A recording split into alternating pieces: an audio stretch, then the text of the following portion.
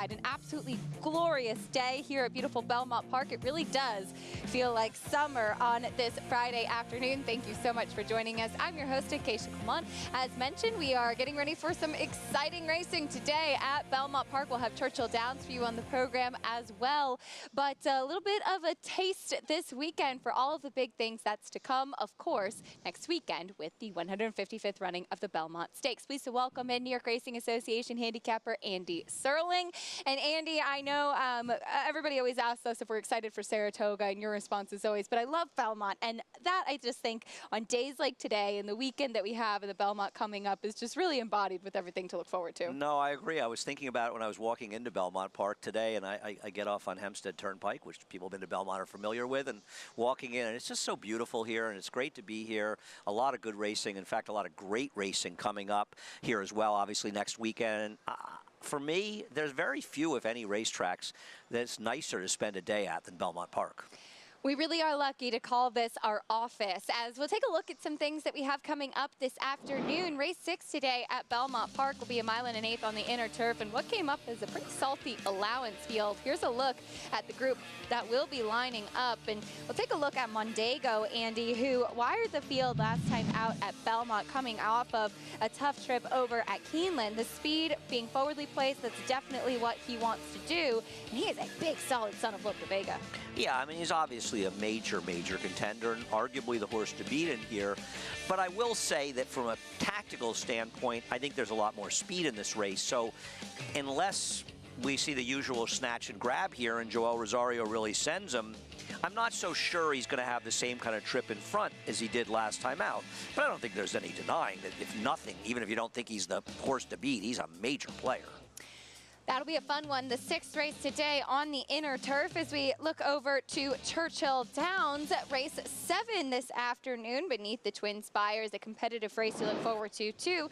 Luckily for us, we have boots on the ground, as this is a mile on the turf. The 7th race today in this first level allowance for fillies and mares, 3-year-olds and upward. There's the field, and Gijera with Julian Leparoux aboard, a horse coming out for a barn that we've seen do very, very well over the past year or so, making her first start for the Breeders' Cup Juvenile Fillies Turf. Phil Bauer, the trainer, as we welcome in for the first time today. Paul LaDuca there with us. Paulie, really looking forward to that race 7 coming up later. Yeah, Keisha, good race on the turf is race 7, which Gijera is going to make her 3-year-old debut. 9-race card today here at Churchill Downs. It is hot. It's about 88 to 90 degrees. It's supposed to get up to about in the low 90s. So if you see some horses on the track a little bit, washed up a little bit or a little bit sweaty, I wouldn't make it a concern today because it is a little hot out. But to get to that 7th race, Gijera was so impressive in the couple of races that she had as a 2-year-old at Saratoga. But then again, Phil Bauer had a monster meet, right? And, went on the dirt against Wonder Wheel and did not disgrace herself at all. Then when she went on the turf in the Breeders' Cup, I think you can draw a line through that, Keisha and Andy. Obviously, she drew the way outside post, just had no shot in that race. Phil brings her back in a pretty tough spot, against she's a 3-year-old and she's facing olders today. I mean, the one positive maybe you could take out of the race is that the 10 could be a beatable favorite in there. I don't know how you want to pronounce that. Edicos, if I'm not mistaken. But, that horse for Graham Motion, I get it. The horse is going to be your favorite. The horse is also 1 for 14 lifetime. So we'll see how Gijera does in her 3-year-old debut. Again, beautiful but hot day out here with a great 9-race card. And don't forget, tomorrow, Keisha, is the Stephen Foster Preview Day. Yeah, lots of great stakes action to look forward to tomorrow, Paul, including that Blame. Thank you. Stay cool this afternoon at Churchill Downs. Here's a look at what's coming up this afternoon, though. Today's races, as always, courtesy of Claiborne Farm, Fast and Firm in New York. We kick off the day with some 2-year-old fillies, all but one first-time starters. And that 6th race on the turf, as you mentioned, a good one, Fast and Firm at Churchill Downs as well. That 7th allowance feature on the turf, Paul was just previewing. You can sign up with Naira Bets, the official betting betting site of the Belmont Stakes, and you can get a $25 free bet plus a $200 deposit match bonus. Use promo code BELMONT25 to experience the excitement of the Belmont Stakes, and you can bet any track, anywhere, anytime. Sign up with NYRABets.com for your free $25 bet and a $200 deposit match. Paul touched on some of the great races coming up tomorrow at Churchill Downs. That does include that Grade 3 Blame, where Rattle and Roll will look to stay on a roll and try to make it 3 in a row. More on that race later when we come back after this break on America's Day at the Races. Grade 1 winner and track record setter Lee. Like their sire, his runners have excelled on both dirt and turf, including these standout performers. Poppy Flower is kicking in. Poppy Flower with the momentum. Here is Nagarok, who takes off. Nagarok will roll. Nagarok. Out of a Galileo mare, this dual surface star has sired juvenile stakes winners on both dirt and turf. Lee, standing at Claiborne Farm.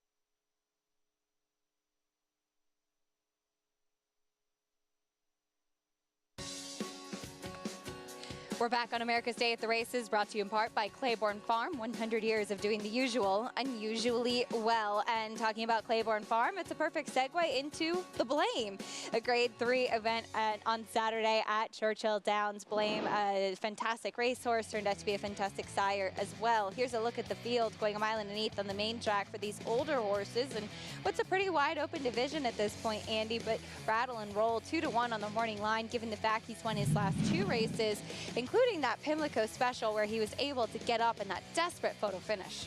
Yeah, I mean, he's not exactly meeting that strong a field in the Blame, and it'll be interesting to see if they're planning on using this to spring for the Foster and Ken McPeak run him against Smile Happy, who's obviously a more talented horse than Rattle and Roll. I don't know what to say about this race because he fought tooth and nail the wire with a horse that frankly isn't that good in speed bias, and felt like he was going to collar him, and it just took him a long, long time to grind out a very, very, very, very narrow victory. I don't know if the competition's that strong tomorrow in there. We'll see if Masquerade Parade can run better second time out. They're taking a shot to see if Santa can handle the dirt. Good luck with that. Pioneer of Medina looks like the speed. Maybe he's as stiff as competition. He's the one to beat, but he's also coming back in 2 weeks. And 2 weeks off an okay effort. We'll see. Not a favorite I want to take, but he is probably the worst to beat. We're going to fight for that victory in the Pimlico Special. We'll see if he can make it 3 in a row. The Blame will go as race number 10 on Saturday at Churchill Downs. Of course, we'll be bringing you all the action on America's Day at the Races. There are 6 stakes on the card at Churchill, as Paul touched on. Stephen Foster Preview Day. The Blame, Arlington, Shawnee, and Regret, all graded stakes to look forward to. We will kick off today, though, over at Churchill Downs with the first race of the afternoon. It's a maiden claiming for 20,000. Fillies and mares, 3-year-olds and upward. Going 6.5 furlongs, sprinting on the main track. Scratch of the 2, and She's a Secret, currently 8-5 towards the outside. Let's check in with Paul. Oh, sorry, we're going to the post parade first. All right, then we're going to Paul. I was just so excited to hear what Paul had to say. You know, I think Andy? we all are. Yeah, so we'll go to Isabel Declare first. Yeah, has had a lot of chances, mostly on synthetic, getting back to the surface that she's never really run that well on. As mentioned, the 2 is out. Next will be the number 3, New Year's Present.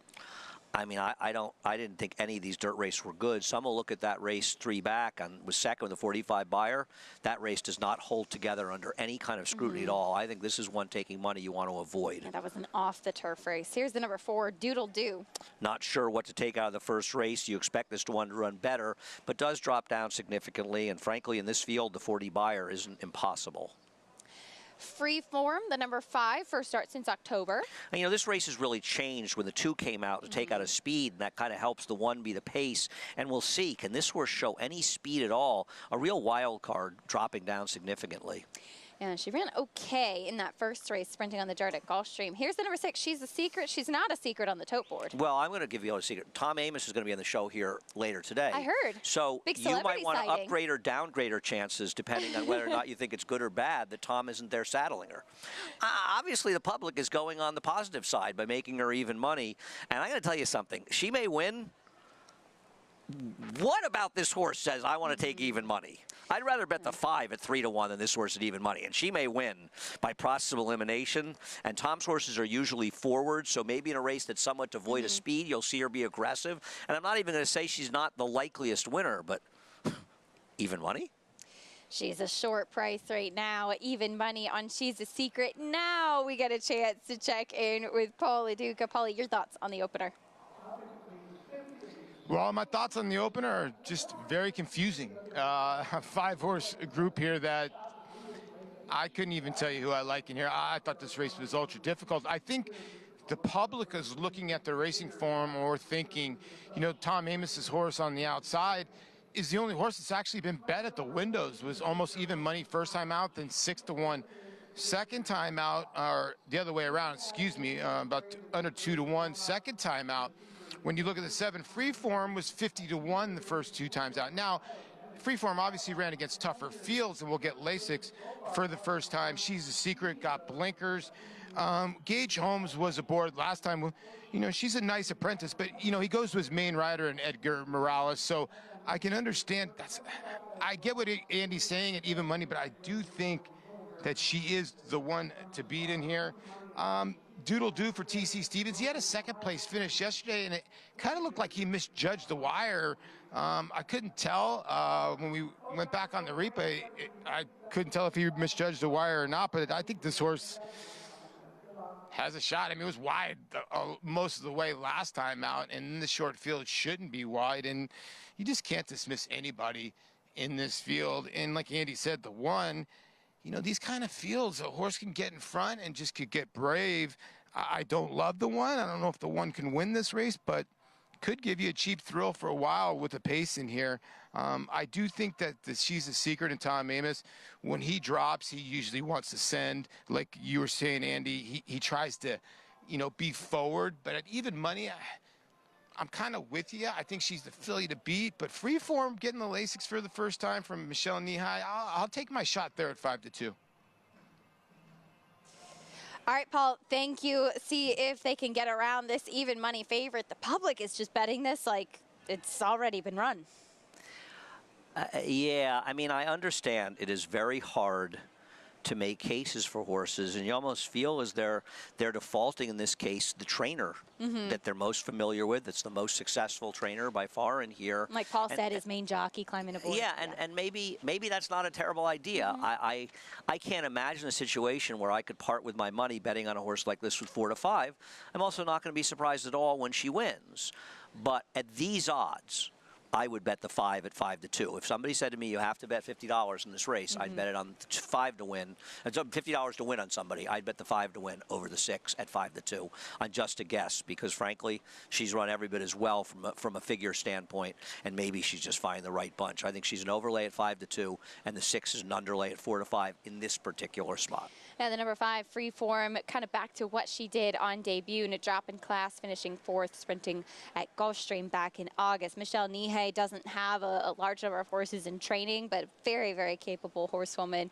And we'll see if she can have this filly ready off the layoff, going back to basics today. 5-2, 3-1 on the number 3, New Year's Present. We'll see if that filly can take some of that speed we saw going along on the turf over to the main track, but that one's a little hard to trust too, given the form that we've seen so far. I completely agree. I think of the horses, for instance, the 5 and the 3 are the same price. Whether I end up being right or wrong, I would be gladly bet somebody $100 that the 5 finishes ahead of the 3. I like it. Going in to the gate for the opener at Churchill Downs on this beautiful Friday. Feeling like summer, as Paul mentioned. It's going to be a little cooler going through next weekend. The weather looks terrific heading to Belmont Stakes weekend as of now, keeping our fingers crossed. It's looking very good, talking mid-70s. Yeah, just perfect. Picture-perfect weather. Though I like the warm weather, too. I do, too. My mom said it was 90 at Saratoga yesterday. It was hot, way hotter in Saratoga than it was here. I don't do well when it's below 70. We all know that about me. Loading in for the opener at Churchill Downs. We'll send it up to track announcer Travis Stone for the call.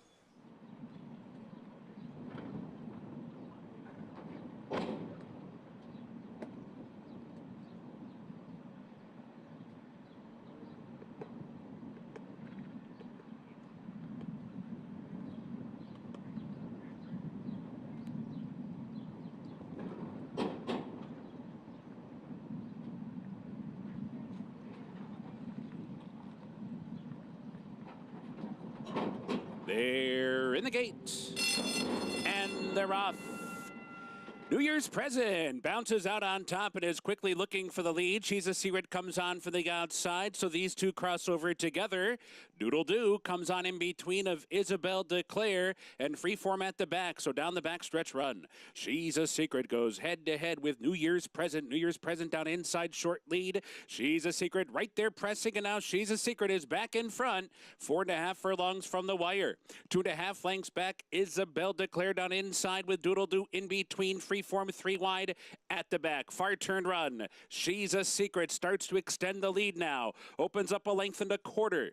Isabel Declare comes on to be second. Freeform spun out wide third. New Year's Presence under pressure down inside. Back up into third. Freeform fourth, and Doodle Doo is at the back in fifth. So they round the far turn. She's a Secret clear by 3 lengths at the quarter pole. Isabel Declare down the center in second. New Year's Present back in third, heading for the final furlong. She's a Secret 4-length lead. Isabel Declare trying hard from second. New Year's Present switched out from third, but they're 5 lengths behind She's a Secret. She's a Secret cruising through the stretch and onto the wire to score by 4 lengths in the end. Tied for second, Isabel Declare or New Year's Present, Freeform fourth. Well, the money was right. Number 6, She's a Secret, able to hold on to the victory and break her maiden today. Yeah, she, as we said, she'll probably go to the front, and she'll probably boss them around. She was even money. I was never taking it, but she won like she should have been even money, and it's not a huge surprise, all things considered. And I would have lost all my bets because not only did the 5 not win, the 5 couldn't even beat the 3. She can't run at all. She's a Secret with the victory over at Churchill Downs. We have maidens to start off the day at Belmont Park. There's a look at Magic 8 Ball in the paddock, one of the 2-year-old fillies to start the action. All but one are first-time starters here in the opener. Let's head down, get a paddock report from Maggie Wolfendale. And Acacia, we'll focus in on the inside three fillies here, and those are the three that are taking the bulk of the play, beginning with number 1, Magic 8 Ball, who is a daughter of Upstart, who strikes at 19% with his 2-year-old first-time starters. Now, the dam, she's getting up there in age. She is 21 years old, but she has produced some nice dirt sprinting types, including minor stakes winner Perfect Prediction. Now, Magic 8 Ball, she's been kept away from the rest of the field. She came in with a hood, which I thought was good because the other two fillies I'll talk about were acting up when in front of the saddling stalls here. So she's one that can be a little tightly wound, but beautifully balanced and does come in here looking fit, one that we should keep our eye on. And 2, because she's a tightly wound individual, a little concerning about the inside post and her having to stay in the gate, the longest of them all. And 2, I feel like there could be some speed from the next 2 we'll talk about with number 2, Permed. She's a daughter of Street Boss, who is kind of good with all of his starters. He has just good, solid numbers all the way around. Now, on the bottom, it's a little bit more of a turf pedigree, and since they've saddled her, she's been acting really green in here, which isn't something you tend to expect from a Todd Pletcher first-time starter. Does have a bit more of a turf hoof on her. You know, should have been more appealing, I think, maybe if this race was a turf sprint, but hey, I guess it's a good sign being on the dirt here. But she's well muscled and she just looks quick. She looks like a 2-year-old filly that's supposed to fire at this time of the year. Number 3 is Status Seeker. She worked 10-1, and she was asked a little bit, but I didn't mind this work, even though she only sold for $45,000. She's another daughter of Upstart. She really lowered herself well into her stride, and that's just really one that indicates speed and dirt sprint. Again, she was one that was acting up a little bit here, has been on her toes throughout the preliminaries so far in the paddock. She probably, of the 3 I've talked about, looks the least fit, but Acacia, we've seen Rudy Rodriguez be able to fire early with these 2-year-olds.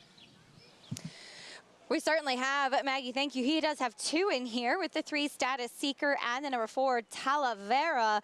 Rudy well represented in the opener. 3-2 though on the number 1 Magic 8 Ball, filly by Upstart. We'll talk more about this 2-year-old race, as well as Charlie Appleby eyeing more New York success. He's certainly got his finger on the pulse.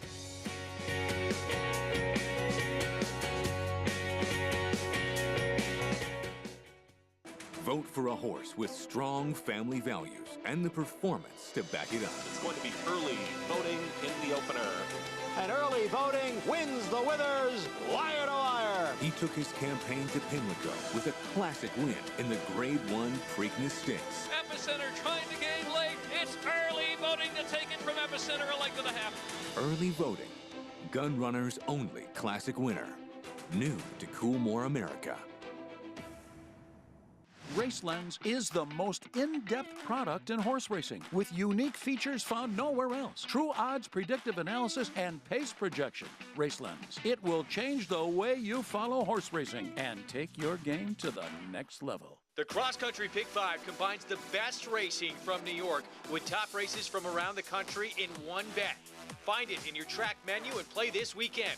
Races and free PPs posted at NYRA.com/crosscountry. Caraconte has the potential to be a leading turf stallion in America. Caraconte proved with Spenderella that he can produce an international caliber horse that can run all over the world. Spenderella hanging tough with the advantage to win the Appalachian. I've been fortunate enough to train some top fillies and mares. Spenderella is right up there with the best of them. Spenderella turns it into a procession. I think Caraconte is a horse who has tremendous potential. Caraconte standing at Gainesway.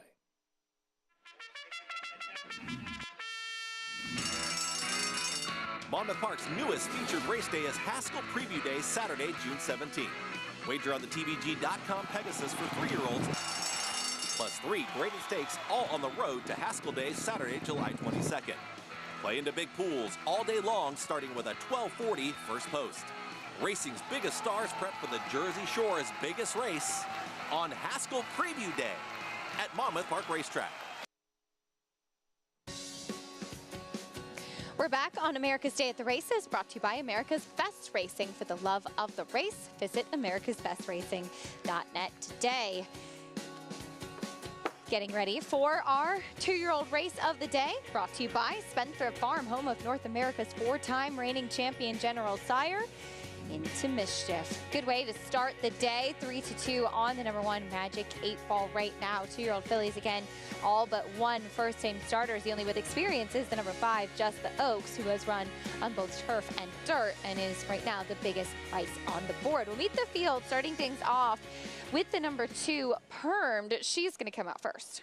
It's a homebred for Eclipse Thoroughbreds. I like the Street Bosses in general. There's not a ton of pedigree for dirt on this horse, and been training at Monmouth for what it's worth. I think she's getting bet more because of Todd Pletcher and Irad Ortiz than anything else, and even second choice might be a bad sign. But then again, throwing out Todd Pletcher with 2-year-olds is probably not your cleverest move. Always dangerous. There is 1 of 2 for Rudy Rodriguez, the #3, Status Seeker. I think we both like this horse's 2-year-old work, and maybe we'll get a chance to take a look at it. Rudy always has his 2-year-olds ready to roll, it seems, early, and has show speed. Now, he has 2, but I'm guessing, and I think you agree, that Status Seeker's the one. It does seem to be that way. There was the other one for Rudy Talavera. Here's the horse with experience, Just the Oaks. Well, unless an imposter was running in those races, she rates to have trouble in this group. Here's the #6, Richu, the first starter for her sire, Catholic Boy. Like Perm, she was training at Monmouth, and I think both wanted to run at Monmouth, and the race didn't fill there.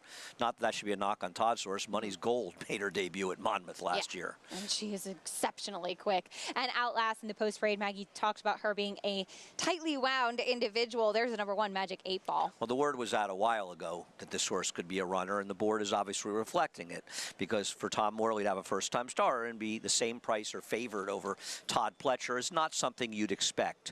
They paid a reasonable amount. This horse is a 21-year-old dam. She's had a bunch of good runners. She's had a bunch of mediocre runners. The way this one's being bet, the assumption is that she's one of the good ones. A big warm-up for the #3, Status Seeker, and you alluded to that 2-year-old sales work at the OBS March sale. We'll take a look at it, and she did work 10-1, and as Maggie had alluded to, she was asked along. You can see the rider using the crop, and we're getting the slow-mo version of the workout, it looks like. But that being said, I thought even though she was asked along, I liked the way that she did it. She looked like she was striding out nicely. She's a really powerful build to her. I thought that she did it very professionally, and I love the upstarts, Andy. I'm a big fan of the sire. Yeah, when I watched it, she was actually a lot faster, and I think you got a little bit more out of watching it at the actual speed. I'm not sure what happened there. I like the work. I thought she looked good in there, and Rudy just has these horses honed, and you can see on the board. They're betting one Rudy, not the others. Now, that's not the final say-so. It's not like it's never happened. The bigger price runs better. But I'm guessing this is one they like. And I'll tell you something. She's taking real money into a Todd Pletcher firster with Irad and the Morley horse that there's clearly a big story on. So 7-2 is a very, very live price on her when you consider that factor. Joel Rosario going to be in the saddle for her debut. Let's go back to Maggie trackside. Yeah, and both the 2 and 3 in here getting nice solo warm-ups, and I agree. I mean, she's definitely the Rudy you want, because the other one, the 4 in here, just looks as though longer distances, a little bit more development, and time will be on her side. As we'll check in, though, with the outside runner, that is Richu, for trainer Juan Avila, and she's a pretty filly. I like the way she's put together, and I'm intrigued to see how these Catholic boys perform on the racetrack, as this is his first runner. She's just been a little bit green throughout. Not doing anything too bad, but just so unsure of everything. And yeah, it's a lot to take in when you're a horse shipping in to make your debut from another racetrack as a young 2-year-old. I like her as an individual. It just feels like she's just going to need one to put it all together. She is wearing blinkers too, first time out, but at least she gets to break from the outside, whereas I know Andy's going to ridicule me about making a big deal about the one hole in here, Magic 8-Ball, but I personally don't love it, because I feel like, I'm still going to pick her, because I feel like there's some other speed to her outside, and it's just so much easier being in that kind of position rather than the one taking the heat from the rail. But Johnny Velazquez stayed with the pony with her. I will give her credit in that last breeze, the 35 and change around the main track here.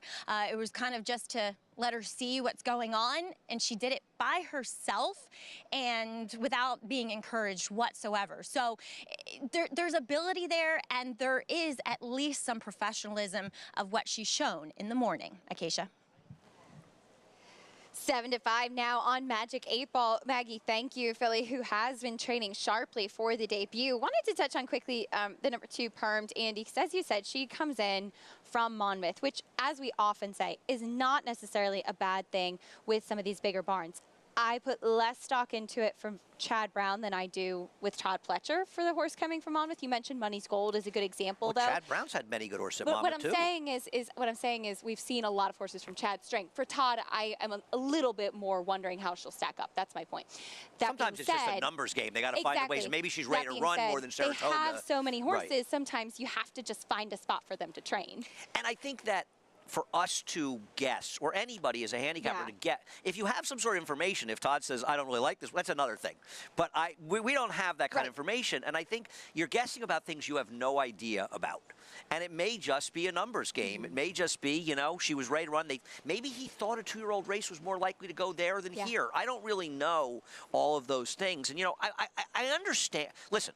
If I had the one, or really anybody in here that I liked, I would rather draw the outside post in the Viola 6. I don't disagree with that notion, because the problem is if you break a little slow from the inside, you rate to get in more trouble than you do if you break from the outside. So even though breaking slow is never good, it's a little bit worse inside. My only real point with that is if you were to look at the numbers of 2-year-old firsters that break from the rail and are successful, you would find that there's nothing to back up that it's really bad over time. I understand why you don't want it, and I don't think... If we like a horse in any race, we'd rather draw towards the outside in a dirt race because unless the rail is gold, you'd rather be able to survey what's going on inside of you. Having said this, one is obviously, and Tom Morley obviously really likes this horse, and there's a story. These horses almost always have speed. I mean, you can't control the break at the start, but if they're right that the horse can run, you only have to just pray for one split second that the horse gets out of the gate. She gets out of the gate, the rail's just fine. That split second, though, if you're involved in horse racing in any capacity, is a very long second sometimes. Yeah, and the rail just gives you more cause for pause because you feel like, ugh. You know, but the truth is, we've seen horses get that horse for Brendan Walsh that won the 2-year-old race yesterday at Churchill. Yes. That horse didn't break. Call me Andy. And that horse had the rail Call me Andy. and got through. Yep. So good horses have a way of winning despite their post positions. Spencer Farm 2-year-old race of the day to kick off the card here at beautiful Belmont Park. A fun way to do it. There goes the number 2, Permed, the 1 Magic 8 Ball, your favorite already in. Young fillies, only one with experience. Graduation day for one of them here. It's the Spencer Farm 2-year-old race of the day. Here's the voice of Belmont Park, John and Brielle with the call. Waiting for Just the Oaks and Raichu.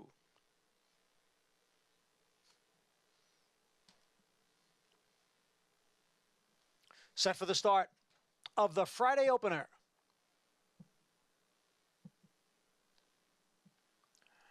And they're off, and Permed comes out of there quickly and quickly opens up by 2 lengths.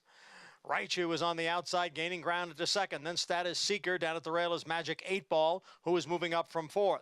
Then Talavera next in 5th. Just the Oaks is the trailer in 6th. The field goes around the far turn. It is Permed by a neck. Raichu on the outside in 2nd. Just in behind is Magic 8 Ball, who is down at the rail. The quarter went in 22 and 4.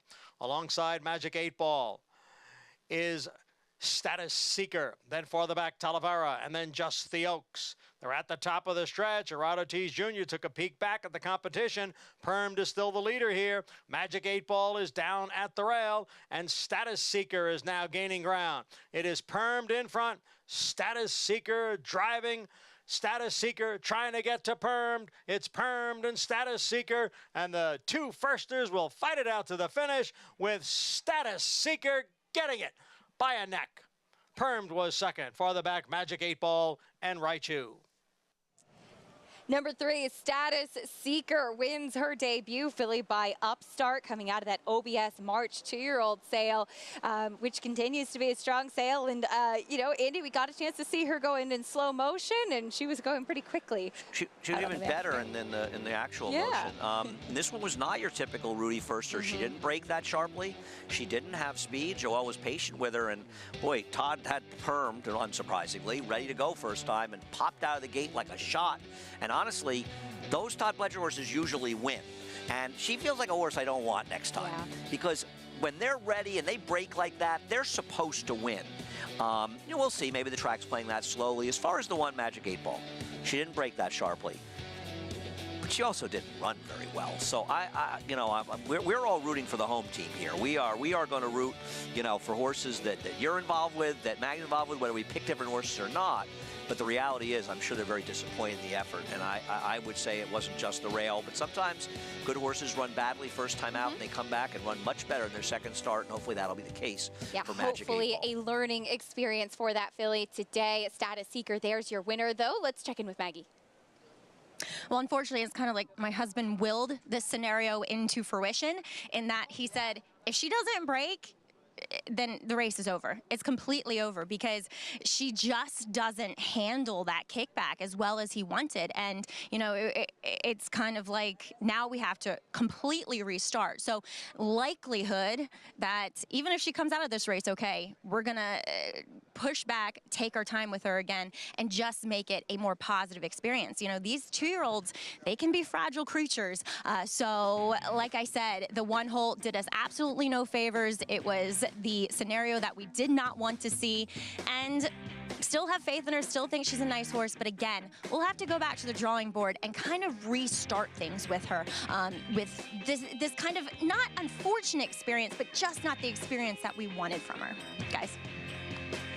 Wish you the best of luck moving forward. Training 2-year-olds, not an easy thing to do. The number 3, Status Seeker, the winner here, and she is able to break her maiden at first, asking Joel Rosario in the saddle for Rudy Rodriguez, as it was 3-2-1-6 in the Spendthrift Farm 2-year-old race of the day.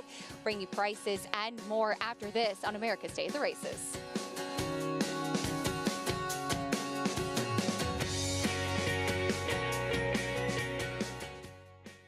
Good Magic in a good-looking performance. Cruises home in the Haskell Invitational. And it's a vintage performance by Vino Rosso in the Breeders' Cup Classic. Nest, much the best. Elite Power on the far outside, and Elite Power gets up to win the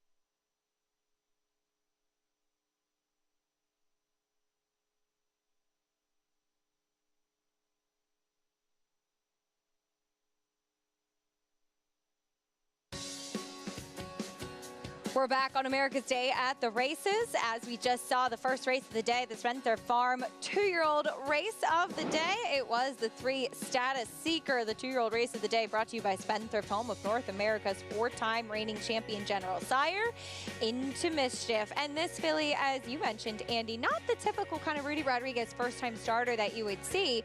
She had to come from off of it when that number 2 Permed broke so sharply. Joel Rosario is always with ice in his veins. For a young filly to go between horses too, you like to see these kinds of things. No, I agree. She was professional, and as you say with Joel, there's no sense of panic in his life. That word does not exist for him. But a friend of mine made a pretty good point about this race. You had a Todd Pletcher horse that broke sharply, that moved off the lead like that, and ended up getting run down by this horse. You look at the time, you have to wonder how strong this race is going to be going forward. And that's not to say, you know, and I understand, with the one, and listen, I totally can understand. I'm close enough to people on horses that I get the frustration of having a horse that you're highly excited about, that you're thinking about stakes in Saratoga, and then the horse basically lays an egg. And the truth is, she probably is a lot better than that. But it's very frustrating. And listen, good horses have run badly in bad races before. But this race, I'm going to guess going forward, we'll see if this ends up being one that produces winners and stakes going forward. And for the young fillies, so much can change as they continue to progress and to physically and mentally mature as well. As we take a look at what's coming up this weekend, though, our America's Best Racing race of the week will be the Pennine Ridge on Saturday at Belmont Park, a Grade 2 event going about 1 1/8 on the inner turf for the 3-year-olds. The 3-year-old turf division, a pretty salty bunch, it looks like. And as we've seen, Charlie Appleby coming here with a Godolphin runner. This time it's Silver Knot, and we'll see if this is a horse who can bring some of that good 2-year-old form to the States yet again, as he nearly won the Breeders' Cup Juvenile Turf after a slow break and coming up the inside. Well, he didn't exactly pop out of the gate last time out in the English Guineas either. And I want to ask you, Acacia, how worried are you that his slow breaks could be a problem for him? I am concerned. I am. Well, it's interesting. When you look a couple of weeks ago, as we saw in the Fort Marcy Ottoman Fleet, do this kind of same move going up the inside. And clearly Charlie Appleby's horses have no problem going between horses or going up the rail, as we saw Silver Knot do as a 2-year-old. But oftentimes in American racing, you really kind of get stuck and find more trouble when you don't break well, and that could be the case for Silver Knot. I do think the soft going in the Guineas last time had something to do with it. Hard but to say. I think it looked really bad. It looked really bad. Terrible. I think there's reason to be a little concerned, though, because it was not a good effort in his 3-year-old return. And it was a race that was dominated forward. Yeah. Forward horses basically dominated the race, and he was right up close. Now you can say, I don't know if it's his running style or not. And yeah, it was pouring rain. It looked miserable. It did. But I agree. I mean, he was virtually, they sort of stopped riding him. I wouldn't say they eased him, but they stopped riding him in the last 1/8 of a mile when he was hopelessly beaten. But it's not exactly the effort to come here, and Charlie Apple saying, okay. Charlie Apple goes, we're not going to beat the good horses over in Europe. Yeah. Let's see how we do against the horses here. And I get it. The competition is going to be a little bit softer, but I think there's some horses. We were talking about this yesterday. You think about a horse like a horse that you're close to that won the Breeders' Cup Filly Juvenile Turf race last year. Those races are very winnable races. And I'm not sure the Breeders' Cup Juvenile Turf races should really be Grade 1s. And I think you're going to see better horses come out later. We'll see how he does, bringing some of that 2-year-old form, but a horse who will look to get back to the winner's circle, the number 8 Farbridge. He'll break to the outside, as he's another one. He had actually kind of a similar type of race in the American turf to what we saw in the Breeders' Cup for Silver Knot, coming up the inside, whereas Web Slinger in the maroon cap, he's running at Churchill on Saturday, so sadly we will not get a chance to see the rematch, but he was closing outside, whereas Farbridge is on the rail in yellow. I guess Web Slinger didn't want to take on the big boys again, so he's going to run in a race where he'll be 2-5 as opposed to trying real competition. Yeah, but he won last time. Yeah, no, I agree. And he ran better than Farbridge did. He was 3-4 wide around the track. Farbridge is a horse that's shown he's very comfortable running inside. He's had very, very sweet trips in all his races. And I'm not denying his talent. Don't get me wrong. But now he draws post 8 in the 1 1/8 race around 2 turns. Now maybe the other Todd Pletcher horse is going to scratch and run at Churchill. Yes, that's the plan. So he has post 7. But I worry that he's a horse that won't be quite as comfortable if he ends up with a 2-3 wide trip in this race. Back over to Churchill Downs today. We get ready for race number 2, sprinting on the turf in a maiden special weight. Let's check in with Paul. Thanks, Acacia. Yeah, race number 2 is sprinting on the turf. You got a full field here and a heavy favorite in the 9 in here. Anna's Arabesque in here. And when you look at, her last race, she's run second in both of her races, and she's been left at the gate in both of her races. But, a lot of people are pointing back to that last number, which completely towers over this field. She was third. American Apple was second in that race. We saw American Apple come back and make a good account of herself up in New York. So she's definitely into one to beat. She was down to 3 to 5. I don't know about that, but if she runs back to that number, she is the one to beat in here. LG's Emma, the 7, Luis Saez. This is a horse for Eddie Keneally's horses have been firing, and a horse that showed a little bit of speed and actually took the lead at the top of the lane and just stopped a little bit, got a little bit tired, got beat by Secret Money that day, and Secret Money came back to win. Wow, 1-2 on the 9 right now. I thought the first time starter was the other interesting horse when you're looking at other horses in here. Scatley, Brian Lynch can get one ready. You get Javier Castellano, Kentucky Derby winning rider. And the overlay of the year is the 4. At 22 to 1, this horse ran pretty well going a mile, now cuts back to 5.5 furlongs in the turf. I can't believe that horse is 22 to 1. I also can't believe the 9's 3 to 5, but I think the 9 is definitely the filly to beat. Paulie, thank you. 1-2 on Anna's Arabesque as a ballerina for many years. I appreciate the name, Andy, and we'll see if she can build off of those 2 in the money finishes. I hope she breaks today. She broke a little bit slowly last time. And listen, she runs back to that race. The heavy favoritism is extremely justified. The 6 has a little bit of pedigree. I thought the 6 might be a little dangerous first time in the grass for Chris Hartman. There was a sibling won 4 times on the turf, and there's Freud on the bottom. Yeah, so I thought maybe that was interesting. But obviously, Anna's Arabesque could, run in the stake race and run as well as she did. She's just an hour the horse to beat in here. We'll see how it plays out. Race 2 on the turf at Churchill. Up next, here's Travis Stone. For the Princess Says, men did we stand, and she's a small town girl.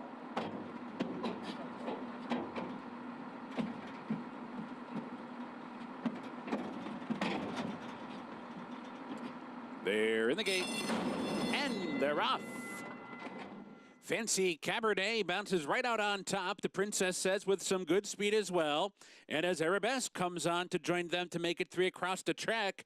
And she's a small town girl, makes it 4. On the far outside, 4th, LJ's Emma. Right in behind, Wow, 5th. Royal Blood comes away in 6th. Beach walking toward the inside, 7th. Scatley's 8th. Mommy Juice is 9th by 2. Men did we stand by another 5. Perceptive at the back with Lina the trailer after an opening quarter in 22-2.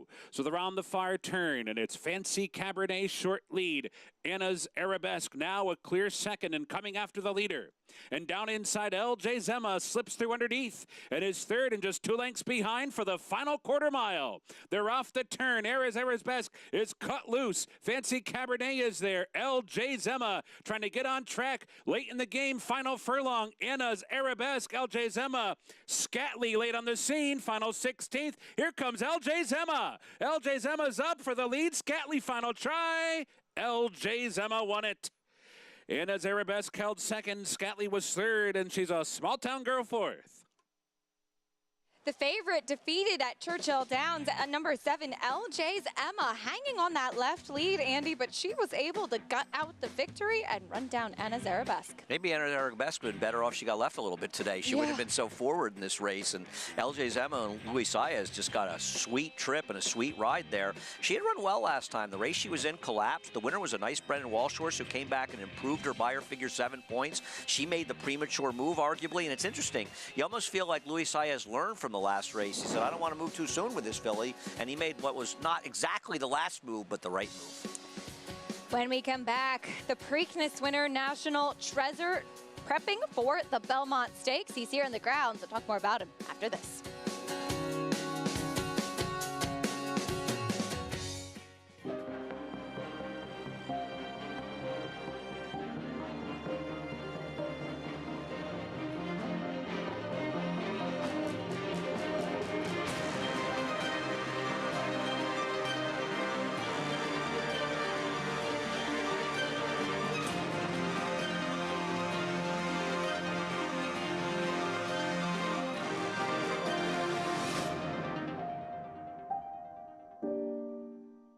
Experience the adrenaline-pumping, suspense-filled action of the Sport of Kings no matter where you are with NYRA Bets. It's fast, easy, and secure. Download the app today and start winning with our lucrative weekly promotions, thrilling handicapping contests, and a one-of-a-kind VIP rewards program. Don't just watch horse racing, be a part of the action with NYRA Bets.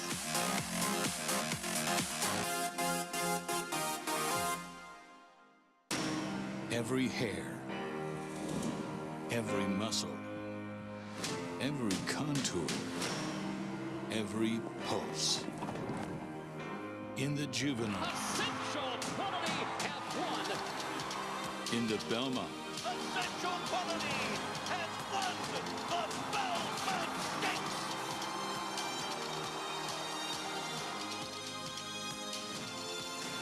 Well named. Racetrack Television Network brings you every race, from every track, on every screen, every day.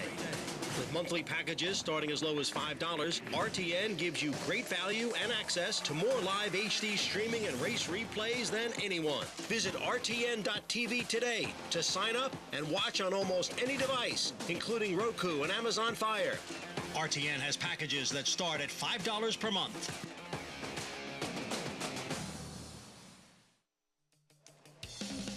We're back on America's Day at the Races, brought to you in part by NYRA Bets. You can bet any track, anywhere, anytime. Check out NYRABets.com or download the app to get started today. Turning our attention to race 2 over at Belmont Park now. We'll be on the turf going a mile in a maiden claiming race for $75,000. Fillies and mares are in the spotlight here as it looks like the number 6 Wonder Girl will run for purse money only. For more, some assistance here in race 2, let's get a paddock report from Maggie. And Acacia, Wonder Girl running for purse money only is due to the fact that she lost both hind shoes while in the holding barn, and because she's not the type that is too kind to getting 2 shoes put on prior to a race, they're opting to run her for purse money only. It's only to protect the betting public because it could be viewed as being a sort of unfair advantage for her, disadvantage, I should say. But they can handle, especially on the turf, running without their shoes. So that is put in place, though, to protect the betting public. But let's check in with the 2 inside runners here, both of which making their second starts for New Connections and stretching out in distance. Now, number 1, Can't Keep Me Down. It's been a long time since we have seen her as she's coming in off of the nearly 9-month, a little more than 9-month break.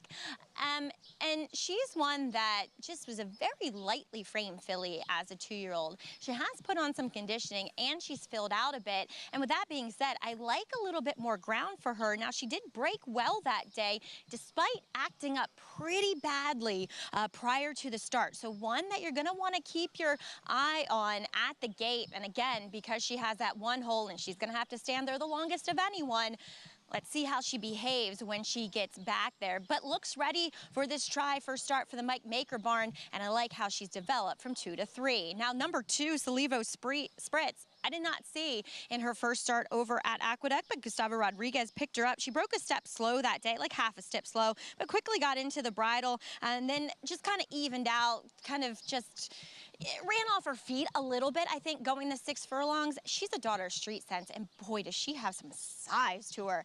This is a big, physically mature 3-year-old filly. I like what I'm seeing, especially with regards to the mile stretch out here. She looks incredibly fit. She ticks every box for me, Acacia. I think she's a bit interesting making her second start here. And she's a nice price, too. Maggie, thank you so much. At 9 to 5 on the number 5 Diamond Status. Reminder, the 6 Wonder Girl listed as a scratch. She is running, but with that good information from Maggie after losing both shoes, she will run for purse money only as a result. You can feed your competitive edge with live money handicapping contests nearly every week. Register now to win cash prizes and seats into next week's $300 contest. Registration ends at 5 p.m. on Friday. Visit NYRA.com/contest to learn more. Getting ready for this second race on the turf. Andy, you brought up the fact that the number 1, Can't Keep Me Down, who is making the first start of her 3-year-old season, the presence of a certain rider on her back is going to affect the price. Yeah, it's become clear that for me and my handicapping, I can't pick any horses basically that I rather tease rides because they're so preposterously overbet. And I looked at this race and I said, the 1 or 4, I want to pick one of them. I thought, well, the 1, I don't know, the 4 is dropping to Maiden's Claimer. I think the 1 will be a bigger price. Well, I'm an idiot because Irad's a shorter price if he's running a goat. So I should have picked the 4 on top in here and not the 1. And there she is, Can't Keep Me Down. Looks like a private purchase from that 2-year-old race. I think she's very dangerous, moving into this barn and coming off the layoff. Should have some speed in here. I think she's very dangerous, but I just wouldn't bet her at this short price. First off the claims, the Levo Spritz. Yeah, she's going to have to improve off her first race. Maybe she will stretching out. Couldn't make heads or tails over. I picked her 4th. First time on the turf for Germany Javo. There's a smidgen of turf pedigree, but probably won't be enough. Volatility with the drop in class. Yeah, I like the drop down. This horse ran against a lot better horses 2 back, and I thought a repeat of that effort would make her very tough in here. Here's the number 5, Diamond Status, still your favorite. She has the best races of anybody, but it should be remembered that 74 buyer at Saratoga in this class, she rode a gold rail that day, and it makes that performance look better than it is. And she's had 12 chances already, too. There's the 6, Wonder Girl, again running for purse money only. Yeah, I mean, for me, I didn't like her, so she would have taken the takeout lower, but she's not going to do that now. Yeah, and again, she is running, though listed as scratched on the board. There's the number 7, Tap It Up. She improved last time out, stretching out to a mile, and ran a figure that's good enough to win here, but I just feel like she's meeting tougher competition today, so she's one I was against. Just missed last time out. We'll take a look at that race on May 14th. It was for Maiden 40, and I agree. You have some horses who were coming out of Maiden Special Weight races in this spot. She was kind of hustled up, and she looked like she could get the win that day, while the horse that did end up winning came back on the inside. Yeah, I think it broke about a 20-race losing streak for me, the horse that won the race. So that's a knock on Tap It Up. Listen, she ran fine there, and a repeat of that effort, she could be dangerous. I mean, she's at least a known commodity as opposed to others here. I just feel like she's moving up in theory, and both the 1 and 4 are moving down, and I'd rather have the horses moving down, especially at similar or higher prices. I'm going to end up betting the 4 Volatility in the 9-2, 5-1 range, so I think it's value. I'll use her with the 1 in the Exacta, but I just think from a value standpoint, 2-1 versus 5-1, Volatility is a better bet. There's a 5, Diamond Status. Jose Ortiz has been riding exceptionally well here, and we'll take a look at this horse's 74 buyer speed figure you touched on. This is back in August over at Saratoga. Her last race at this level. After that, she was running against Maiden Special Weight Company. Does it concern you, though, that she's a short price and she's already been exposed at this level? Yeah. I mean, she's had many chances. It also really concerns me that she had the track dramatically in her favor in this race, and she still managed to lose. Now, listen, maybe the 1 isn't going to be that competitive, and maybe the 4 dropping won't help. So maybe she's going to find the right field, and it's certainly entirely possible. I'm not going to be shocked I picked her 3rd, but I'm not exactly a big fan of her, and that's why I prefer horses like the 1 and 4. The 4, Volatility. Last time she faced some really tough competition here in New York, going a mile and an 1/8, and she drops in. And while, yes, you have some horses who are dropping to this level, this truly is the lowest that Volatility will have ever run at. Yeah, I mean, she met the horses that she beat earlier last time. I think that prerequisites a very promising horse. Highland Grace is going to be the favorite in a race at a mile and 3/8 tomorrow. Royalty Interest is a first-time starter for Klarovich and Chad Brown. That looks like a very promising European. There's a lot to like about horses coming. The horse who was 3rd that came back to win improved 10 buyer points. The second horse 6 buyer points. So I think there's a lot to like about Volatility in the race has been running in, especially at the current odds of 5-1. For more on her, let's go back to Maggie. I feel like that's way too big of a price on Volatility. Now, she's not necessarily one that I'm going to gravitate to just because she's a little bit of that leaner kind of tubular frame. But again, with her cutting back in distance from the 9 furlongs, whereas many of these are stretching out, and look, I am picking a stretch out horse, the stamina's there. She's going to be the one that at the very least is going to be able to outlast them and certainly gets a massive clash relief, geez Louise. As number 5, Diamond Status, I agree with Andy. We've seen what she's got. She looks exactly the same in the paddock. And at 2-1, I get where she can win. It's kind of like Dream Point yesterday, but I just thought there are way more intriguing propositions, especially between the 1, 2, and 4. Acacia? Fair enough, Maggie. Thank you. 8-5 on Diamond Status, as we'll see if maybe today is the day. I just think that she's meeting some good company for the level here. She's already been exposed, and she's a short price. There is volatility, and you can see what Maggie was talking about with her frame. I saw her a few times over the winter at Tampa, too, and they tried her on the dirt, and she, I think, ran against some decent company on the dirt, too. I think the fact that she has that mile and an eighth race, which it does not look physically like she wants go that far. The drop plus back to the mile, this is a perfect spot for her.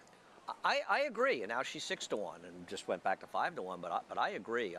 Listen. I'm not in love with her. This is not I'm making a huge bet on. But I think the price is very, very fair.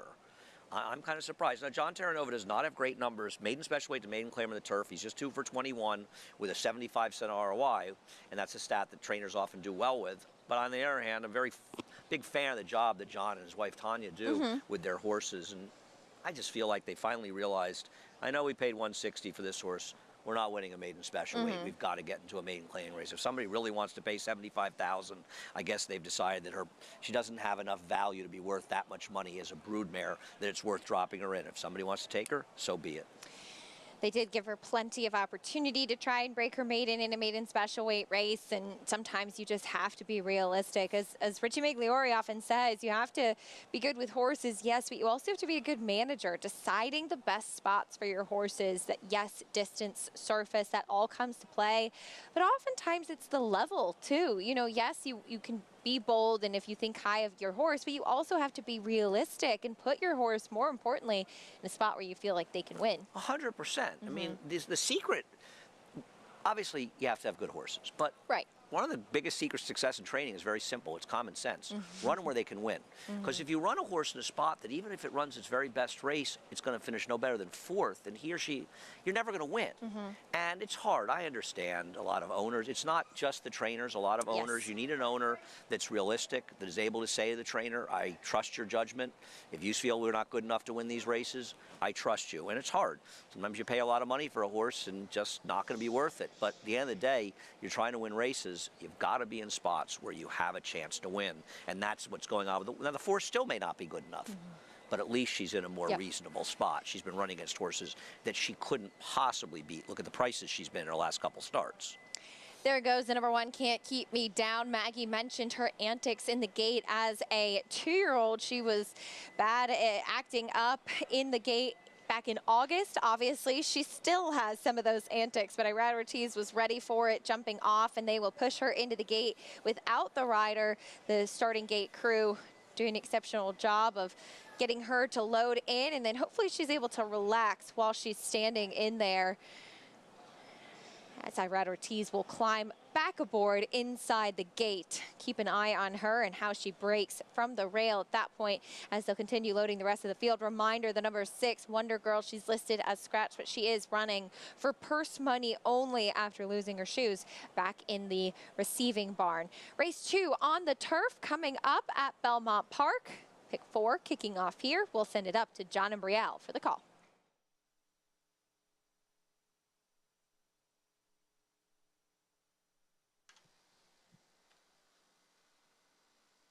Waiting for Wonder Girl, who is running for purse money only, and Tap It Up.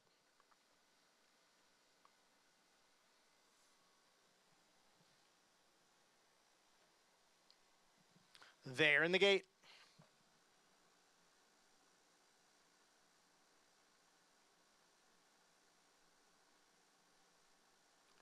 And they're off. Volatility. Salivo Spritz, and down at the rail, Can't Keep Me Down. And Diamond Status moves up along with Wonder Girl on the outside. Right now there's 4 of them vying for the lead. Can't Keep Me Down now gets the lead. Salivo Spritz runs in second. And then it is Wonder Girl who's running for purse only next in third. Volatility, the gray, is down at the rail and in fourth. Diamond Status now back in fifth. Break of 2.5 lengths to Tap It Up. Germany Javo trails the field. The quarter went 22 and 3/5 seconds. Can't Keep Me Down by 3 parts of a length. Salivo Spritz is second by a head. And on the outside is a Wonder Girl. And down on the inside is Volatility. Their heads apart, third and fourth. Then comes Diamond Status, followed by Tap It Up. And Germany Javo continues to trail. Can't Keep Me Down. Challenged now by Salivo Spritz. Wonder Girl, running for purse only, is moving well on the outside. Just in behind the front three is Volatility in fourth. Diamond Status is on the outside, about 3.5 lengths from the lead. Then Tap It Up and Germany Javo at the back, 1/2 mile in 46 seconds as the field hits the top of the stretch. Can't Keep Me Down. Volatility looking for a way through. Wonder Girl is on the outside. Then Tap It Up, who darts down to the rail. Diamond Status is out in the middle of the course. Here is Volatility to take a narrow lead. Far outside, Diamond Status. Tap It Up down at the rail. Wonder Girl running for purse only. Tap It Up has come away with the lead. Diamond Status and Volatility giving chase. Tap It Up is the winner. Diamond Status was second. And then finishing third was Volatility. Wonder Girl, purse only, was fourth, so Can't Keep Me Down. The one will complete the superfecta. Number 7, Tap It Up, got the win, proving that nose defeat last time out was no fluke. And Andy, after a pretty tough slump, Dylan Davis continues on what's now become a little bit of a hot streak. Yeah, what a difference a week makes. Now Dylan's getting a little confidence and making all the right moves. Ducks to the inside. A terrific ride on this horse. And happy for Jimmy Ryerson to get the job done. And perfect trip for Diamond Status. Couldn't get it done. This race just completely evaporated in the late stages. But listen, Volatility, who I bet. I mean, you can't dream up a better trip. Right. Manny Franco gave this horse a sensational ride. She's just not good enough even to beat these claimers. And the horses that have the experience in the races, they run 1-2 and 9-2 if you were smarter than me and like Tap It Up. 9-2, the winner, your 8-5 favorite, had to settle for second. It was 7, 5, 4, and the 6 who was running in purse money only. 9-2 though on the winner. 7, Tap It Up, Dylan Davis, who had 20+ second place finishes in the meet. Really seemed to turn things around this week at a 3-win day yesterday. Gets back to the winner's circle today with the number 7, Tap It Up. We'll bring you prices and more after this. Stay with us on America's Day at the Races.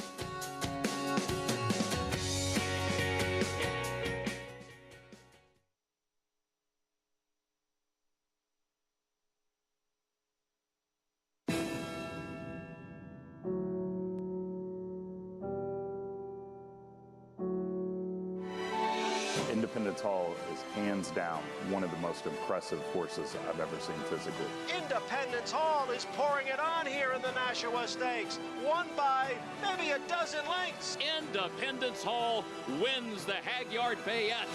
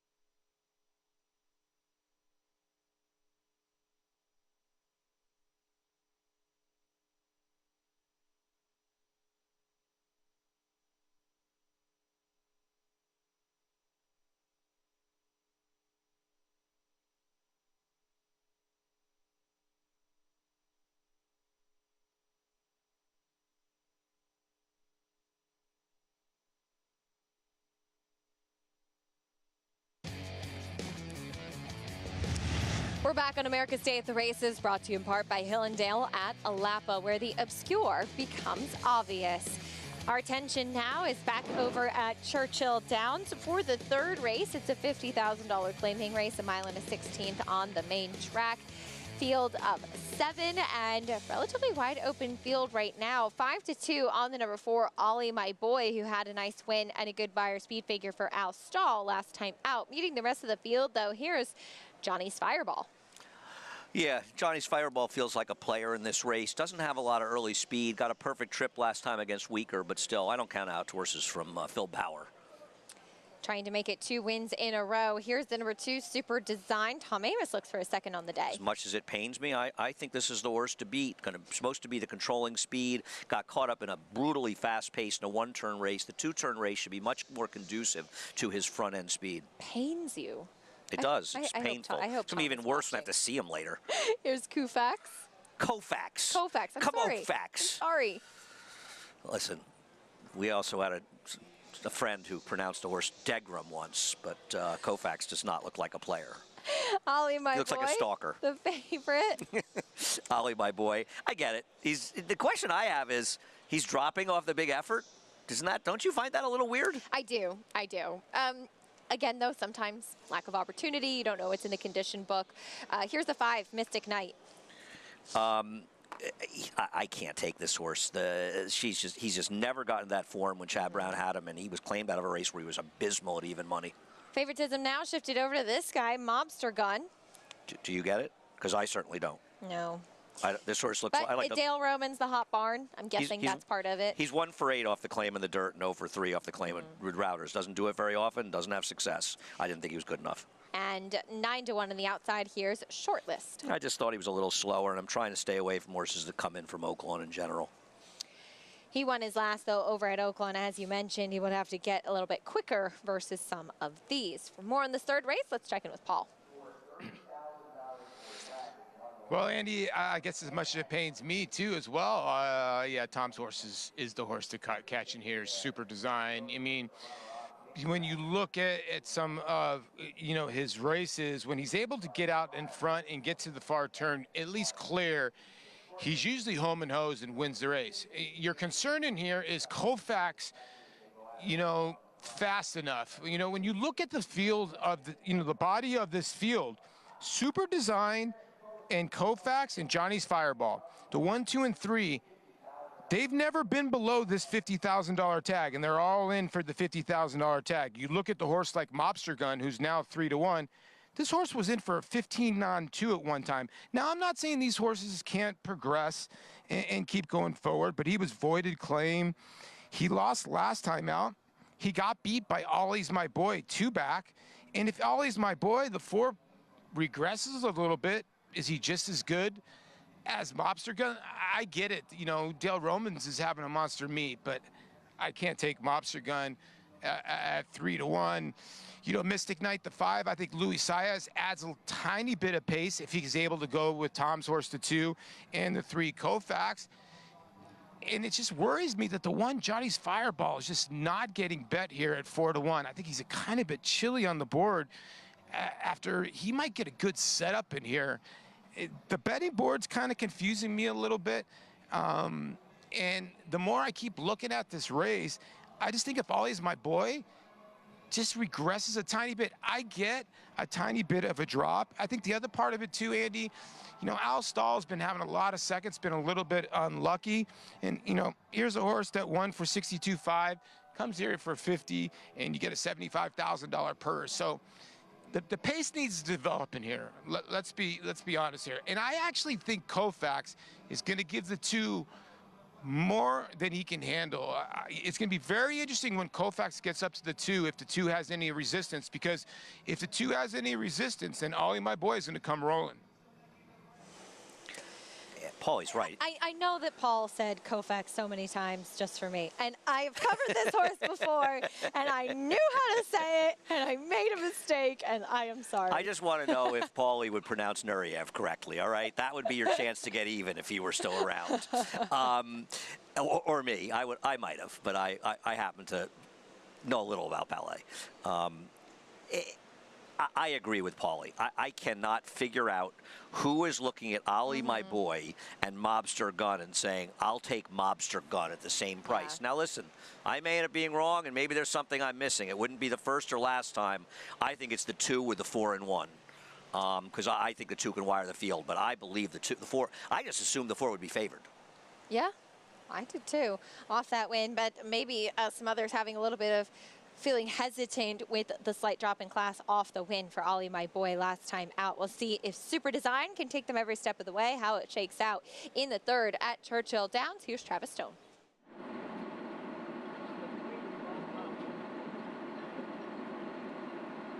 They're in the gate, and they're off. Even start. Mobster Gun bounces out on top. Super Design is there, and Koufax comes on.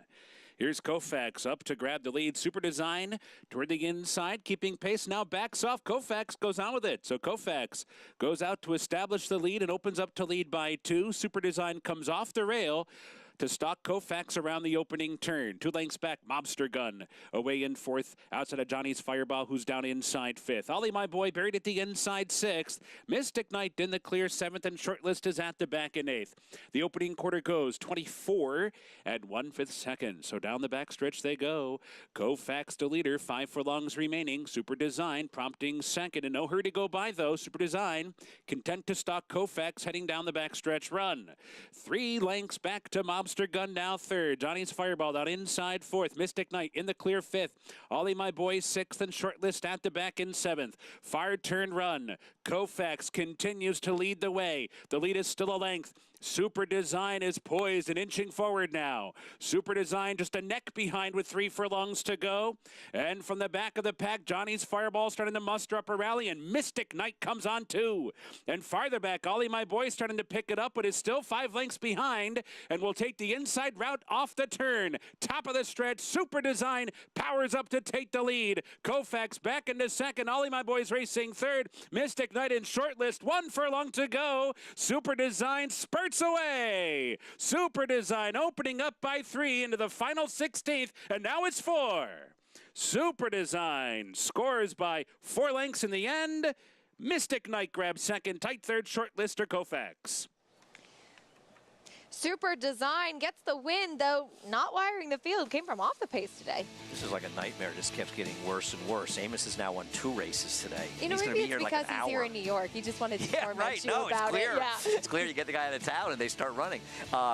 Listen, he didn't win the way I expected him to win. I really thought they would just go to the front, but it turned out to be the right move. They let Koufax go, and he stalked him, and just a dramatic winner. And I think it's a very good example of the difference between 1-turn and 2-turn races. I get really annoyed when I hear that. He's a 1-turn horse, a 2-turn horse. 2-turn races are better for speed horses going long because the paces are slower. 1-turn races, the paces heat up, so they rate to be better for closers. It's not always the case, but a speed horse, a speed router, just rates to be better going long. Back at Belmont, there's Tap It Up, getting her picture taken in race number 3. Dylan Davis making the right moves now. She was able to come up the inside this filly and gamely get the victory. Terrific ride by Dylan, and he turned his meet around in a blink of an eye and went from a meet where he just couldn't seem to win a race, a lot of seconds and thirds. He's gotten more aggressive. And the thing about it is, when you start winning races, you stop questioning decisions you make. You start going back to your instinctive qualities that make you a good rider. And make no mistake, Dylan's a very, very good rider. He competes extremely well on the toughest circuit maybe in the world. And he gave this horse a terrific ride to get the job done. And probably the ride made the difference here. $11.60 winner. Your favorite Diamond Status had to settle for 2nd. Those are the results of race number 2. When we come back, we'll continue our conversation about the Belmont Stakes, maybe some upset potentials. Peter Pan winner Arcangelo and Red Route 1 also coming out of the Preakness Stakes. We'll talk more about them after this.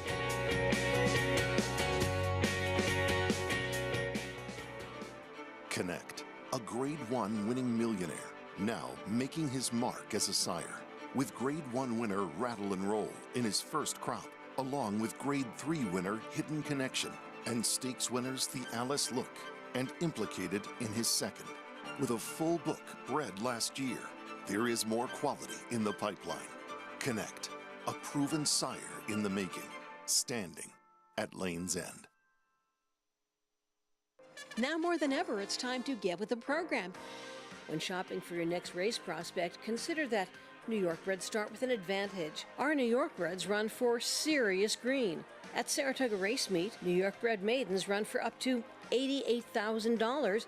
New York bred allowance horses run for up to $100,000. And New York bred owners can collect awards of up to $20,000 per horse per race. So get back with the program. Seriously. It's a domineering display by the ultra-talented McKinsey. McKinsey in a dominant performance. 300 Wanda, 300,000. 275, ED 275,000. 75, Budica 75, 275,000. 250, Ralph now 250,000. Budica 2, bit $200,000.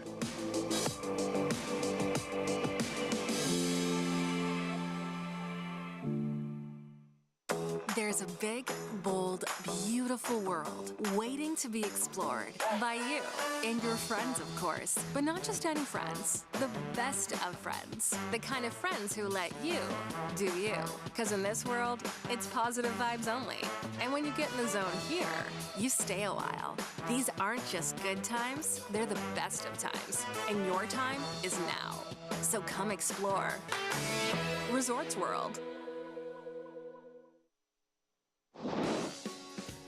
We're back on America's Day at the races, just 8 days away from the Belmont Stakes, 50th anniversary of Secretariat's romp in the Belmont to become a Triple Crown winner. Saturday, June 10th. You can watch it for the first time ever on Fox. And should be a very competitive group of 3-year-olds going to the mile-and-a-half Belmont Stakes this year.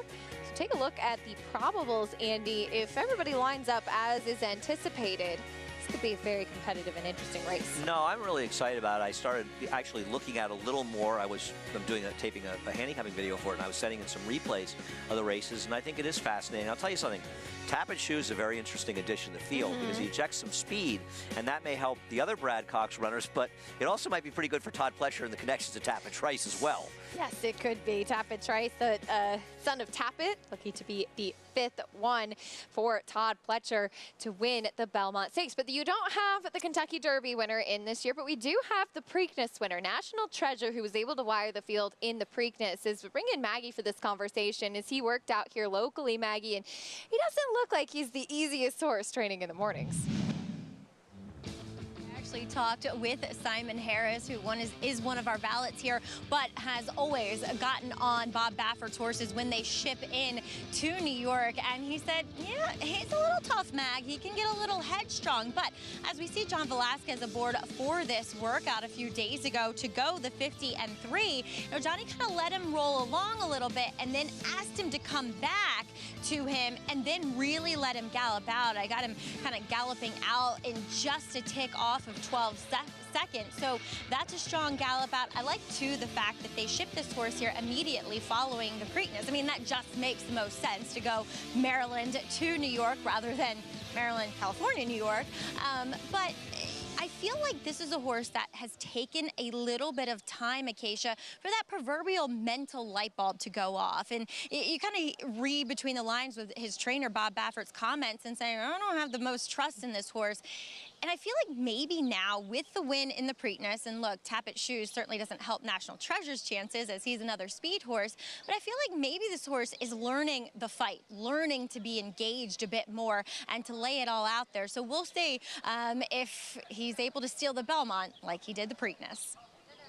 Could make things interesting, that's for sure. Maggie, National Treasure, he adds another layer to this Belmont Stakes in this 3-year-old crop, and maybe a horse that is continuing to take a step forward. You also have the winner of the local prep for the Belmont Stakes, the Peter Pan, Arcangelo, a winner of that, as he was a horse that took a lot of money going into this race. Javier Castellano aboard for his latest work, Andy, as he worked 5 furlongs in 102 and 4 on Wednesday here at Belmont. Trying hard not to really look at this race strongly until we've drawn it and I can see the field together. And I definitely feel in the back of my mind that this is a wild card in the race because he's been very, very good. I was impressed by the race that he ran in his short career last time in the Peter Pan. And it's not like there's some horses in this race that are so scary that you're supposed to be dismissive of a horse like this. And if mile and a half suits him, he is a major player going into this race. And I'll tell you what, I'm not saying I'm going to use him at all, but he's got a heck of a better chance, in my opinion, than National Treasure. Because if National Treasure runs in the top 4, there's absolutely no bet on this Belmont Stakes that I could win. Trainer Jenna Antonucci looking to become the first female trainer to win the Belmont Stakes, somebody who has really been involved in all facets of a horse's life from the beginning and the farms of the babies, and hugely involved in aftercare as well. Back to today at Belmont Park, getting ready for the 3rd. Riders are up for this $40,000 claiming race. Let's go back to Maggie in the paddock.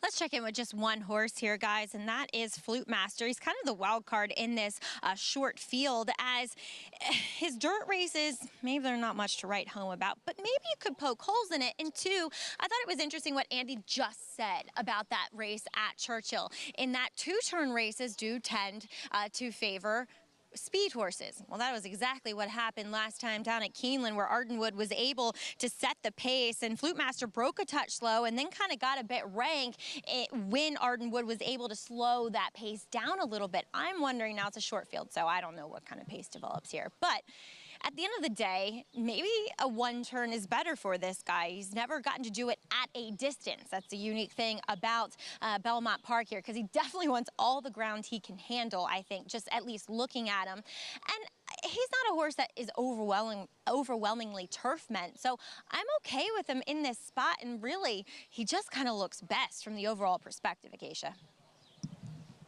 All right, Maggie, thank you. 6-5 on the number 2, South Street. Do know that this is a horse who was gelded before he came back as a 4-year-old. So ran as a gelding last time and a gelding today, in case that changes your mindset of him in any way. And he takes a drop second off the layoff, and he's your favorite. Yeah, he's a very, very hard horse to bet at a short price. He's absolutely the horse to beat in this race. But he came back off a year layoff, and he was basically eased. And now he's dropping in for a tag right away. It's a fire sale. I get it. He's never been that good, to be honest. He has that one big fig behind Dr. Ardito, which frankly sticks out like a sore thumb. He's the horse to beat. I picked him second. I'm not taking a big stand against him, but it's a tough horse to take. And listen, I picked Son of an X, and once again, my handicapping is suffering from the fact that I'm getting the prices wrong. This horse is 10-1 morning line. I can't imagine who's betting Dalton Brown and Henry Neville in this horse against this race. I thought I'd be getting did not expect him to be this 8 short. to 1. Yeah. I'm happy to lose a few dollars on him because I'm not going to bet the 1 or 2, so I might as well pick a horse I could bet a few dollars on, but not at 3 to 1, not at 5 to 1. I wouldn't bet this horse. We'll meet the field, kicking things off with the 1, Flute Master. He's the second likeliest winner, but somebody's going to have to tell me what about his dirt races makes him even remotely competitive, to be honest with you. Your favorite still, South Street? Yeah, he's the horse to beat. He's got dirt races that beat him, even the mediocre ones he runs, but his last race is extremely troubling for a horse at a short price. Here's Son of an X taking attention.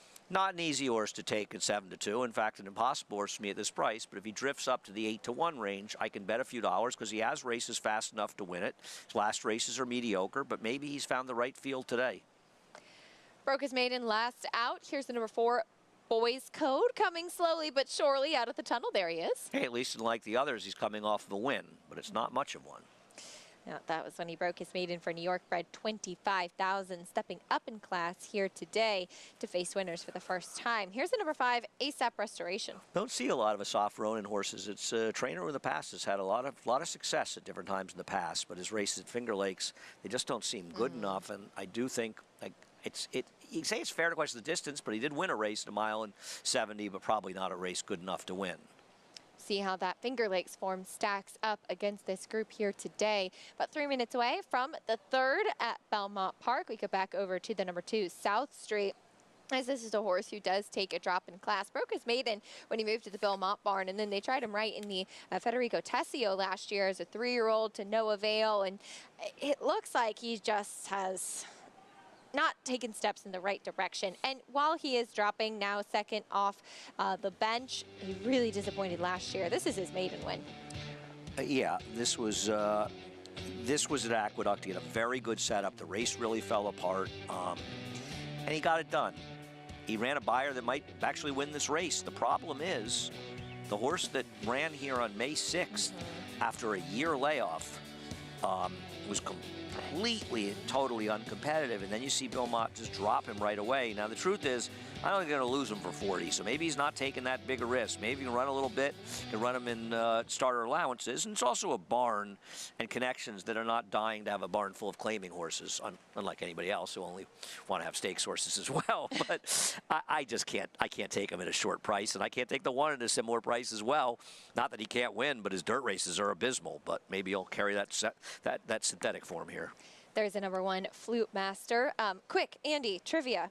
Who's the second dam of Flute Master? Flute. Yeah. Was that true? Yeah, she won the Kentucky Oaks. I know. She was a Bobby Frankel horse. She also was a very good horse. The pedigree. She won the Alabama, I believe, and then she lost the Gazelle. I want to say that to By the Sport, owned by my good friend Peter Minikis. Wow. Maybe they'll know. That was Lady Tack that lost that one, but she did, I believe, lose the Gazelle.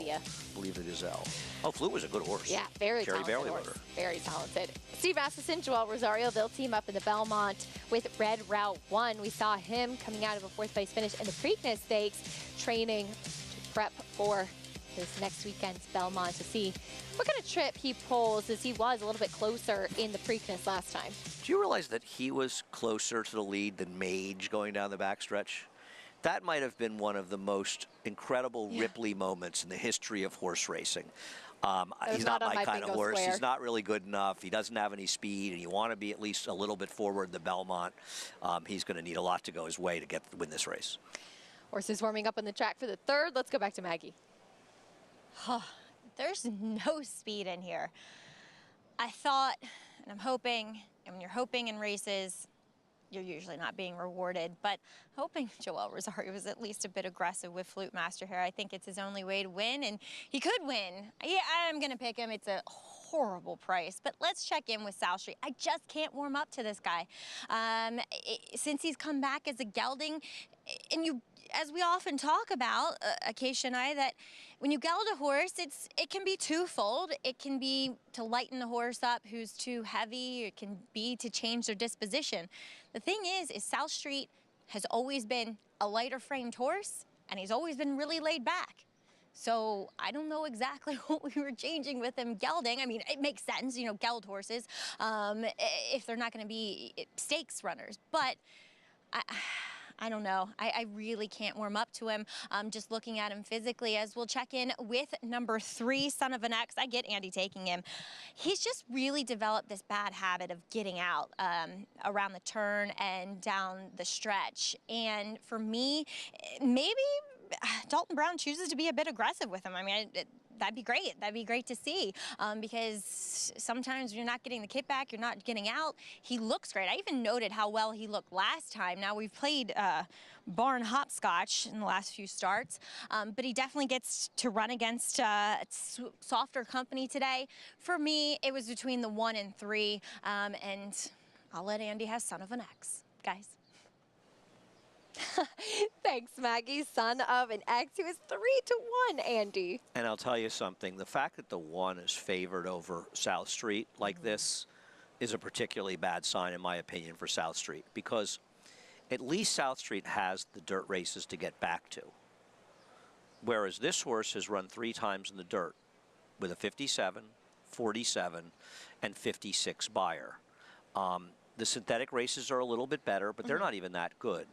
And it's not like he's coming into this race off a particularly strong effort. This is an unusual $40,000 claimer that feels like a $16,000 claimer. And I'm not dismissing the 1. He could certainly win this race, as could South Street. I'm just amazed. The horse I bet at 3-1. Look at this. Ooh, we have a celebrity sighting. A legend. The guy wins a couple races and suddenly he's walking around like he knows something. Tom Amoss spotted near the set. Wow, this really is impressive. Coming on the desk soon. I don't know if Tom's lucky or unlucky that Hoosier Philly ran so well in the Black-Eyed Susan, because if she continued to run poorly, I couldn't make fun of him for making such a fool of himself. But now that she finally actually ran well, now I can make fun of him. I have a feeling you'll find another way to make fun of him. Oh, yeah. It's so easy. But it's great to see Tom. Tom, good to see you. Looking forward to you being on later today and next weekend as well. Did you bring the better half of your entry? No, Colleen? Then nobody wants to see you. Oh, that's unfortunate. Yeah. That's unfortunate. By the way, back over at Belmont Park, the number 2 South Street broke through the gate. Great job by the assistant starter to hold on to this gelding. Jose Lascano on his feet, and they did not let him get that far away. These guys at the gate just do such a terrific job, and they're checking out his equipment to make sure everything is in place as it should be. You think there's a lot of very difficult and potentially dangerous jobs at the racetrack. I'm not sure there's one that's tougher than being a gate crew. I mean, those guys, they're so tough. That is really, I mean, it's painful to read people on Twitter that take shots at them. Agreed. Because it just shows how little they know and how little they understand and how thoughtless they are in general. These guys do make an impossible job look easy.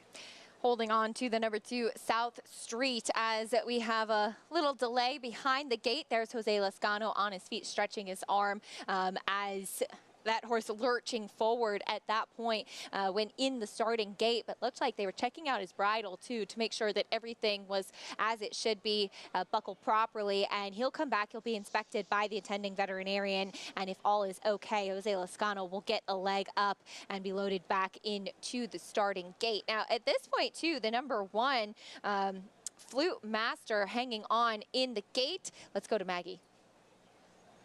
Now, guys, we see in that silver box that's down towards the 1 stall on the starting gate, that has a little closet full of equipment. You see them bringing out that blue halter. Now, I'm not sure why they're not backing out the other horses. I'm not sure if I totally agree with keeping the 1 and 3 in there. While this is going to take a few moments as we have a saddle adjustment to it, would appear. But they have the halter, they have shanks, they have bridles, they have bits in that box there in case something like this happens. So we'll see, like I said, keeping the 1 and 3 in there, that's an interesting move, as we do see a saddle adjustment as well. Maybe it was just a saddle adjustment he needed, Acacia, and they opted to put the, oh, it looks like his figure 8 may have broke. I don't know, I'm trying to see. I can't see on a dark bay horse with brown leather equipment.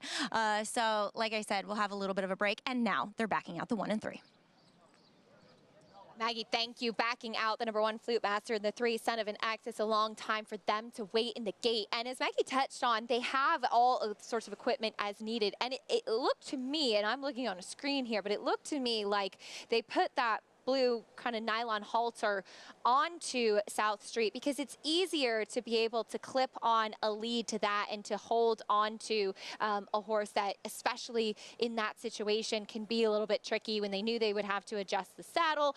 Maybe in that case, when he broke through, the saddle kind of lurched forward or was pulled back a little bit, and they had to put it back in the right position, and now he has been loaded back into the gate. Well, it's good to see him in the gate, and his odds have gone up to 5-2. He didn't look on paper like he'd be the same price as Son of an X. And I think No, he did not. He did not. Let's go back to Maggie. And they'll put, always, they put horses into the gate to change that equipment, guys, just so you don't run the risk of them getting loose again. So we see the assistant starter there putting the blue nylon bridle on now, and it just makes it safer for everyone so he doesn't get away from them, for them to make that equipment adjustment. And it seems as though he's not giving them any trouble, so hopefully we'll get to a start soon, guys. Hopefully so. The number 2 South Street. Yeah, not only do you have to be able to handle 1,000-pound animals and to hold onto them, Andy, but you also know how to put on equipment properly. No. You have to be multi-talented in the starting gate. And you have to know the habits of thousands of horses. Yep. I mean, there's a database, and they look it up, but the amount of information that these guys know, deal with on a daily basis. It's not just a question of somebody giving the horse and saying, shove it in the gate.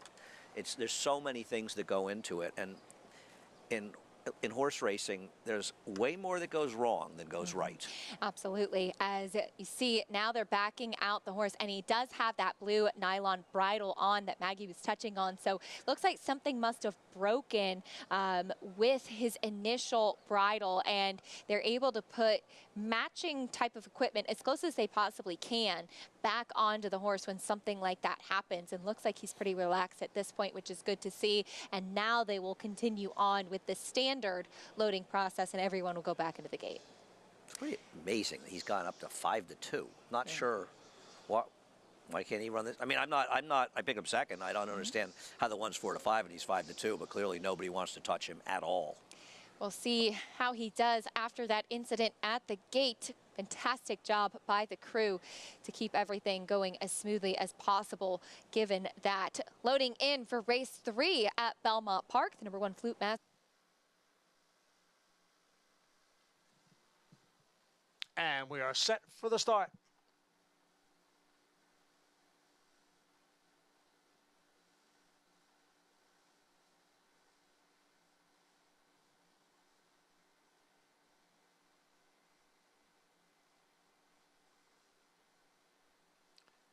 And they're off. From the outside, it is ASAP Restoration, Son of an X, running in second. Flute Master was off a step slow, is in third here in the early going, with South Street in fourth, and the trailer is Boys Code in fifth. ASAP Restoration quickly joined here by South Street. South Street moves on by ASAP Restoration. The leader is South Street by a half length. ASAP Restoration on the outside in second. A little more than a length to Flute Master, who runs in third, the quarter 24-2. Son of an X is in fourth, and it's 3.5 lengths back to Boys Code, who trails the field as they continue up the backstretch. On the outside, ASAP Restoration. Down at the rail, it is South Street. The two of them are heads apart for the lead, with Flute Master sitting just off of them in third. And on his outside is Son of an X. And Son of an X is gaining ground, and gaining ground quickly, going up the challenge for the lead. There goes Son of an X on the outside of ASAP Restoration. South Street is down at the rail. Flute Master is now fourth. Boys Code is the trailer. It is Son of an X who has the lead. South Street at the rail. And ASAP Restoration, they are right together, second and third. Flute Master is being pushed along. 3/4 went in 1:13. They're at the top of the stretch. It is Son of an X in front. South Street looking to re-rally now down at the rail. It is Son of an X and South Street, and their heads apart with 1/8 of a mile to the finish. Son of an X is the leader. South Street in second. Now is 16th out. Son of an X holding the lead. South Street is in second. And it will be Son of an X to take it over South Street. Looked like Boys Code came on for third, then ASAP Restoration and Flute Master. Today was the day for Son of an X, as he was trying to drift out pretty significantly there in the stretch. Andy and Dalton Brown making an early move, but he was able to hold on. They knew. I don't know. They actually didn't know with the two, because South Street actually ran fine in there to finish second. It was the one that they didn't know about at 4-5, who can't handle the dirt at all. But Dalton Brown, he got in position, broke like a shot, got in position, moved a little prematurely, though they were going slowly, and you were there when Dalton Brown and Henry Neville got the money here at Belmont. As you heard from Maggie, this horse has the propensity to drift, and he did that today, but still the winner. Prices when we come back.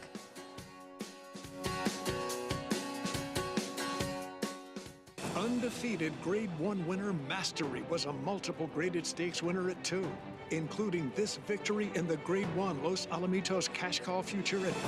Now his progeny are bringing top dollar in the sales ring.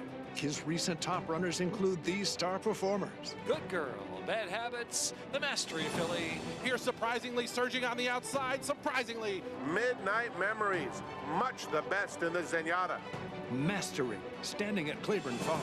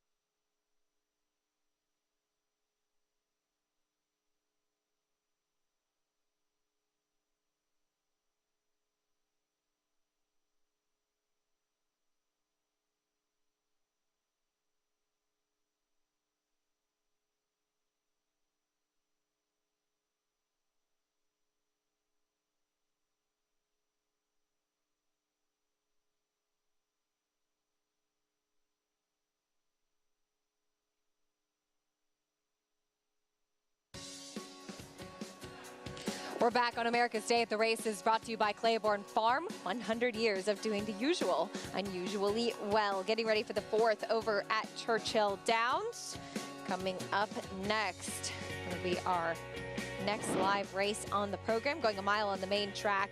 It is for non-winners of 2 in life, $20,000 claiming race for 3-year-olds and upward. That's a look at the field. The number 9 Group Hug on the outside for Mike Maker is currently your favorite. Yeah, I thought the 7 and 9 seemed like the right 2 in here, Acacia. I could see off his last race. Uncle Burley, I preferred a little bit to him. They're the 2 favorite. 3 to 5? 3 to 5. Fun fact, Group Hug's half-brother is in race number 5, Dr. Kringle, moving to the dirt. Fun fact. Anyway, you back have to more today. useless information I'm than the anybody queen of I know, and that's saying a lot. You're the I greatest. really am. So they were moving the numbers on the starting gate. Let's see, make sure. Well, the 5 was scratched this morning already. The 6, it looks like the 6, they took the number of the 6 off. So it looks like the 6 is a late scratch, moving the numbers on the starting gate. That was a long shot in this race here. Won't change the prices, being that the horse is 34 to 1. Right, there he is. It's not exactly a race that has a lot of horses with one well. I mean, I guess Trigger Happy on the rail ran well enough 3 back, but has been abysmal 2 in a row. The 3 and 4 have been poor. The 2 and 3 have been. The last 2 for the 4 have not been very good either. And it's just sort of a battle of attrition, though I'm not sure why the 9 is so much shorter than the 7, except the 7's been at Oaklawn. And it does feel like some of the horses at Oaklawn have had long seasons. Again, late scratch of the number 6, Right of Rush in this 4th race at Churchill Downs. So waiting until that horse is off the track and back safely to the barn area. 3 to 5 on your favorite right now. As walking back over to bring his tack back to the room. Group Hug, though, going back to him, Mike Maker. This horse was 3rd last time out by a slim margin at Churchill. Do you feel like it is, Andy, a significant difference in looking at horses that have been based at Churchill versus those coming in from Oaklawn? Yeah, because I think that a lot of the horses that raced at Oaklawn all winter, it's a hard track. They've had a long winter of racing, and I think a lot of these horses are just sort of fresher.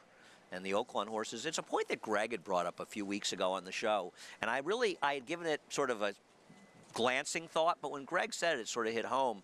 I think it's a major factor. And that's not to say the horses can't come from Oaklawn and win races, but it seems like the ones been running, especially their winners at Oaklawn, they're just not as fresh, and they're not running as well as some of the horses that we're seeing that are fresher. Loading in for the 4th at Churchill Downs, late scratch of the number 6, 3 to 5 on Group Hug to the outside. That's what we're going to see from Andy and Tom Amoss a little bit later on. Race 4 at Churchill coming up next. Here's Travis Stone. They're in the gate, and they are off. And Trigger Happy bounced out okay from the inside post. Secret Pocket is there. Get Through is showing some speed. So too is Uncle Burley. And on the far outside is Group Hug. But Trigger Happy is the leader. And Uncle Burley is alongside in second. And these two in no particular hurry so far. They move up the chute together. And tracking them from the outside is Group Hug, while third. Secret Pocket coasting along inside 4th. And it's 4 lengths back to Get Through. The trailer in 5th. So down the backstretch run. Trigger Happy short lead. Uncle Burley pressing second. Their opening quarter was 23-1. They're midway down the backstretch, still 1-2, 2.5 lengths back. Group Hug is third on the outside. A Secret Pocket who's 4th. And Get Through's at the back in 5th and is hustled along 8 lengths off the lead. Halfway home, 46 1/5 seconds. The pace is quickened. Short lead, Trigger Happy right there. Uncle Burley, Group Hug hovering 3 wide on their outside third. Secret Pocket pushed on in behind while 4th. Needs to find a way through to Secret Pocket. Stymied in traffic at this point. 5 lengths back to Get Through the trailer. So they hit the quarter pole. Trigger Happy cuts the corner. Uncle Burley's right there. Group Hug on the outside. Secret Pocket pops outside from 4th and is putting in a run now. Heading for the 8th pole. Trigger Happy in deep water. Group Hug trying to get by, and Secret Pocket continues to rally. Secret Pocket has rallied to the front. Trigger Happy back into second. Group Hug is third. Down to the finish. Secret Pocket works out a pocket trip to score in the end. Trigger Happy was second, Group Hug was third, and Uncle Burley was fourth.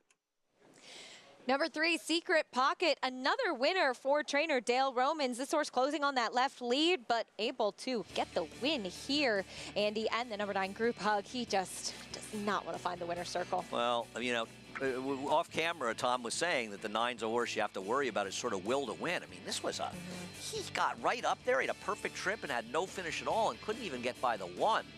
But the Dale Romans horse, Secret Pocket, he coming off a win. He seems to have built on that as well, so a nice win for Dale. He didn't get the money earlier when the horse was a shorter price. This horse a big price and gets the money. He flipped back to that left lead late, actually, with urging from jockey Martin Chuan there as gets the win, makes it 2 wins in a row, comes right back to pick up another victory after breaking his maiden last time out. Number 3, Secret Pocket by Secret Circle. With the victory, Dale Romans continues his white-hot meet over at Churchill Downs. Not a lot of secret circles, are there? No. Don't see too many of those secret circles. Very nice horse who ran sporadically. He won the Breeder. Did he win the Breeders' Cup Sprint off like a year layoff? I think he did. He won the Breeders' Cup 2-year-old sprint. Yes, he did. Which, the dirt sprint, which didn't last very long at Churchill in 2011. And then he won the Breeders' Cup sprint, I think 13 at Churchill, at Santa Anita. You say I'm the queen of useless information. Well, you're the queen of it. That's fine. You're the king. I'm not the king. I'm like the prince. The prince. Fair enough. Back Barely. over at Maybe Belmont the jester. Park in race number 3. Son of an X. He has the propensity to drift. He was still clear, though, lugging out a little bit in the stretch up the inside South Street after that incident at the gate and having to wear a borrowed bridle throughout the race, too. Ran a good race, given all of the things he had to overcome. But Son of an X, the winner, Andy. I agree. He just kept on running, both of them, actually, and happy for the connections. And they're winning a lot of races, and it's nice for them to get a win like this. So, Son of an X, I picked him, but I couldn't bet him at 760. If you did, you cashed. 3, 2, 4 in the third at Belmont Park in race number 4 at Belmont. We'll be going 7 furlongs on the main track. It's a $40,000 claiming race for fillies and mares, 4-year-olds and upward. Taking a look at the field, Melting Snow currently 6-5 on the outside. First off the claim for Ray Handel, and this is a mare, Andy, that has been incredibly popular at the claim box. For good reason. She's been in great form. Can she carry that winter form over here? She looks like she has a real pace advantage in this race. I picked her second, and I picked a horse that has a pace disadvantage, the one customer experience. I like her a little more, but Melting Snow, if she runs her race and controls, is going to be tough. That's a look at the number 3, Mon Petit Chou, who's first off the claim for Charlie Baker. We'll kick off the pick 6 in this upcoming 4th race at Belmont. More on that after this.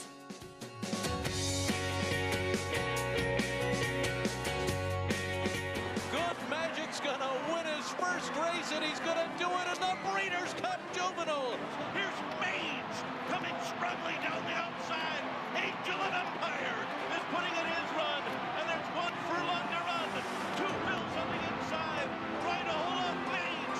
Maines has taken the lead here as they come into the final 16, and it is going to be Maines to win the Kentucky Derby. The classic sire. When it comes to horse racing, you can never have too much information. With TwinSpires, you can place your bets with confidence. Whether you use handicapping insights, like our Brisnet speed ratings, prime power and past performances, the guidance of our experts' top picks, or just choose a name that catches your eye. Yes! No matter how you pick your horse, bet with TwinSpires. Start earning your $200 sign-up bonus when you sign up with offer code GET200.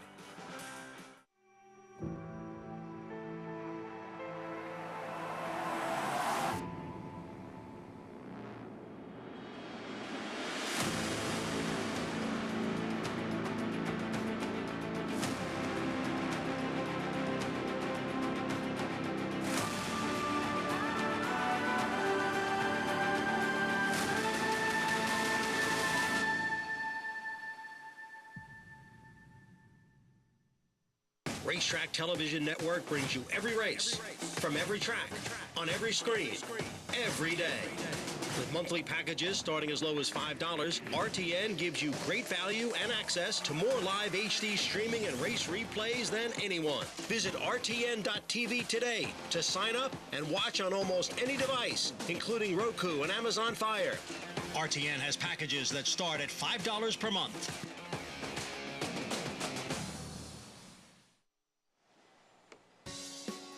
You're watching America's Day at the Races on our FS2 coverage. Glad to have you with us. Beautiful day to be hanging out in the backyard on this Friday afternoon and enjoying all of the beautiful sunshine down in the paddock is Maggie Wolfendale to get ready for this 4th race. And we'll check in with Melting Snow. I mean, how could you not find her an appealing proposition with regards to the claim box, as she has won nearly half of her career starts, 11 for 24. And as Andy said, she looks to be loose in here from the outside. And she's one of several horses that I'll talk about in here that are making their first starts off the claim that just look a bit different than what I've seen from them in the past. Now, Melting Snow, granted, it's been a couple starts since I last laid eyes on her, but her weight is better than ever, really kind of rounding out through her flank, over her hindquarters, and she does make a great deal of sense here, and she's proficient, I mean, really proficient at this 7 furlong distance, 3 for 4 with 1/3. As we'll move on towards the inside, number 3, Mon Petit Chou, she goes first off the claim for Charlie Baker. Now, she broke very quickly from the outside. She battled with the eventual winner that day, and maybe she was a little bit disappointing, but she's one that can get kind of really washy and not look great in her coat and be very nervous, and that is the complete opposite of what I'm observing here. This is the best she's ever appeared as she'll make that first start for Charlie. I think she's a bit interesting here as well. As we'll move on to number 4, Happy Sophia. She comes out of a New York bred second level A other than, and she was kind of second by default by runaway winner Granny's Connection, and she blew the break that day. She was able to capitalize on the horses chasing Granny's Connection through a fairly quick pace for that time of year at Aqueduct, kind of falling by the wayside. But what I'll say about her here is that, again, a horse that's really rounding into great physical form, having a little bit of warm weather, weight, coat, everything is where you want it to be. The problem with her, though, and despite her being a closing sprinter, I do wonder, looking at her, if the 7 furlongs is stretching her a bit. A lot of her better efforts have come going shorter. And then what do you do with number 5, Run Devil? She was really disappointing in her last start as the favorite. She ranged up and then just had nothing for the stretch drive. She does look a bit different. She has lightened up a bit, and not lightened up in a bad way, as I usually say that as a bad reference point, but it's almost as if, you know, Rob Atras has really tried to kind of tighten the screws on her a bit, and she came in a little hot. Again, it's a warm day. They did not spray her off, whereas many of these other ones have been hosed off. It just felt like watching that race and thinking about her in the paddock, she's really kind of big and heavy and came up short. So I'm wondering if Rob thinks, well, maybe if I tighten the screws on her, I'll have a little bit more fitness into her and she'll perform. But then again, she had been running consistently throughout the winter. She's a real wild card. I do not know what to make of her, Acacia. Acacia. Yeah, she's interesting. Maggie, thank you. Run Devil first off the claim for trainer Rob Atras. 3rd last time out. I thought with Maggie touched on with that angle with her could be an interesting one. If maybe she just did need to tighten up, it'll be her 2nd consecutive race, or I should say her 2nd consecutive race back at the claiming level, and first time for Rob Atras. You can earn a 20% trifecta bonus today just by playing with NYRA Bets. Earn a 20% bonus on your trifecta winnings. Everyone can play. Just opt in at nyrabets.com today. 3-2 on the outside on the number 7, Melting Snow. Is she a favorite that you trust in this spot, Andy? I don't know if I trust any of them, to be honest with you. I think she is the horse to beat. On paper, she's the controlling speed, and she obviously kept her form extremely well this winter before her last race, but even her last race isn't so bad that she couldn't win running it. And she gets back to one of her better races. She can't lose this race. You just wonder sometimes if she sort of found that good form, and maybe she's going to sort of dwindle. It'll dwindle a little bit as the year goes on. But there's nothing not to like about her races, and potentially is the controlling speed. Well, why is she not the worst to beat? Melting Snow and Customer Experience come out of that common race on April 6th, and Melting Snow was claimed out of that. Well, Customer Experience was as well, and actually then tried to face much tougher in her subsequent start. So they'll rematch off of this race, and the speed, the tactics of Melting Snow, I think in large part are what differentiate her as well. Yeah, I mean, that's the difference, right? You look at her and you look at Customer Experience. Customer Experience is pace dependent. Yes. Melting Snow can make her own trip. I mean, if she doesn't, if somebody wants to go inside of her, so be it. But there's a very good chance she's just controlling, and Customer Experience could be compromised by that pace. I believe that IRAD's not riding her. Is that correct? That's right. Jose Ortiz is riding the #1 Customer Experience. If you downloaded your past performances early, like we did, you would see IRAD Ortiz listed as the rider of Customer Experience. That will be Jose Ortiz. So check the program for the day for the correct jockey assignments and make sure you have things correctly. I believe it's IRAD and Flavian Pratt that are not riding the remainder of the car. Well, they got to head there for Penn Nash for the big meet and greet. They got to get there early for that. But we imagine that they're heading out over there and. The Penn Mile tonight. Yes. The Dan Silver left NYRA created a race to take horses away from the Pennine Ridge. So we thank Dan for that. Good thing you're not a bitter person. I'm not bitter. I'm just telling the truth here. Fair enough. 6-5 on Melting Snow. And a little bitter. Luckily, no snow to discuss around here. Absolutely glorious weather, feeling like a summer day. There is the #1 Customer Experience again. Jose Ortiz going to be aboard. He claimed this mare 2 starts back in that race that Melting Snow comes out of too, and then he was aggressive with her. I mean, she had to face Rosebug, a much tougher field in her most recent start, and she drops back down to the level at which he claimed her. I'm interested to see if Rosebug tries the better roses here the week after Belmont Stakes. And she really looked good for Belmont in that race. She did. I mean, he closed the year with a bang last year, and he's been firing on all cylinders ever since. Yeah, she was just way over her head off the claim last time, a more reasonable spot. I'm a fan of Antonio Arriaga. I think he does a really, really good job with the horses that he has, and was hoping he could get her to run her better race, but I worry a little bit that the pace disadvantage will be against her. This was the race that I had the least confidence in any of my opinions in this race in general. You know, listen, if you like the 5, she's 6-1, you should bet her. I didn't really like her.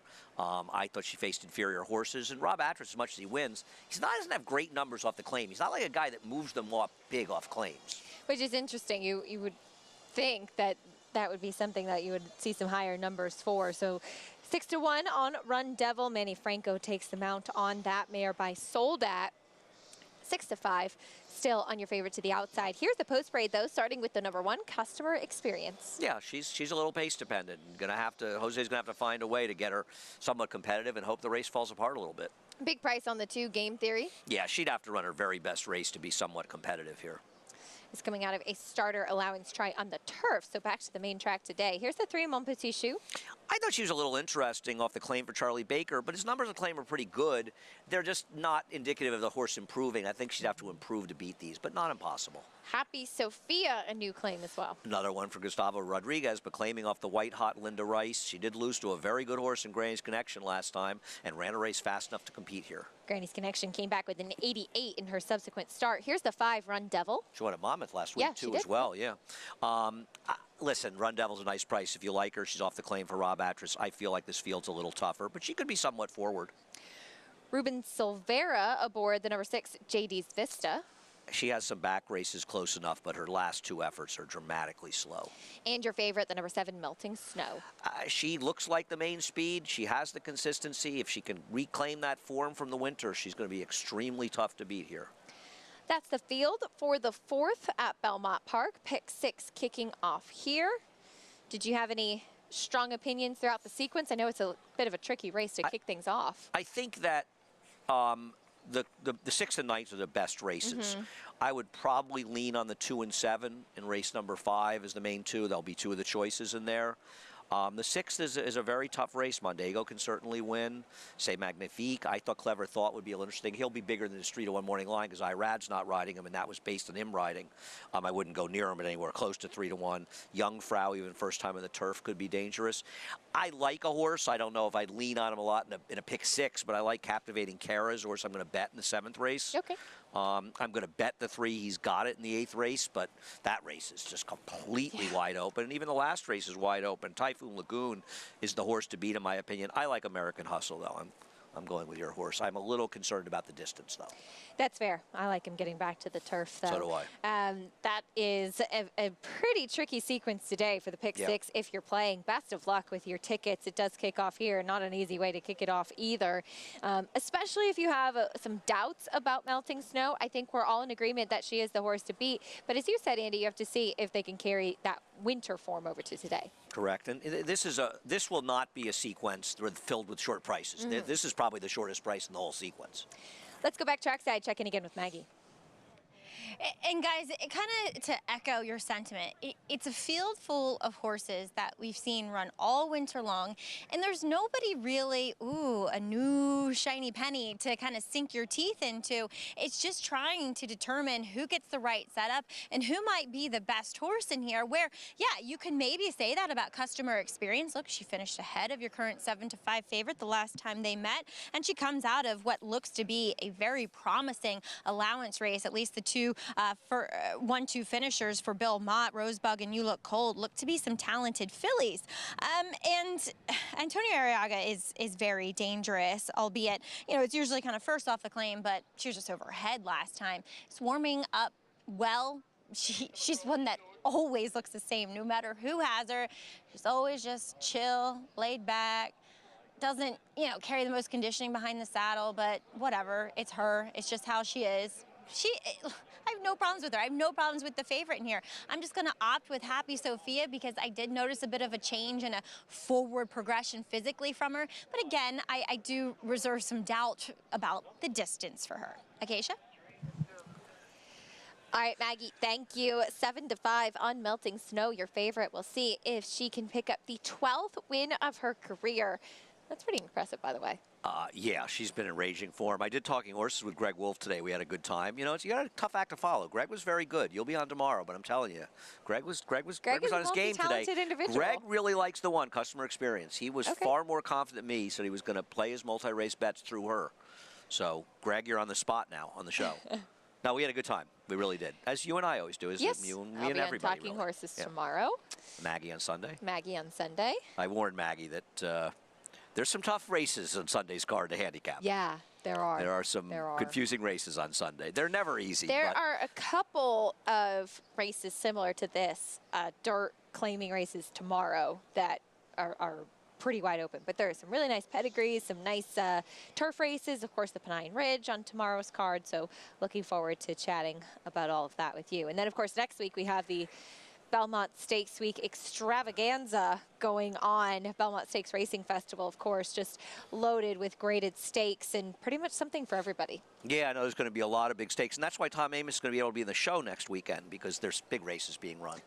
So you won't have too many entries. For people who are watching, Andy and Tom actually do like each other, amazingly.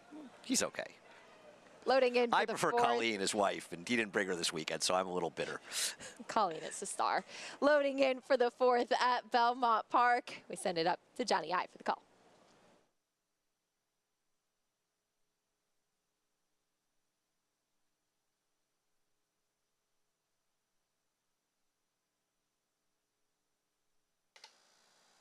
Waiting for JD's Vista and Melting Snow.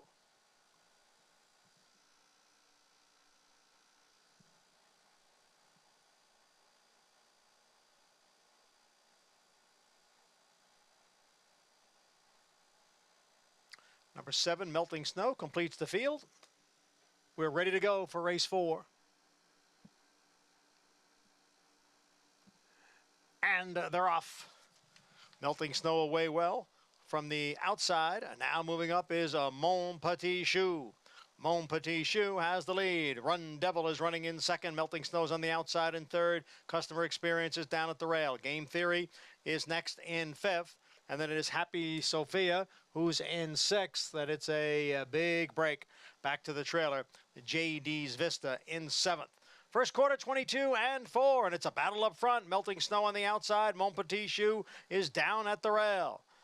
Melting Snow, the favorite, now with a nose in front of Mon Petit Choux. Right behind is Customer Experience in 3rd.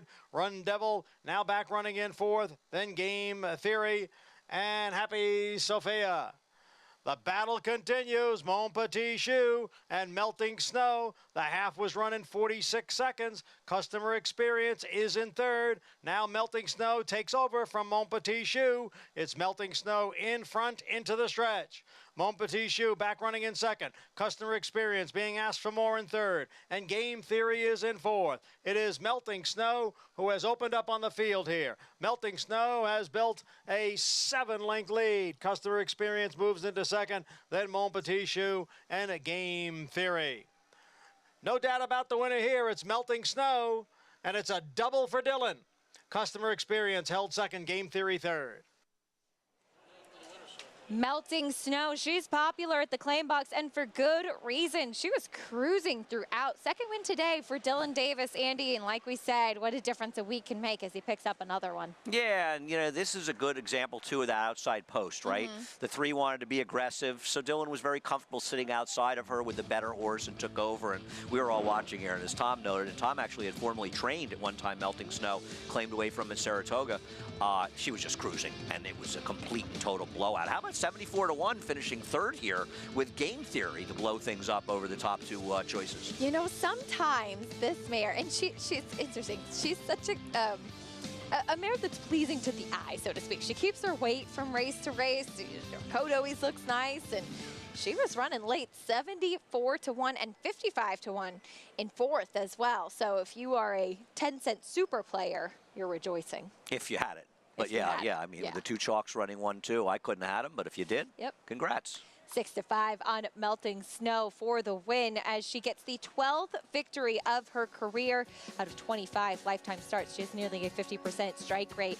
Pretty impressive and consistent mare. We'll bring you prices and more when we come back. Stay with us on America's Day at the Races.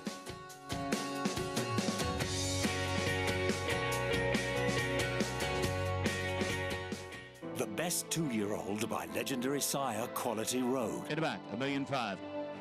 Very, very impressive debut. Cantering home could not have been more impressive.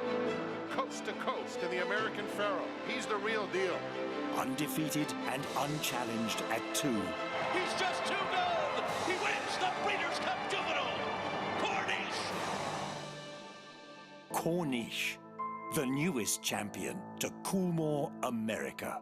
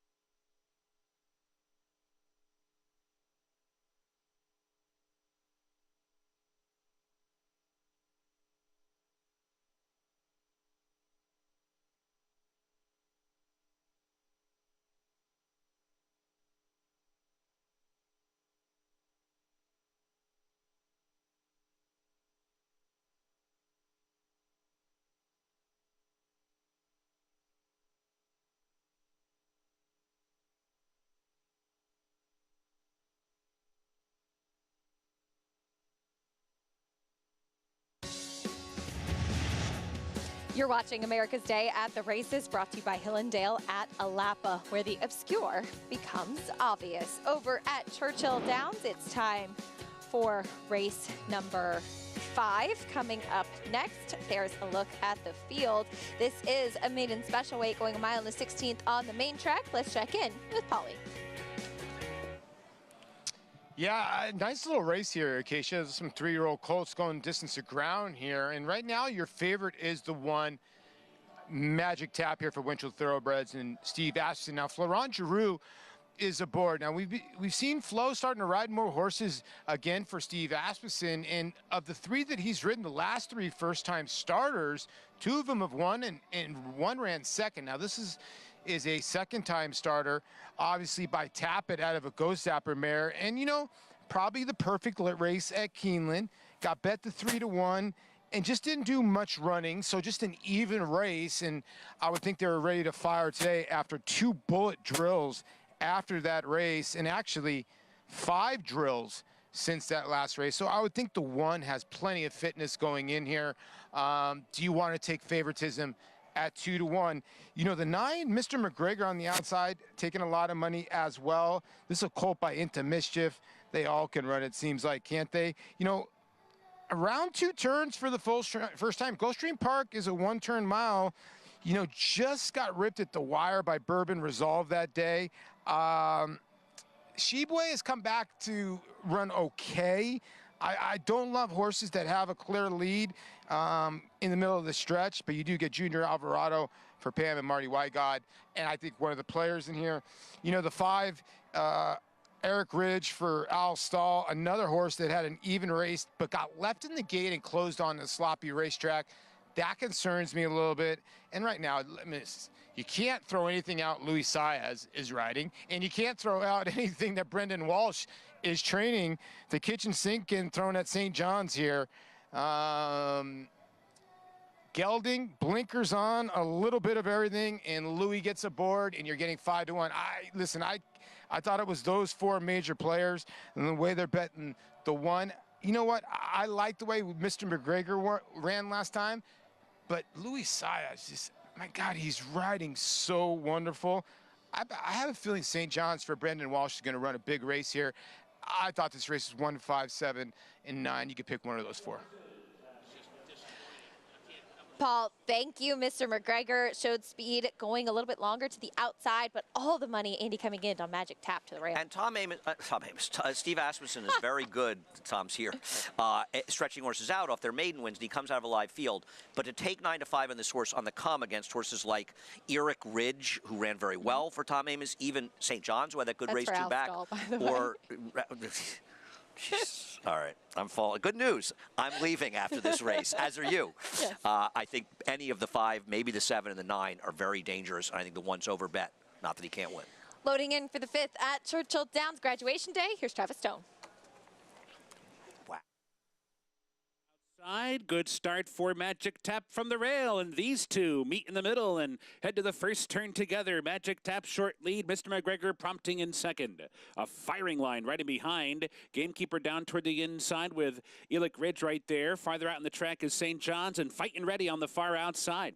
Dr. Kringle's going to settle in at the back of the pack. It is 5 lengths off the lead in the opening quarter mile. So it is Magic Tap heading to the backstretch run. The leader by 3/4 of a length. Mr. McGregor prompting in second. Gamekeeper toward the inside third. Eric Ridge right there in between while 4th. St. John's 3 wide 5th. 4 wide Fighting Ready, but only 2 lengths off the lead. And Dr. Kringle continues to let the others do battle up top. Pretty tight pack, but the pace is not fast. A moderate opening quarter in 23-4, the half 47-3. 4 furlongs remaining now. Magic Tap onto the far turn. Mr. McGregor continues to run along in second. Gamekeeper toward the inside third. Eric Ridge in 4th. St. John's under pressure while 5th. Fighting Ready. Wide Trip racing 6th. Dr. Kringle advancing down inside. Dr. Kringle drawing to within 4 lengths of the lead as they round the far turn. Magic Tap and Mr. McGregor take their battle into the stretch. Mr. McGregor McGregor on the outside. Magic Tap at the rail. Shoulder to shoulder heading for the mid-stretch marker. Magic Tap rounds back to a narrow lead. Magic Tap turning back Mr. McGregor and now opening up for the final furlong. Magic Tap by 3. Mr. McGregor is back in second. The rest with too much to do. Dr. Kringle up into third. Here's the wire. Magic Tap by 4, maybe 5 in the end. Mr. McGregor was second. Dr. Kringle was third and Eric Ridge was fourth. Pretty impressive from Magic Tap. Took pressure throughout from Mr. McGregor, and this son of Tappet kicked away here, Andy. They knew. They did. And 9 looked like he had a chance to Real Mott to pass him, but really kicked in with Magic Tap and a very nice win, and looking forward to seeing this horse. Maybe we'll see him in a non-winners-of-one up in Saratoga. Comes out of a pretty live race too. Saudi Crown for Brad Cox. Looks like he's got a lot of talent. That horse came back with a 93 wire speed figure. I think that could be pretty interesting, as this one won pretty easily after taking pressure as well. Yeah, no, that was a nice performance, and I still think the horse feel like a little bit of an underlay, but not the way he won. Big effort from that son of Tappet. Magic Tap stretching out in distance with the victory. Back over to Belmont Park. It was a place she's well familiar with, melting snow in the winner's circle. She knows her way there. 12th win of this 5-year-old mare's career. She's really terrific, and Ray Handel gets another win. He had a win yesterday, and I wonder if she got claimed out of here. The way she's been claimed in other races, I will not be surprised. Amazing, she ran for 10,000 back in December.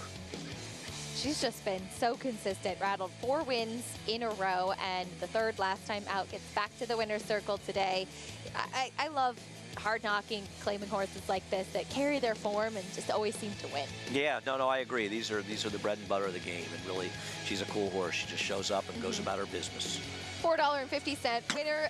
They finished 2-3 in that April 6th race. They run 1-2 today. Melting snow over Customer Experience. Game Theory at a huge price in third.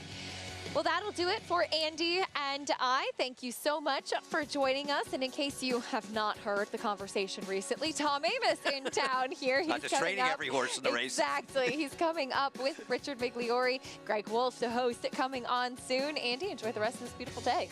You as well. I feel sorry for those guys. It's a very tough act to follow. We did a lot of good stuff for a lot of people. I get it. Thank you for giving us company. When we come back, we'll continue the conversation of the Belmont Stakes. John Velasquez finally got that Preakness win with National Treasure last time out. Can they take the Belmont as well?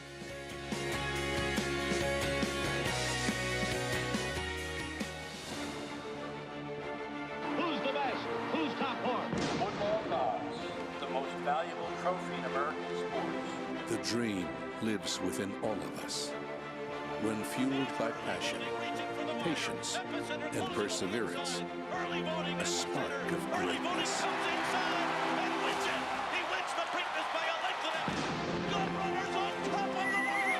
Come, dream with us at Three Chimneys.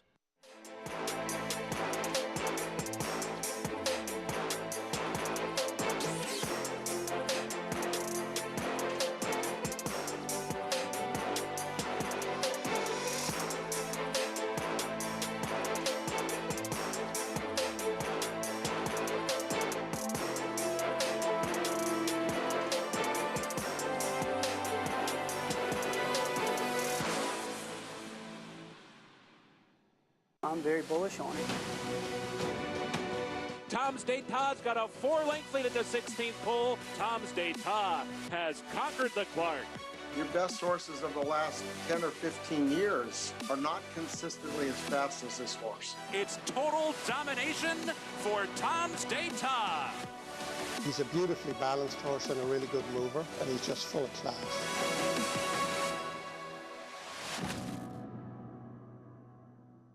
Experience the adrenaline-pumping, suspense-filled action of the Sport of Kings no matter where you are with NYRA Bets. It's fast, easy, and secure.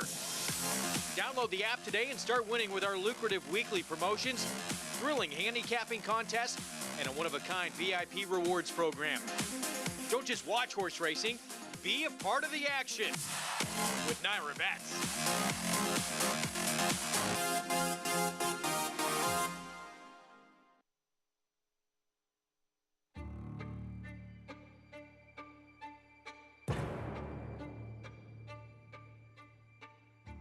The industry has a few things that we have to take care of better, and one was the aftercare of the horses. If we did nothing, these horses would end up in very bad places. Go back to where we were years and years and decades ago when it was just considered de rigueur that you could just send these horses to slaughter. It's different than any other program that was put into place. I remember that meeting at Belmont Park. It was a dream. It is a first line of defense for those who are concerned about what happens to the equine athlete after he's done racing. Without the TAA to provide that oversight, there would be a big void in terms of making sure that we have this ongoing safe environment for our off-the-track racehorses. We started with some 21 organizations across the country, and now we're up to over 82 facilities throughout the country and giving away almost just under $25 million. It's the one shining accomplishment that we have that we can point to say we really do love our horses. Just the word aftercare has become part of the discussion, has been part of the vernacular in a way that it was not when I started this position around the start of 2013. It's a daunting task that the TAA and its accredited organizations have taken on. And that's why the industry itself has got to fund it. Every time I turn around across the country, you know, the TAA staff is there, and they're shaking hands and they're kissing babies, and they're doing the blocking and tackling right that needs to be done. We have a social responsibility to make sure that thoroughbred aftercare is also #1 on the list.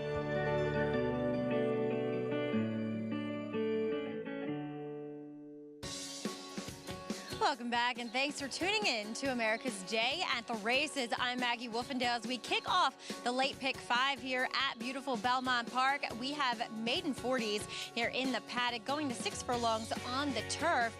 And while your current favorite is a New York bred trying open company for the first time, I want to check in with a drop-down runner, and that is the John Terranova trainee, number 5, now showing. Now, it was said earlier on the show, John Terranova does not have particularly strong numbers with horses dropping from maiden special weight to maiden claiming, and that was once again proven true earlier on in the card. But now showing, maybe if we put that aside, she looks really dirtied up here on form, especially based on her 2 turf efforts. So 7-1 seems fair.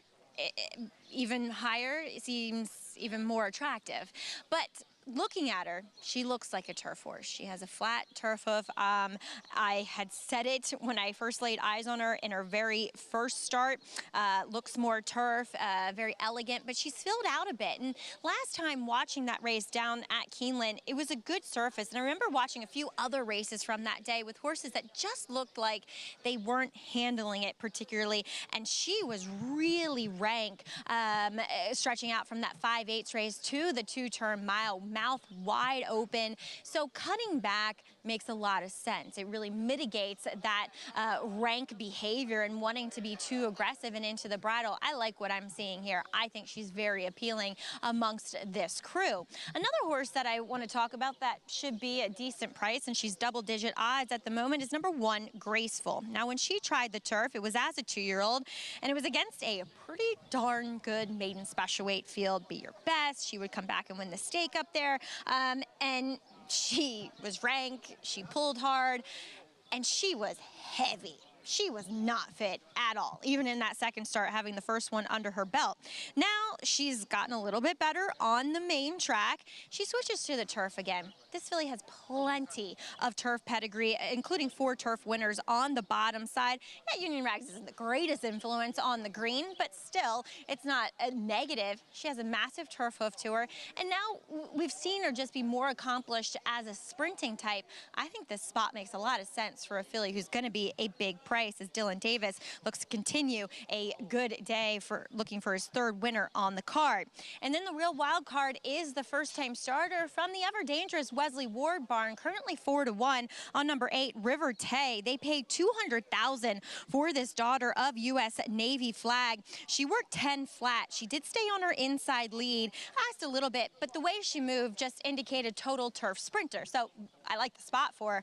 I just don't like her. She doesn't look fit. She looks underdeveloped across her top line. she'll win without me. And like I said, Wesley Ward is incredibly dangerous in these types of situations. But I can't necessarily recommend her with what I see here in the paddock, but I'd like to see some smiling faces up on our third floor studio as we welcome Greg Wolf, Richard Migliori, and the one and only Tom Amoss to the show. Hey, guys. Yes, it feels like we're in Saratoga. We got Tom Amoss back here. Good to be with you. Beautiful day. And great to see you, Mr. 4000. How you doing? I'm doing great. It's great to be up here. It's a beautiful day here at Elmont and here at Belmont Park, and feels like old times. I'm with all the pros today. Looking forward to it. We have a good card coming up. This pick 5, ultra competitive, and you know it starts here. We knew we were going to get 6-1 on Liner Right. Horse who's coming second back off the bench here to start off the sequence. Yeah, I thought he ran really well. And for Dave Donk, a trainer, Tom, that does better when his horses have a race or two under the belt. He kind of lets them run into condition more than cranking them up into condition. And I think that's one of the reasons why Dave's able to get so many starts into his horses. He doesn't really press on them that much in the mornings. It's too excited. Did I say our names? Tom Amoss, by the way. Yeah. Richard Migliori, Greg Wolf. Good to be with you. We're excited for our Friday action. We're going to preview big weekend coming up, too. A lot of graded stakes action out at Churchill. Got that Pennine Ridge here at Belmont, where Charlie Appleby is going to look to continue that domination. Silver Knot, that slow start in that Breeders' Cup Juvenile Turf ran huge up the fence, just missed. Going to be very formidable. Anytime he brings something for the grass here to New York from overseas, he is indeed very formidable as a trainer. He is a thorn in Chad Brown's side, who really dominates the turf racing up here in New York. All right, we'll talk plenty about that. Let's get to the post parade for this first leg of the late pick 5. 6 furlongs on the turf for those just joining us. $40,000 maiden claiming race. And graceful, this long shot Maggie was talking about will kick things off here at 16-1. Dylan Davis again looking for number 3. Well, I think she makes a really good point. She had trouble into that first turn in a very loaded maiden race up in Saratoga. And now she gets to sprint on the turf, and she's been doing well sprinting on the dirt. Here's Liner Right, came off a long layoff to run a good third last start. A good third and turning back to a sprint on the turf here at Belmont Park. So a horse that certainly has a real chance today at 2-1. Night Saber, we will see next. A couple of starts going a mile and a 16th and a mile on the turf cutting back. I like the turn back for this filly. She just wants to do a bit too much early in her longer races and doesn't have quite the starts to finish the deal. And she gets Joel Rosario, who gets horses to run so kindly into his hands. 49-1. Next door, this is Bounty Killer. Yeah, so Bounty Killer gets an apprentice rider in the irons. I'm not familiar with this guy. You guys probably are. Only 6 mounts this year for our apprentice rider. But because you're using a beginning rider, you get the weight off in the saddle. So 7 pounds less than anybody else in this field, perhaps even more in some of the others. Here's Now Showing. This one drops in for a tag for the first time. Yeah, I don't think this horse's form on paper really is indicative of this horse's ability. Was completely shuffled out of the race going 5/8 and then was very ranked from a wide post last time. Maybe sprinting today, she puts it together. 4-year-old debut coming up for Bella Shaza, Manny Franco Award. Had a lot of chances. 13 tries, hasn't run since last December.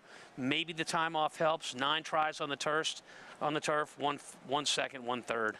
Here's your favorite. This one drops in for a tag for the first time for Mark Hennig. Yeah, makes that meaningful drop in class from maiden allowance into a maiden 40 and has races certainly good enough to win here. Not a great sign. Little cool on the board with a firster from Wesley Ward, and also the fact that this one debuting for maiden claiming. Yeah, I think you hit it on the head, Greg. When you have a Wesley Ward horse and the money is not showing, which it's not for the 8 horse here, that's usually a sign that that horse is not live in the race. And just one turf start for My Inner Voice. It was going long, did not show a lot that day.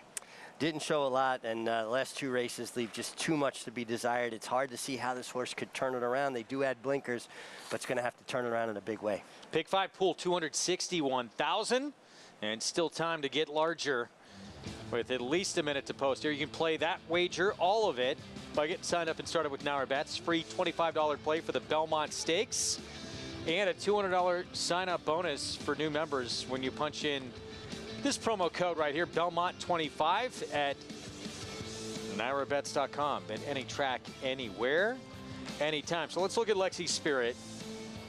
Favoritism shifting back here to this 7. All 6 prior starts coming against straight maiden company. And Jose Lezcano will be aboard. This was back on January 8th. 3 starts back, 5 furlongs on the turf at Gulfstream. Yeah, and turf at Gulfstream, a little bit different than here in New York. Those 5 furlong races, Tom, they run so sharp. You can't afford to make one mistake. Interesting, this horse is outfitted with just that cheek piece on one side. Usually you see when they put those, fleece pieces on, it's usually on both sides. I think that's significant here too, Richie, because when you look at Lexi Spirit running in these sprints at Gulfstream Park, you're talking about a much tighter turf course than what we have here at Belmont. This is a horse that wants to drift off the rail a little bit. That's why that cheek piece is there. The wider turn here, sprinting on the grass, I think will help Lexi Spirit. And is one of the reasons, plus the drop in class, that I think makes her very much a player in this spot. Public making her the top choice. Jose Lezcano in the irons there, who was out for about a month with a broken wrist, came back very quick. So it's been great to see him back. Let's go back downstairs to Maggie Wolfendale. And just want to kind of circle back to the equipment that Richie was talking about on Lexi's Spirit in here. As he mentioned, that one cheek piece, and she's been wearing it as we saw back at Gulfstream. So a little bit of a tough filly to handle. In that Gulfstream race, we saw her wearing a Sherwin, which is that piece of rubber that's attached to the pole that runs straight down the middle of their face and then splits into 2 to go on either side of the bit, just to keep the bit up in their mouth and just provide a little bit more control. Now she's just wearing a regular noseband, but with a Houghton bit. And as I always talk about a Houghton or a cage bit, those are the ones that you want with horses that are a little bit difficult to steer. So I agree with Tom, too, in that this first time over this Belmont course should suit her. Moving on to number 6, Belshazzar. Now, we saw, granted, he was an ex-Gary Siaka horse, but still, had the same kind of look as Belshazzar. Getting Manny Franco aboard Dream Point, was for many, many, many starts, and then finally broke through. Now, Belshazzar, she's one that kind of wears how she's doing on her sleeve, in that I've seen her look light and dull in her coat. Today, that's not the case. And also get really washy. She's not, and that's a great sign with her coming back off of the layoff. And furthermore, I don't mind her sprinting here on the turf. She's actually built more as a sprinting type, and she's had great jockeys on her back at various times in her career, but I like Manny, and she's kind of going undetected here at 20-1. Again, though, you do tend to shy away from horses who've had more chances than others. Guys? All right, Maggie, thanks for that explanation on that. Take a look at the analyst selections. Nobody going with the 7 in here, the favorite at 5-2. Yeah, I mean, when you look at Lexi Spirit, our favorite, 2 workouts since her last start back on April the 15th. That's a bit suspicious, along with the drop for Claim for the first time. You know you're not going to get a lot of value there at 5-2. Wesley Ward's horses, first-time starters, they do so well, particularly for a maiden Claim. He breeds for the turf. They're always fast out of the gate. I expect to see the 8-horse Riverté show the way early, and I don't think this is a particularly strong field. I agree with Tom. I don't think it's really strong field, so going with a new face from very strong connections is probably a smart way to go. I wound up on the 3. I just think Night Saber is going to appreciate the turn back in distance, and I feel like first time in a long time getting the sprint on the turf and kind of finding better form more recently. I thought it was a really good effort from Linerite. The 2 last time out, that was over a year's layoff, had the far outside post, split horses, and was just full of run. Unable to get to the winner that day, but should benefit from that second off the bench. Real quick, on the 4, that rider that Tom said not real familiar with, not many are, has not had a lot of mounts. He's got his first winner at Belmont Park last week. It's interesting. Elijah Greenidge is, in essence, a 10-pound bug. He's a 7-pound bug because in Barbados, they don't claim a 10-pound bug. He rode his first race there. He won his first career race here at Belmont. Now, 10-pound bugs aren't normally allowed to ride the turf, but because they had to make him ride as a 7-pound bug, they have to allow him to ride the turf, even though he has no experience on it. Interesting. And right now, 94-1 on his mount, Bounty Killer. Set for the start of the late pick, 5-6 furlongs on the turf. Let's go upstairs, John Imbrial, to get us started.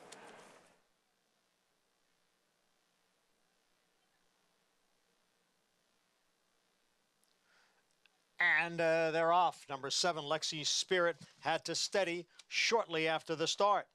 Now showing is out for the early lead. Knight Saber on the inside, Belshazzar on the outside. Their heads apart, second and third. River Tay next in fourth, followed by Graceful down at the rail in fifth. Bounty Killer is in sixth. Then My Inner Voice, who runs in seventh. To her inside is Liner Right, and trailing the field is Lexi Spirit in ninth. Opening quarter, 22 seconds. Now shows the way here by a length and a half. And then it is the trio of Belshazzar, Knight Saber, and the first-time starter River Tay, who has moved up on the outside. A break of 4 lengths back to Graceful. Then comes a Liner Right and Lexi Spirit. They are at the head of the stretch, the half mile in 45 seconds. It's still now showing who has the lead. River Tay on the outside. In between horses, Belshazzar. Knight Saber is down at the rail. Now showing. Challenged here on the outside by River Tay. Liner Right putting in a late run, but they're coming down for the finish. It is now showing River Tay on the outside. One last try. It is a photo finish. A Friday photo finish here at Belmont. Was it River Tay or was it Now Showing? Did the first-time starter from Wesley Ward with John Velasquez here on the outside get to this class dropper? Now showing the 5. Heads up and down on the wire, Tom. Your picks coming steadily the last eighth of a mile. Let's see where their noses are. That's the only part that counts. Yeah, it looks pretty exciting to this point, but it's going to have to fall just right, and it doesn't look like it does to me. Now Showing was able to control the pace up front, did a great job of slowing things down, made it hard on anybody to finish. And our big favorite, Lexi Spirit, completely out of position, turning for home, well back, and didn't get the job done. 5-1 on the 5, 7-2 on the 8, the first-time starter. Let's take one more look. The 8 certainly got that nose down, that second to last jump, but then down on the inside, Now Showing. Got all the bob on the inside. I agree. And as lively as this turf course has been, those fractions were sedate compared to some of the fractions we've been seeing. Made all the difference for the 5 horse with Kendrick Carmouche. Yes, put up as your unofficial winner here. So Now Showing, narrowest of margins. Good for Kendrick Carmouche. John Terranova dropped down in class and just enough. Kendrick's been riding so well. Position rider. Guys gets his position going forward. I'm still constantly amazed with Johnny Velasquez. The first thing to go on a rider is their legs. I say no deterioration in Johnny Velasquez's legs. Don't dare me to say that. That's just not true. 5-8-2-6 finish, 5-1 start to the late pick 5. We'll be back.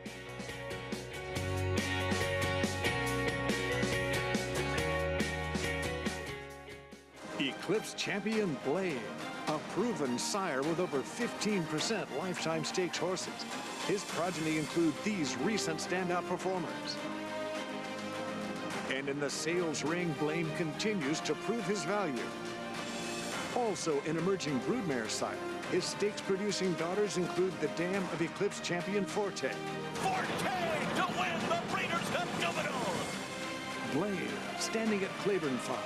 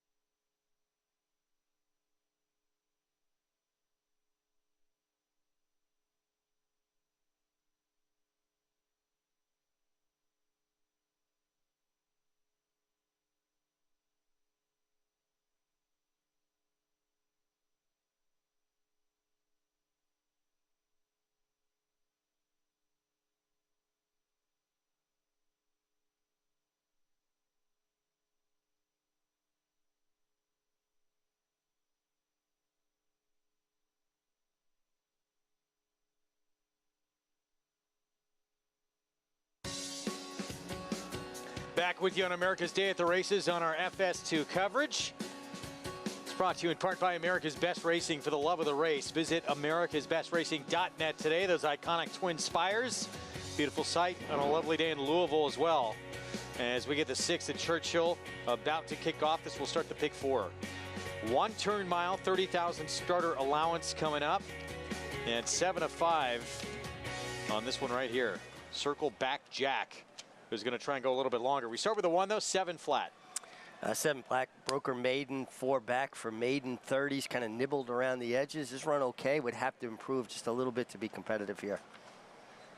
Carnivore, we'll see next, the 3 Ricardo Santana Jr. and a horse just claimed now with Aaron Shorter. Yeah, loomed up like she had to win last time. It snatched defeat out of the jaws of victory, hence her 1 win, 6 seconds lifetime so far. Here's Muggsy Malone in 1901. Yeah, 1 start since March and maybe a get-ready kind of start, and a horse that possesses some speed on the front end in a race with a lot of speed. Yeah, including Commander Carl, who broke his maiden going gate to wire out of the West Coast at Santa Anita. Yeah, more speed here, and Luis Saez Sticks, horse that won for 10 last time, Step 7 Company, adds pace. And yet more pace, the 7, Heartbreaker. So this one, Martin Garcia for Dale Romans just claimed off Phil D'Amato. I feel like this horse could be the main speed or the speed of the speed, but I think it will be contested. Dale Romans having a great meet right now at Churchill. Madison Loves Duke. Here's the 8 with Tom's main man aboard. Edgar Morales in the irons. Believe me, he's the next big name to come out of Kentucky, and a trainer that's won 2 races already today. He's got the hot hand, that trainer of the 8 horse. So run happy for Tom. Here's Jedrick, blinkers on today. Yeah, should sit a good trip, adds blinkers, has run fast enough to win here, and should be get a stalking type of trip. And Circle Back Jack, the favorite, 3-2 right now on the stretch out. Yeah, let's add some more speed to the race. Circle Back Jack, maybe the quickest of the quick. And when you're in a race, you know, as Richie will tell you, if you're speed and you can be all the way on the outside and kind of watch things unfold, it makes your job a bit easier against the other speed horses. Let's head to Churchill and hear from Paul LaDuca. Paulie. Thanks, Greg. Yeah, when you look at this race, Circle Back Jack, the 10 right now, currently your favorite. And, you know, Tom makes a great point that Gerardo Corrales, who's been riding very well at this meet, he kind of can rate this horse a little bit. There is a lot of speed in this race, and whoever wants to take the initiative is going to be very, very key in here. I've even seen Jedrick before show some speed as well. I just don't see, you know, now a horse like Heartbreaker, the 7. Now, Dale Romans doesn't claim a lot of horses. He claimed one earlier in the card. The horse did not come back and run that well. But I would think Heartbreaker with Martin Garcia, he is very, very aggressive. And, you know, Dale's horses have been winning closer to the front end, although we saw the little bug boy win from off the pace with one of his other runners in here. You know, the 3 in here, Carnivore, you know, this horse has been consistent and run some decent races. You know, I haven't been a giant fan of the Oakland Park Shippers, but this could look like a race that, you know, could fall apart. You know, the 1-7 flat I thought was interesting. Ron Marquette's having one of those meets where he just can't break through, but this is a horse that he gave actually the winter off, and I thought the last race as a 4-year-old has gotten a little bit better and better and better after they gelded him as a 3-year-old. So he's a horse to me at 8-1 or 9-1 with Rafael Bejarano. But Tom, I'd never ever dated a girl named Madison, so I don't know why you named this horse Madison Loves Duke, but also don't understand why you're 10-1.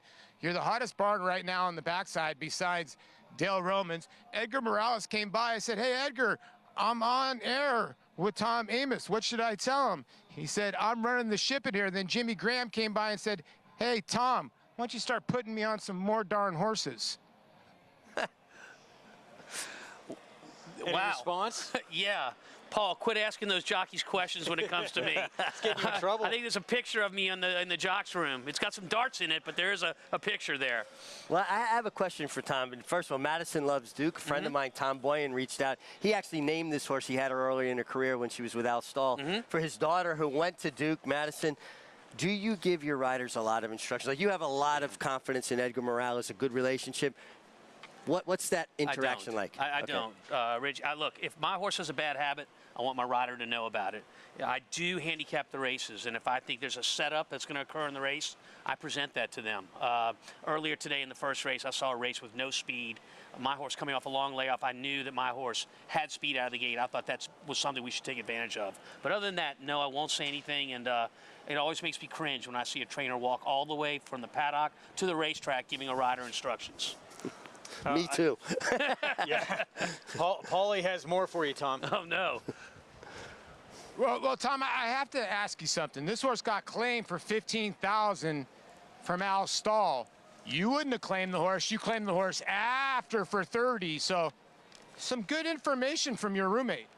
No, I avoid that. I truly do. But you know, sometimes the claims come up, and it's not about who's had the horse or who's not. It's more about, is the horse developing? Is the horse, you know, going the right direction in terms of performances? And both Maggie Moss and I thought that that was the case with Madison Loves Duke. How much is that? I mean, really, in terms of claims, do you? I guess it's kind of a ownership, like relationship by relationship. But do you build that trust with someone, and do you take a lot of advice? Absolutely. We go over claims just about every day, and she's very knowledgeable, knows how to read the form, and then some. So we'll go over that quite a bit. See how Madison Love Duke fares here. The 8 at 8-1 for the Tom Amoss barn. He's got Edgar Morales aboard. 3-2 favorite though. Circle Back Jack. Can this one handle this mile distance? The outside post at a short price for trainer Gennaro Garcia. Let's go to Travis Stone. Get us started here in this late pick 4 in the Friday card from Churchill. Waiting for Muggsy Malone, Commander Carl, and Circle Back Jack.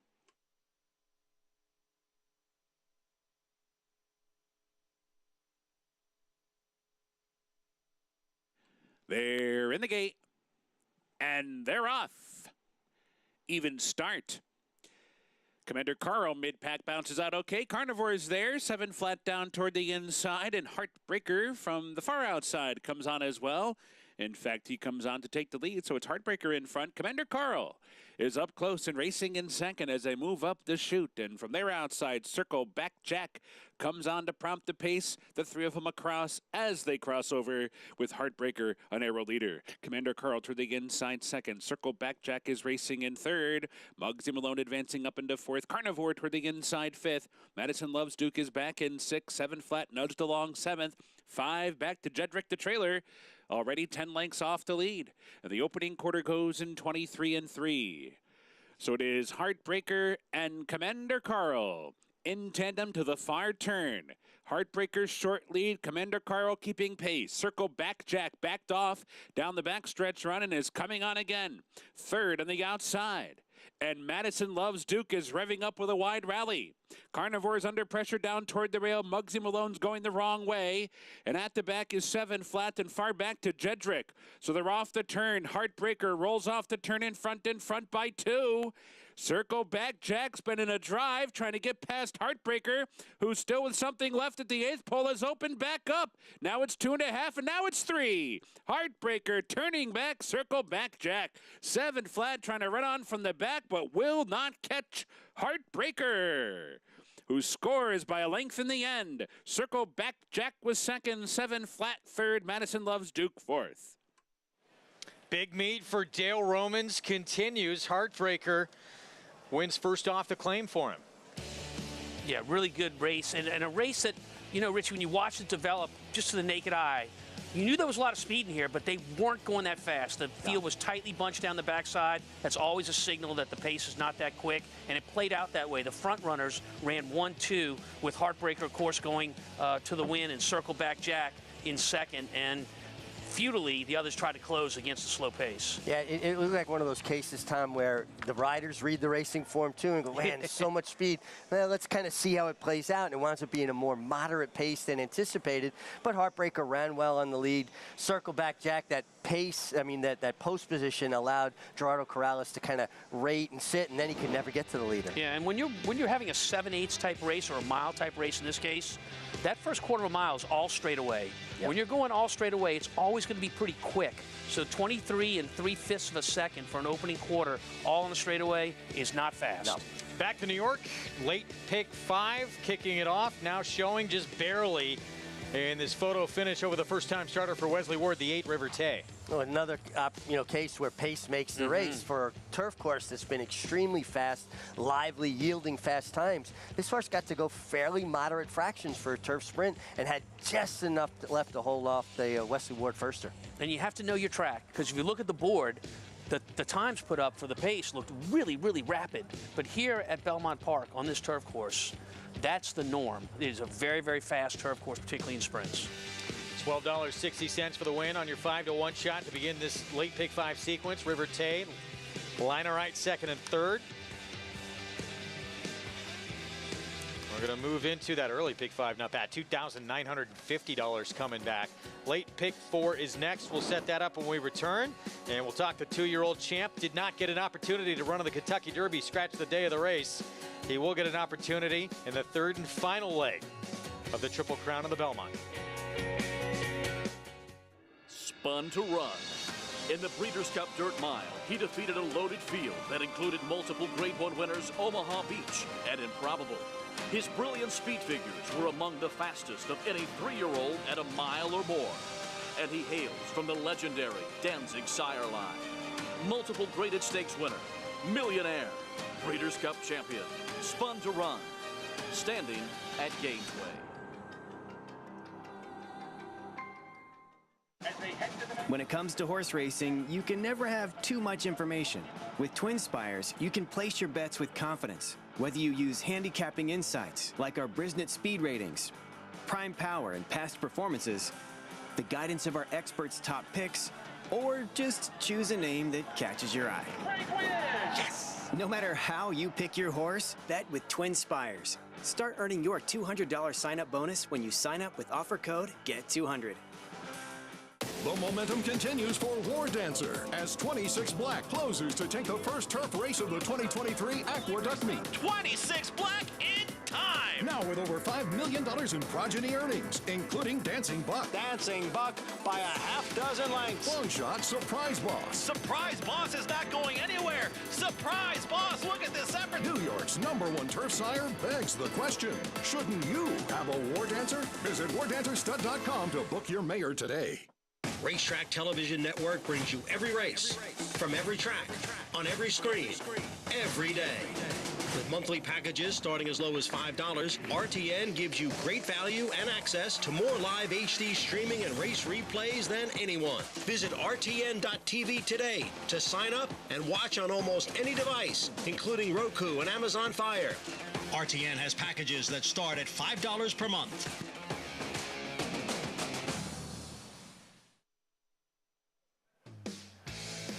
Back with you on America's Day at the Races on our FS2 coverage.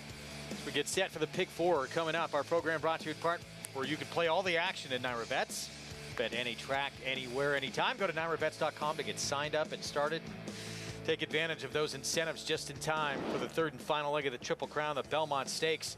6th at Belmont, mile and an eighth about distance over the inner turf in an allowance optional claiming field, and that 4-horse for Christophe Clement Mondigo, gate to wire win at this distance at Belmont last time out makes him the 9-5 favorite. Let's go downstairs to Maggie.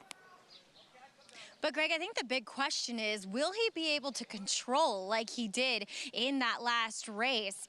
I don't know. I feel like there's some other speed left in this race, but again, he looks great. Not going to be surprised when he wins. But I want to check in with the Chad Brown horse, that is C'est Magnifique, as he's second off of a layoff. Now, I wasn't in the paddock for that effort back here early in the meet, but I know what he looked like in his very first start. He didn't look fit, and it took him 2 goes to get fit and to put it all together. I just think he needed the last start. He looks fantastic here. He looks fit, he looks happy, and if anything, the distance really isn't going to be a problem with him. I like what I'm seeing. It's kind of hard to believe that his dam, Ratata, is old enough to have a 3-year-old running, but again, here we are. Time flies when you're having fun. Moving on to his inside, number 5, Young Frau. He's one that, despite being by Arrogate, in his first start up at Saratoga, I had written that looks like a turf horse. So I'm kind of intrigued to see what he does here. Now, it does feel like after 2 very disappointing efforts in graded stakes and preps for the Kentucky Derby, they're kind of throwing the pasta to the wall and seeing if it sticks. But I do think he looks like a turf horse, and he has plenty of turf pedigree on the bottom. The dam never won on it, but 2 siblings who tried the turf did so. They did have better turf sires, being by American Pharoah and Noble Mission. But I'm still on the optimistic end with Young Frau, as we'll move on to the outside when returning to the turf in number 10, Mayfield Strong, picked up by Mike Maker. This guy, and he is an enormous price on the board. He actually won on it as a 2-year-old, and then his subsequent start came in a stake race at Kentucky Downs. And as I always say, what happens at Kentucky Downs stays at Kentucky Downs. But he also had a trip that day. It was a fairly contentious pace where he made a really premature move and just faded late in the game there. But watching him and watching his turf races, he moved beautifully over it. He looks like a turf horse. He looks fantastic here. And Greg, he is a long shot that I'd like to use. Thank you, Maggie. It's an interesting race with some new shooters on the grass. As we take a look here at the 10, Mayfield Strong, Mike Maker, Dylan Davis, and potentially a horse here that could be forward. Could be forward, but also he's got to overcome post 10. It's a very short run to that first turn going a mile and 1/8 here. It's maybe 100 yards, probably a little bit less. Well, that's the yin. The yang is when Mike Maker claims a horse and puts him on the grass, look out. He does exceptionally well with claims on the grass for the first time. So I think the 10 horse, Mayfield Strong at 21-1, at least has to be considered. But too, you know, back to this configuration, and that turn comes up so quick, and you rode this course so many times, and the rail's out pretty far today as well. They have been for a while. Yeah, and most of the time you don't see a lot of pace develop in the mile and 1/8 races because I think riders are already setting their horses up for the turn instead of having an opportunity to let them run a little bit freer, Tom. Mm-hmm. You hear the term all the time, getting my horse in stride, and sometimes rushing a horse early does the opposite of that. Got a new audience joining us here in moments. So we're going to have a slight pause here in just a second. Mondigo for Christophe Clement with Joel Rosario. There he is, the 4. This is your 8-5 favorite, looking to go back-to-back off that maiden victory that came right here at Belmont at this distance as well.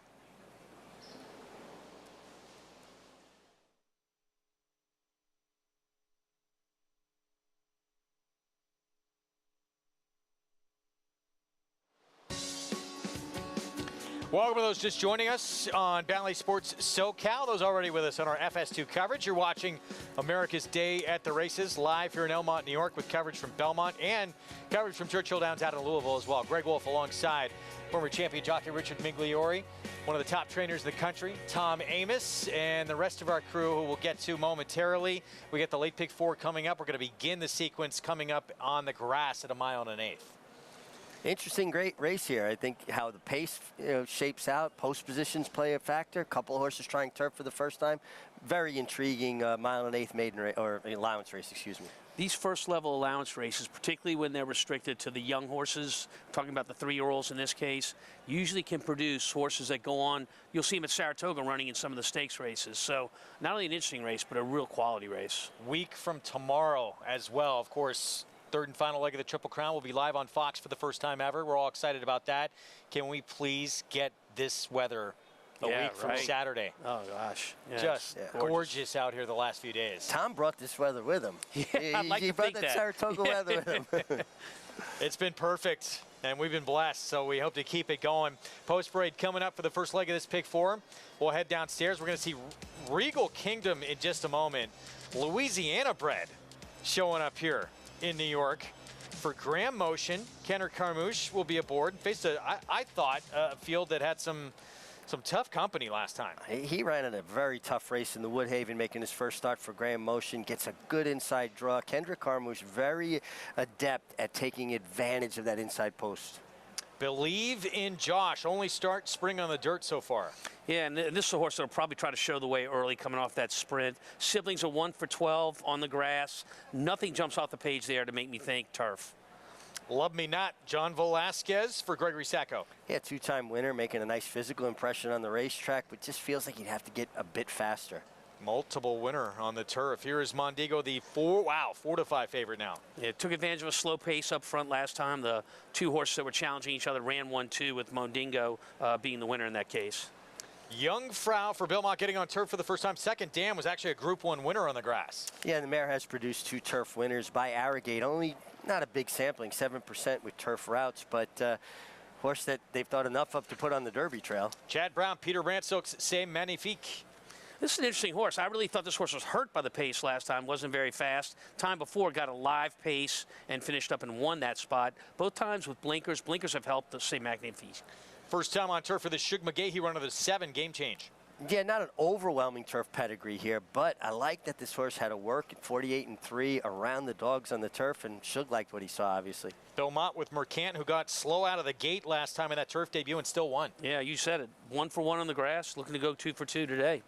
15-1, big number. That was at a mile on the turf at Aqueduct. Here's Clever Thought, Todd Pletcher. Deep closing type from Todd Pletcher is going to need pace. I'm not sure he's going to get the pace to really benefit for that late run. And as Tom said, the miracle worker, when he claims him and puts him back on grass, Mike Maker does a lot of special things. Mayfield strong, big number outside. Yeah, I've been a victim of that, and all I can say is when you get ready to watch Maker perform and it was your horse, you're nervous. 20-1, Dylan Davis, couple of wins today. He is on Mayfield strong, getting a big warm-up. Feels like Dylan's kind of pulled out of the kind of slump that he was in. He was just struggling. You could see he was second-guessing himself. He just wasn't confident. Those 3 wins yesterday, a couple wins today. Feels like he's kind of righted the ship. He's too good a rider for that to last forever. Boy, he's a good rider, plain and simple. Yeah. Third and final leg.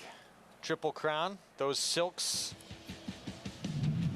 We saw in the winner's circle last year with Mo Donegal, Mike Rupoli, and the 2-year-old champ, Forte, did not get that opportunity to run in the Derby. He's still probably in a lot of people's eyes, even though he wasn't in that race, your top 3-year-old right now. Yeah, I mean, we're looking at Forte on the outside there, and from a trainer's standpoint, number one, he's a horse that keeps a big stride and kind of looks like he's suited perfectly for the Belmont. He's got a lot of stamina in what he does, and his resume shows that after winning the Florida Derby, how he likes to run. But the big question and what I think he has to overcome as he looks to the Belmont next weekend is that he hasn't run in a while. Yeah. And he's got to prepare for a 1.5-mile race. So it's not only being, the best 3-year-old on that day, but going a 1.5 miles is a grueling distance. It's a marathon distance. Is he going to be fit enough and sharp enough to win off this layoff? And to those who say, he hasn't missed a work, you can't substitute a race for what you can do in the morning. Well, he had a schedule, right? And that schedule got completely interrupted. Now, yes, he's working well, but that's a big ask, isn't it? It's a big ask. If I'm a trainer, that makes me nervous. But you're not going to question that man right there. He knows how to do it, and he's won many Belmonts. Todd Pletcher, Hall of Famer, you saw on screen. He has this horse. He has Forte, of course. He's trying to win a 5th Belmont Stakes in his incredible career. Meanwhile, this horse, Clever Thought, 8-1 on the board with Ruben Silveira, who will get a second shot against winners. Kind of watching him warm up, you kind of can see why probably he's a little bit slow early. Just like a kind of a sloppy horse behind, even the way he jogs. He kind of, a little bit loose in behind, takes probably a little while to get up underneath himself. Well, he's never run in the dirt, and there's a reason for that. He just doesn't have a good dirt look when you're watching him warm up right there. He's had 1 start on synthetic and then 2 starts on the grass, one of which was a win. He's a horse that wants some pace up front, and it shows the way he warms up. Let's get back to the 4-5 favorite. So here's Mondigo, Clement, Rosario, teaming up on a horse that went gate to wire last time out as a favorite to break his maiden. I really like this race, Richie. I mean, yes, he slowed it down, but it's not as if he's making a lone lead here. This is a situation where he actually gets headed down right outside of him, a Klarovich horse right there, and he's able to kick home nicely. Now, I'll be the first to say the pace wasn't fast early, so advantage to the leaders. And these 2 horses were 1-2 and stayed 1-2 in the race. But I like this horse's finish, and I don't think he's a one-dimensional horse. I think he can be versatile if he has to be. There's some other speed in here, but he'll be close early. Just love that he kicked home in 11-2, so at least he showed a turn of foot for a horse with a lot of scope to him. Let's go back to Maggie. He's so handsome, Mondego. I mean, he looks fantastic out there, but you guys say that he's versatile. He's going to have to prove it to me that he can win a race when he might not be on the lead, because at least the horse 2 is inside. That's a long shot in here. Love Me Not. This guy's really sharp. And we know John Velazquez, he does not take that away from his horses. Now, do they gift wrap the race to Mondego? It happens a lot around here, so I'm not going to be surprised when they do. But I just don't think he gets to waltz around there like he did last time when breaking his maiden. As we'll check in with number 8, Mercante. Mercante. I like saying that. He just kind of grinded out the win last time at a mile coming off of a layoff. But the last time I saw him was in the middle of winter. He's done very well now that he's more into his 3-year-old season. He's filled out, he's stronger, and the extra ground that he gets to cover is really going to help this guy out. And kind of the same thing goes with Richie's pick in here. That's number 1, Regal Kingdom. I know the owners flew up from Louisiana.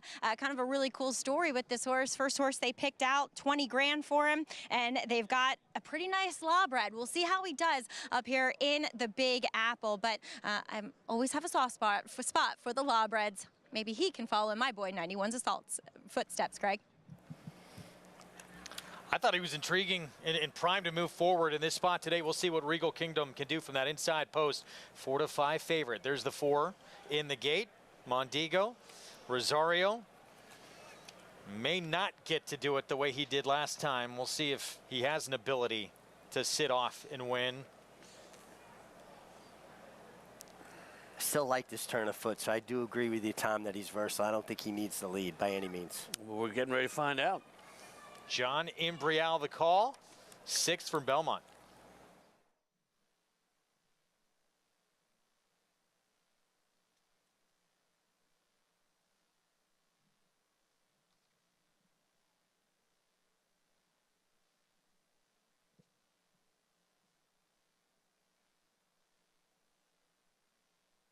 Mayfield strong, now goes in. We're set for the 6th. And they're off.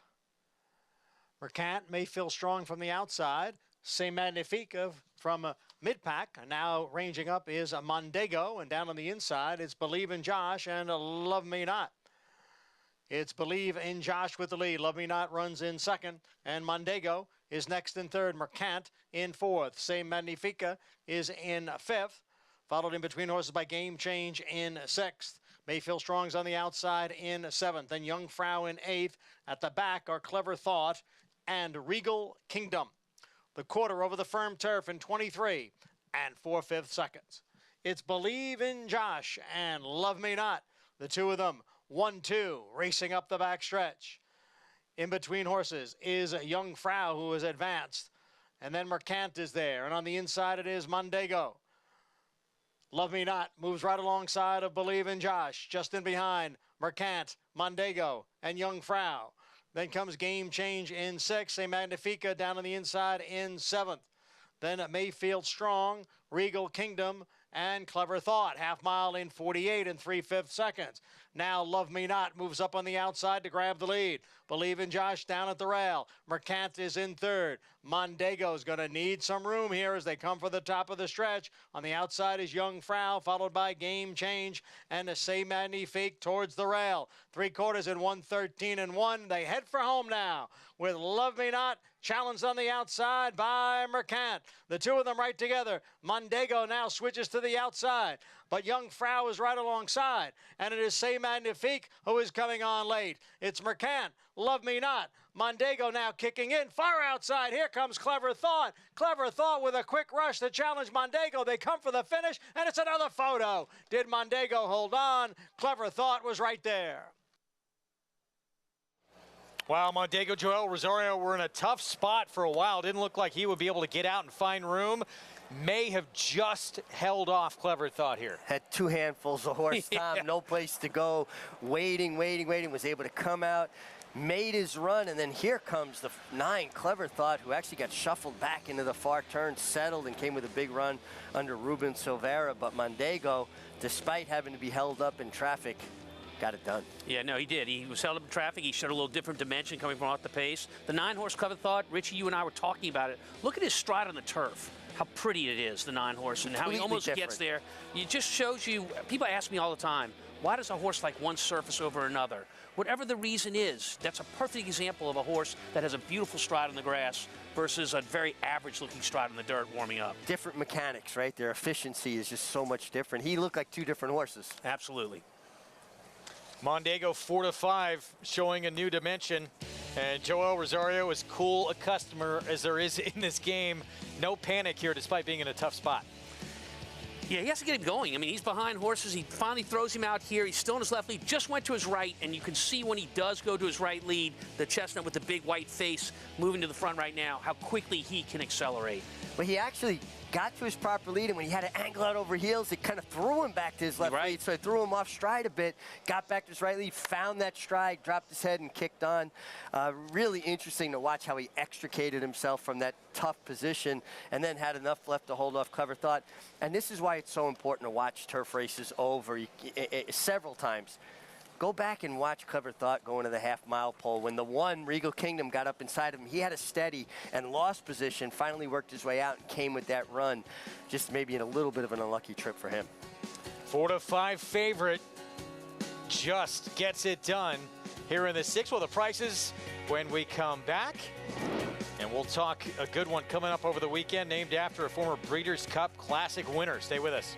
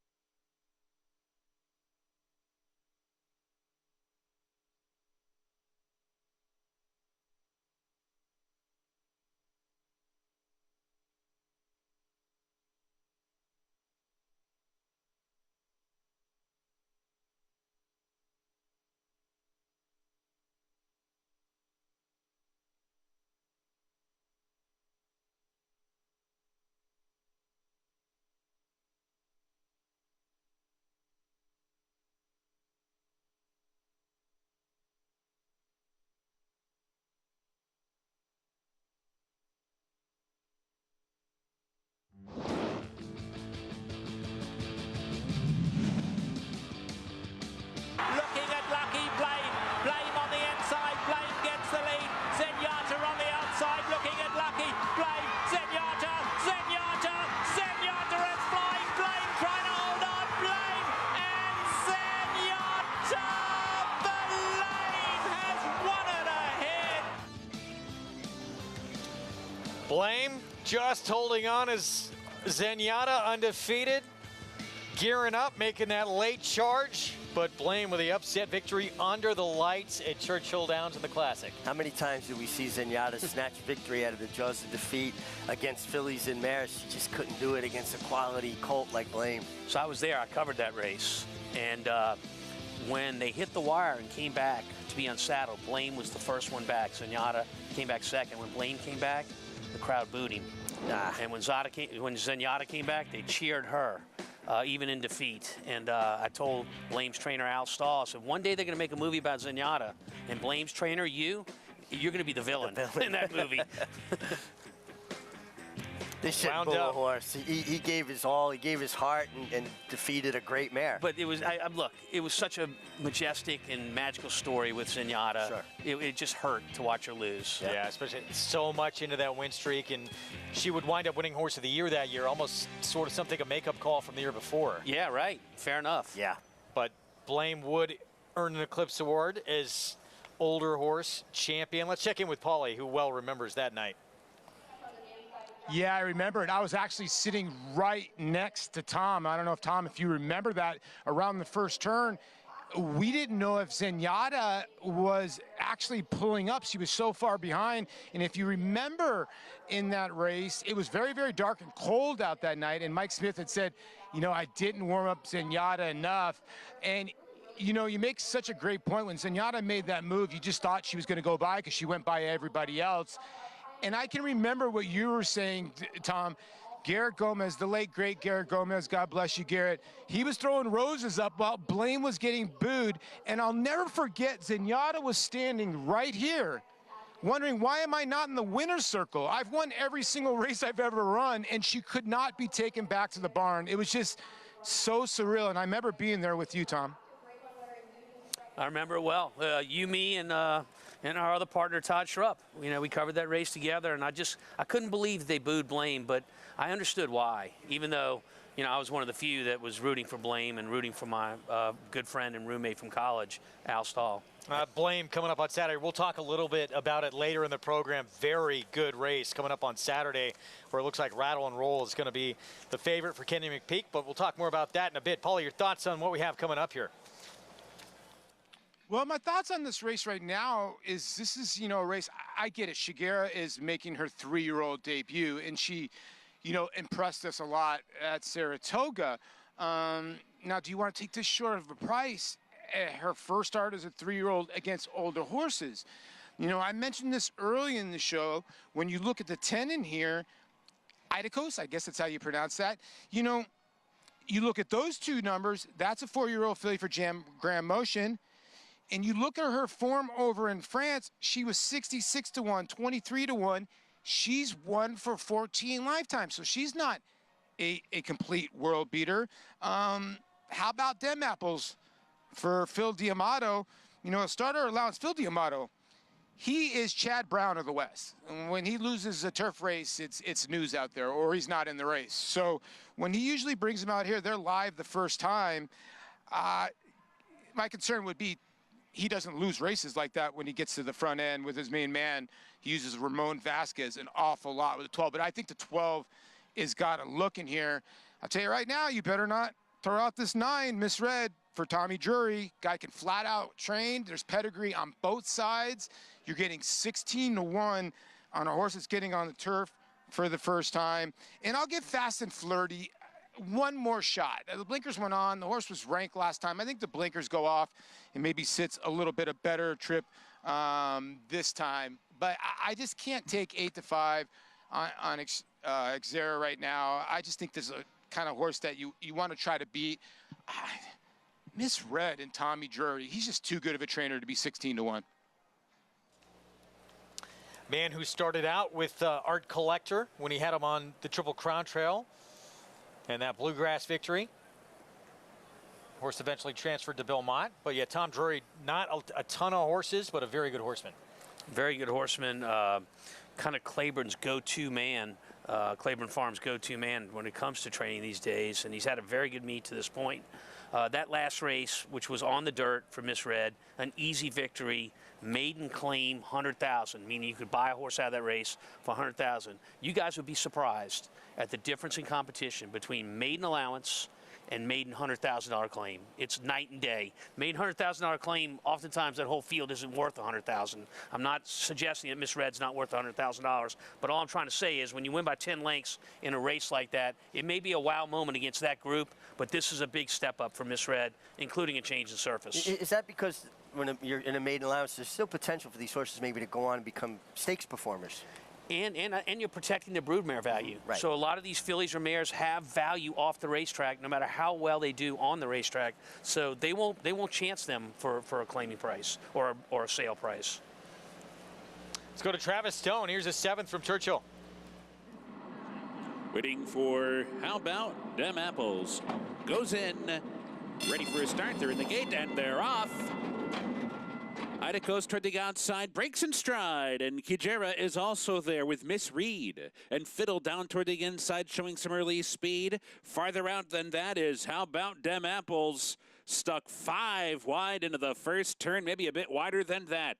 Fiddle from her inside post, though, cuts the corner, takes the lead, and heads to the backstretch run.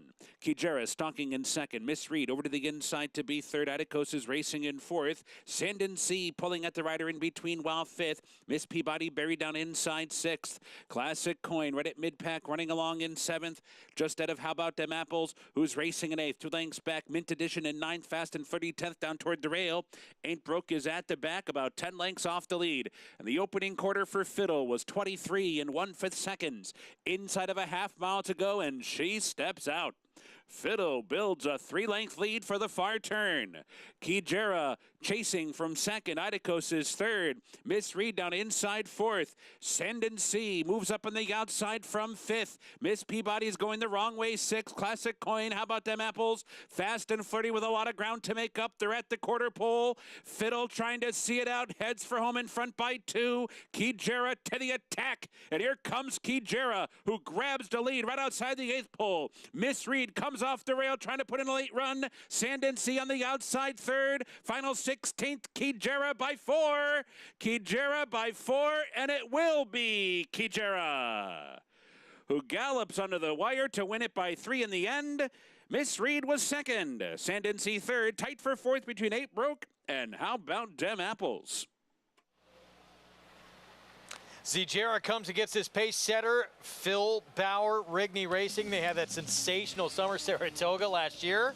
And with a win here, now 2 for 5 lifetime, this 3-year-old filly by Nyquist. What an interesting race. I mean, so we talked about a lot of speed in this race, and it certainly developed early. There were 5 across the track going in the first turn. And when something like that happens, riders have to make quick decisions. Who benefits? The horse on the inside. The next thing you know, Fiddle, the one horse, is on the lead by herself. Everybody's moving into position. She's going too quick. Yeah. And the horse that had the best shot at her and was positioned the best when they turned for home was our winner, the 8 horse. Floats up to 2-1 as well. Meanwhile, back to Belmont, Mondigo. Joel Rosario, your winner in the 6th here. Our winner's circle lead-in, brought to you by the Fasig-Tipton July sales of selected yearlings and horses of racing age. July 10th and 11th in Lexington, Kentucky. Where will you be? In some tough, tight spots, Joel Rosario able to find his way with this short price favorite. Tom, this looks like me on the Belt Parkway trying to get home from Aqueduct. No place to go. I'm trying to change lanes. My exit's coming. I jumped out. I got my lane. And here, the unflappable Joel Rosario is able to produce Mondego. He had a lot of run, but he just needed room. And nice effort from him and a change of tactics. Yeah, change of tactics worked well. I went back and looked at Clever Thought's trip. And really, that is the last frontier, you guys, trip handicapping. You know, it's not analyzed in a number as everything else is. Clever Thought is a horse to keep on your radar for the next time out. 4-9-8. In the 6th, Mercat for Bill Mott. Second time on the turf. Completing that trifecta for 50 cents comes back just over $46. We're going to take a timeout. We'll talk more Belmont Stakes when we return. Bob Baffert was back on the scene in the Preakness and collected another win with National Treasure. Can he go gate to wire again in the Belmont?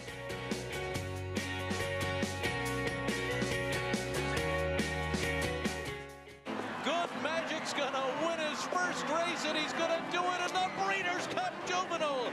Here's Maines coming strongly down the outside. Angel of Empire is putting in his run, and there's 1 furlong to run. 2 Bills on the inside, trying to hold up Maines.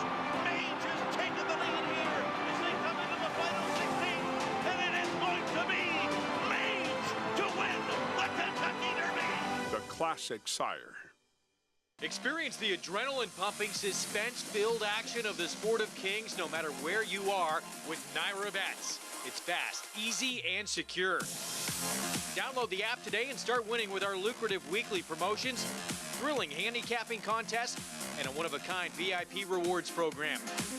Don't just watch horse racing, be a part of the action with NYRA Bets.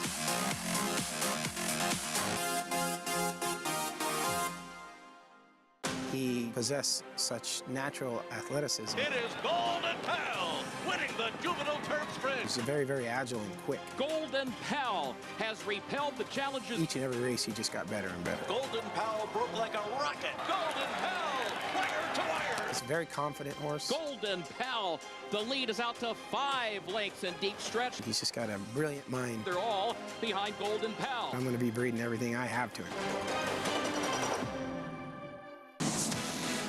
It's America's original sport, and no one covers it better than America'sBestRacing.net. From the sport to the lifestyle, the best races, horses, and destination venues, cocktails, gambling, fashion, and more. America'sBestRacing.net is a sport for you.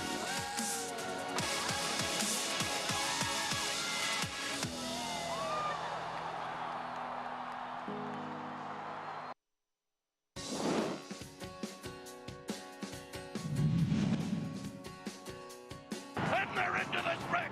National Treasure taken on by Blazing Sevens. Page wanders inside. Still work to do with him. National Treasure digging in. Blazing Sevens. Mage is third. National Treasure. It's Blazing Sevens putting on a show in the Preakness. Who's it gonna be? It's gonna be National Treasure. Look back at the Preakness, Blazing Sevens getting right up to National Treasure, and that horse able to re-rally on the inside. Yeah, I just wondered, you know, the outside horse, Blazing Sevens, going down to him, making some contact. It was almost like poking the bear, Tom.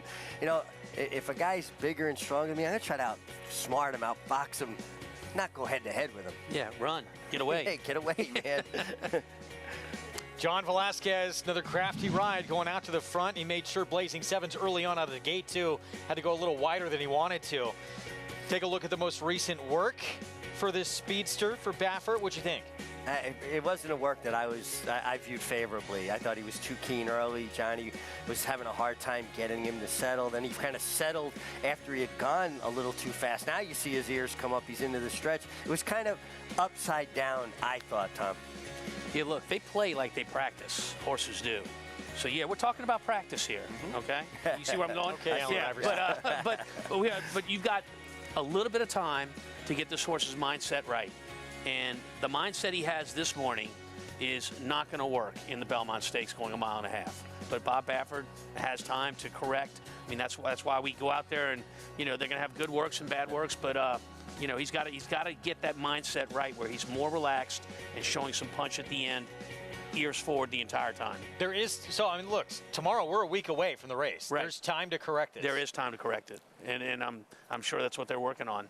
And the other thing I will say, Tom, though, what was surprising, that he did actually gallop out, which you would think after going too fast early, then slow the last quarter, that there wouldn't be a lot of gallop out. He actually did gallop out, so I have to give him that. He's a good horse. He's been a horse, too. I mean, that's sort of been his MO. He really gallops out strong after races, after his works. But Baffert has said this a lot. John Velasquez echoed that sentiment that it's a horse who, you know, kind of runs in spots a lot. Yeah, I'm only going to comment on what I see in the work, and that's a window into a horse that I've never been around, I have never worked with, and so maybe it's not that fair. But I can tell you that, on average, a work like that is not what you want going into a race. I agree 100%. It was backwards. You want to go off steady and finish in a work, or at least stay even. That stop and start kind of work, even if a horse is prone to that, it to me is not the kind of work you want going in. If he's in the starting gate, Belmont Day, I truly believe that they will have this horse. This horse will be right come post time Belmont. We will find out. Not a lot of time. Just a week from tomorrow, third and final leg, the test of the champion will be seen on Fox. 7th at Belmont. Coming up next, 1 turn mile. It's a $20,000 claiming race as you take a look at the current odds. It's Cold into Hair. 7-year-old mare. She has a nose for the wire. 11 victories in her career, including last time out. Got a couple of them with me. I used to have her at one time for Maggie Moss, and she was a hard-trying filly. This distance, this one-turn mile, is right up her alley. Winner last time. You know, more than half her starts, she's been first or second. You won't find another horse in here that can compare to her in terms of understanding where the wire is and being competitive. Here we go with our post parade. We're going to start with a 5-year-old mare who has primarily been on synthetic. This Lady Is the Law. Yeah, taking a lot of money. She only has one fast main track dirt race, and that race left a lot to be desired, but it was awfully young in her career. Here's Valoran, Manny Franco for Rob Atras. You want to give this horse a play. I do think this is a horse that can clear early and make everyone chase and maybe slow things down early in the pace and have something for the end. Triple P will stretch out from sprinting. Yeah, it looks like at first glance she's dropping in class, but she's kind of been up and down the scale and would have to improve from her recent form. 35-1. Here's the biggest price on the board. She's Got Game. Yeah, she needs to get some game quick. I mean, this is a horse, okay, one race off a layoff, was beaten soundly that day. Horse kind of stepping up in class. A lot of things here that don't add up to the winner's circle in my mind. Here's the favorite. It's Cold into here. Peter Walder trains. Like my horses the way I like my people, honest and hardworking, and she embodies that 26 times, 1, 2, 3 from 43 starts. Halo City, she's been tackling probably the toughest company of anybody in this field. Yeah, she's going to come from back. She's not a great gate horse. She needs some pace up front. Coming back in a week from her last start. I'm not discounting her, but she's got to have some pace. Here's Gringotts at 11-1. Was just a half length off of Valoran last time after encountering trouble down the backstretch. Just feels like Valoran, though, could work out a better trip here. And we should see some pace outside with blinkers going on, captivating Kara. Yeah, this is what she wants to do. She wants to use her speed and, you know, look no further than what the trainer's doing. A change of equipment, blinkers on the 8-horse, and he's signaling to the betting public, hey, we're going to go from this outside post. 4-1 on that 3-time winner, Ruben Silveira aboard. See Ruben do this a lot. He'll kick his feet out and kind of hobby horses over to the gate. See that a lot with South American horses. I don't know exactly where Ruben's from, but you see him do this a lot in the warm-up. He must have the calluses in the right spot to be riding like that. You're not kidding. Meanwhile, 7-5. As we take another look here, it's Cold into here, the 11-time winner. Let's take a look at that win back on March 31st at Aqueduct. It was a mile race and wins by a half length, getting by OK Honey, who looked like she had the race won. You never discount a horse that has that affinity for winning, right? They just want it. She puts her heads down. She came out from behind horses, got a really nice trip under Trevor McCarthy this day, and came with this relentless grinding run. Yeah, she got a great setup up front, which is what she wants. She would love to come around if she had her druthers in a race, and she gets to do that here. Gets up just in time. Look, if it's a horse race last 16th of the mile, I'll take her over just about anybody in this field. 7-5 favorite, looking for the 12th win of her career. Let's go down to Maggie. Checking in with Golden Dahair. She looks fantastic physically. Coat's better than what I had observed over the winter. Great weight. I like the fact that off the win, first off the claim for Peter Walder, he decided to give her a little bit of a break, which I think is only going to benefit him and her, to be honest. Now, she's always been a high-strung individual. She was a bit tough to get the tack on in the paddock. That's her. That's always been her. I mean, she will bowl you over if you let her. So all things good with her. No problems at all. Now, checking in with number 1, who is taking some money. This Lady Is the Law. So she's only run twice on the dirt. And the first time it was on a fast track was her first start against a salty group of maiden special weight horses, I believe.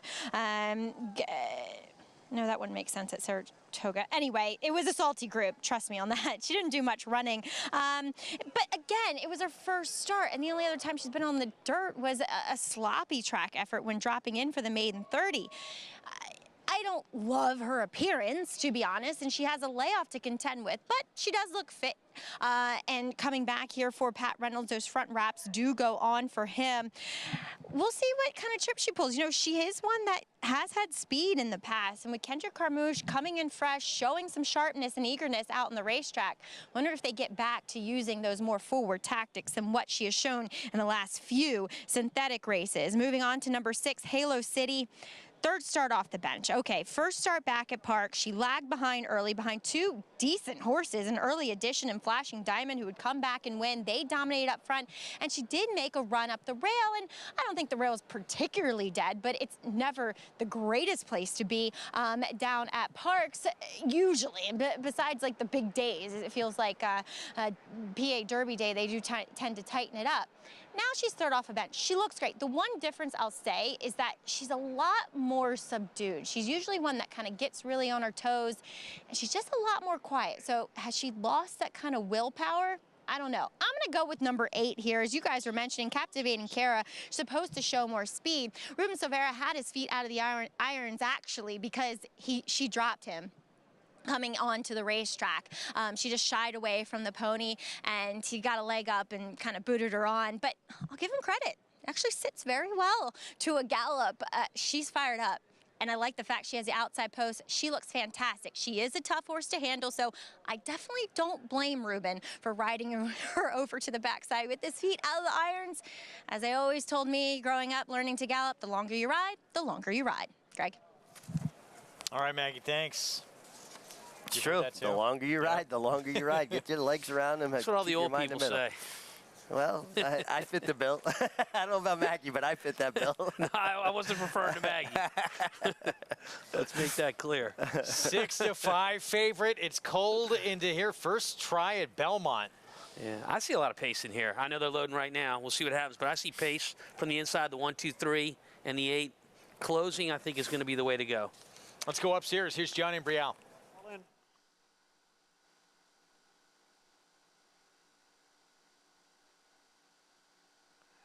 And they're off. An awkward beginning there for number 1. This Lady Is the Law, and she trails. Captivating Cara is out for the early lead as Valorand moves up at the rail. Valorand up to challenge Captivating Cara. She's got game, is headstrong there, and moving up down towards the rail. On the outside is Gringotts. Triple P is in between horses, steadying there. Triple P steadying and is back running in 5th now. It's Cold and DeHare is running in 6th. It's a break of 3 to Halo City, and This Lady Is the Law. The quarter went in 23 3/5 seconds. So it's Valorand by a neck. Captivating Cara on the outside in 2nd, with Gringotts in 3rd. Then comes a Triple P. It's Cold and DeHare moving up a spot now on the outside. As She's Got Game drops back at the rail, passed there by Halo City. As they race midway around the far turn, the opening half mile in 47 2/5 seconds. Captivating Cara has the lead as Valorand drops back at the rail. Captivating Cara in front.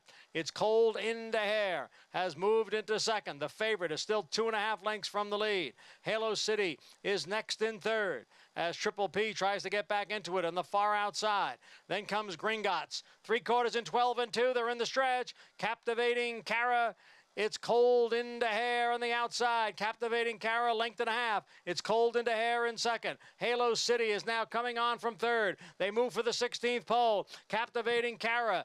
Halo City driving up on the outside. Captivating Cara and Halo City, the two of them race to the wire.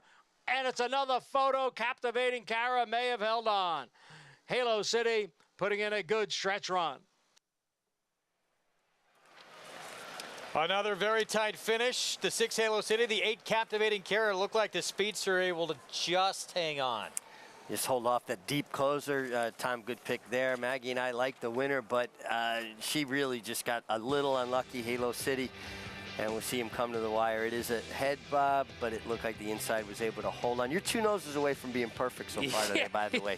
Yeah, but, you know, for Captivating Cara, for those that are handicapping, you know, look, intent is everything in horse racing. And, you know, blinkers on and what they had in mind here today, the trainer is showing his hand to you without even talking to you, just by what he's doing with the equipment change. And it worked really well for the 8-horse Captivating Cara. Greg DePrima, very underrated trainer. Watch Ruben Silveri. He's going to look under his shoulder here, and all of a sudden, oh, wow, wait, someone's there. Now he starts riding with a lot more urgency. Now he's on, where's the wire slide? But she got it done. Nice to have that outside draw with a horse with natural speed. Yeah. Takes you into the game.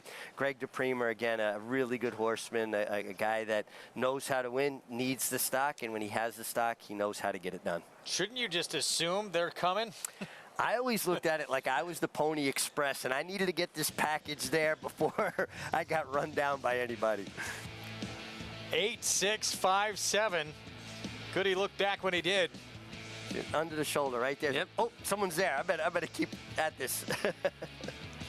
Got busy and able to hold off that late charge from Halo City. So 8, Captivating Cara gets the win here at 4-1. Had been 0 for 13 at Belmont, but able to get loose on the lead. And speed is always dangerous.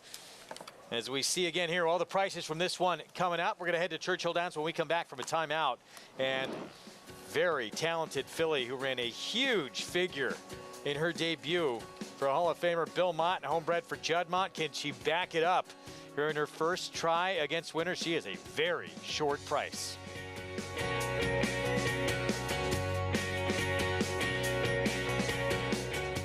Grade 1 winner and track record setter Lee. Like their sire, his runners have excelled on both dirt and turf, including these standout performers. Poppy Flower is kicking in. Poppy Flower with the momentum. Nagarok, they come on for the finish, and it is going to be Nagarok. Out of a Galileo mare, this dual surface star has sired juvenile stakes winners on both dirt and turf. Lee, standing at Claiborne Farm.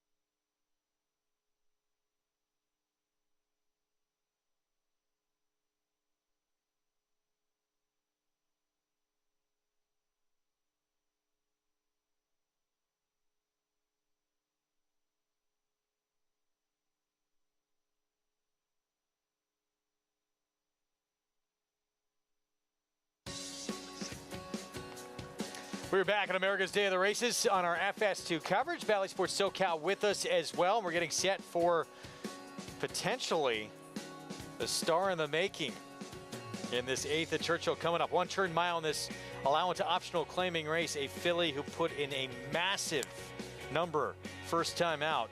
Scylla, daughter of Tappet, homebred for Judd Mott, trained by Hall of Famer Bill Mott.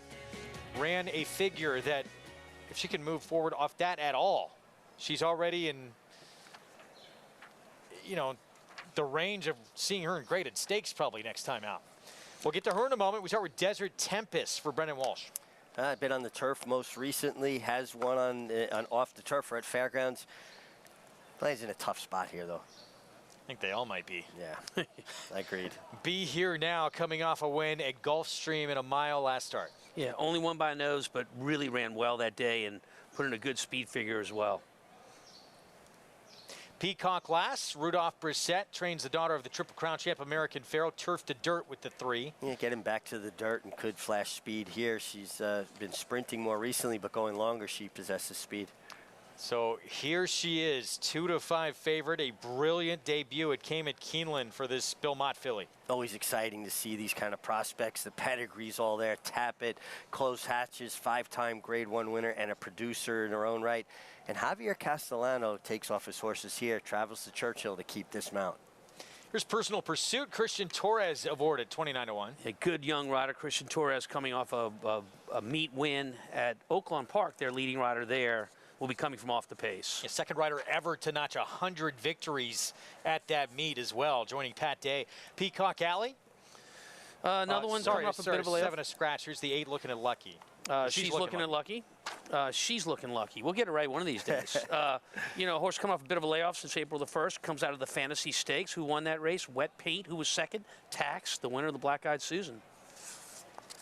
Divinely Bolt, 50-1. Mitch Murrell. Yeah, it took her 9 times to break her maiden, then tried turf, gets back to dirt, but boy, again, another one, tough race. Blinkers going on Boss, Lady Bailey with Luis Saez. Yeah, when you can't get something right with your horse, if it's not working well, you try different things. They're telling you, we don't like how this horse has performed so far, so we're going to try some blinkers, see if it helps. Magical Loot, a big price for Ian Wilkes coming off a maiden win at Keeneland. Yeah, Ian Wilkes, a trainer that races his horse into condition. They tend to get better with racing, well drawn towards the outside. Destined to Race will slightly cut back in distance for Michelle Lovell. And that was a good race last time at Churchill Downs, Derby weekend, maiden allowance, going long. Really ran well for Irad Ortiz that day. Goes to Colby Hernandez today. And also eligible that draws in for Steve Asmussen. Florent Giroux will be aboard this 23-1 shot. Yeah, Magic Bubbles shown steady improvement and makes her first start for Steve Asmussen. They all got to contend with the 5. This is one of those races, Tom, I look at like as a fan. I'm a fan of the game, and you're always looking for those special horses that kind of inspire you. So full disclosure, so our big favorite, the 5 horse, is a half to Tacitus. And Tacitus was up at Saratoga one year. He was a horse that always seemed to get in trouble. He, you know, blinkers on, blinkers off, ran the Travers that year. And Andy and I went back and forth. I said he caused his own trouble. Andy blamed it on the jockeys all the time. Now his career is over, and I finally have a chance to say, I was right. Tacitus still, yeah, probably. Look, he had a very good career on the racetrack. This dam produced Tacitus. We'll see if Scylla, this wide open 3-year-old filly division, Paulie Tom has a pretty good one too. Maybe this is the next rising star. Yeah, she could be, Greg. I mean, this is the way she won first time out. It was methodical. She was about 4 or 5 wide, and when you got to going towards the far turn, you were wondering, okay, is she going to keep on going? And then Junior, like, just kind of just gave her like a mini kind of hand ride, and she just gradually just picked up speed and just went away from the group. And the talent just looked immense, especially being a daughter of Tappet too. You know, obviously Close Hatches was an unbelievable mare, you know, but she was by First Defense, and you know, First Defense usually put out a lot of sprinters, so to have that just Tappet on the bottom side, they're gonna have to run to beat her. I mean, maybe it's one of those things too. And I'll tell you what, Mig makes a good point. Castellano comes out here to ride this horse, and I'm not a horse flesh specialist, but this filly looks like a straight athlete. You can see every muscle in her body. So I just feel really, I think she's just going to be really difficult to handle in here. You know, she's facing winners for the first time. I understand that. I do think the 3 Rudy Brissett horses have been firing everywhere. And, you know, this is a horse that, you know, 2 back, caught the 10-hole at Keeneland, against Positano Sunset. Not a bad runner at all. Has caught some turf, some sloppy racetracks. Finally gets a flat mile on square dirt that it's fast right now. So I think that horse has got a little bit of a shot at 15-1. And they're on the 8 here a little bit. And she's looking lucky for Matt Scherr, trying to get back to those, those buyer or speed numbers 2 back, but, again, didn't run much in the fantasy, and I can't see it at that price at all.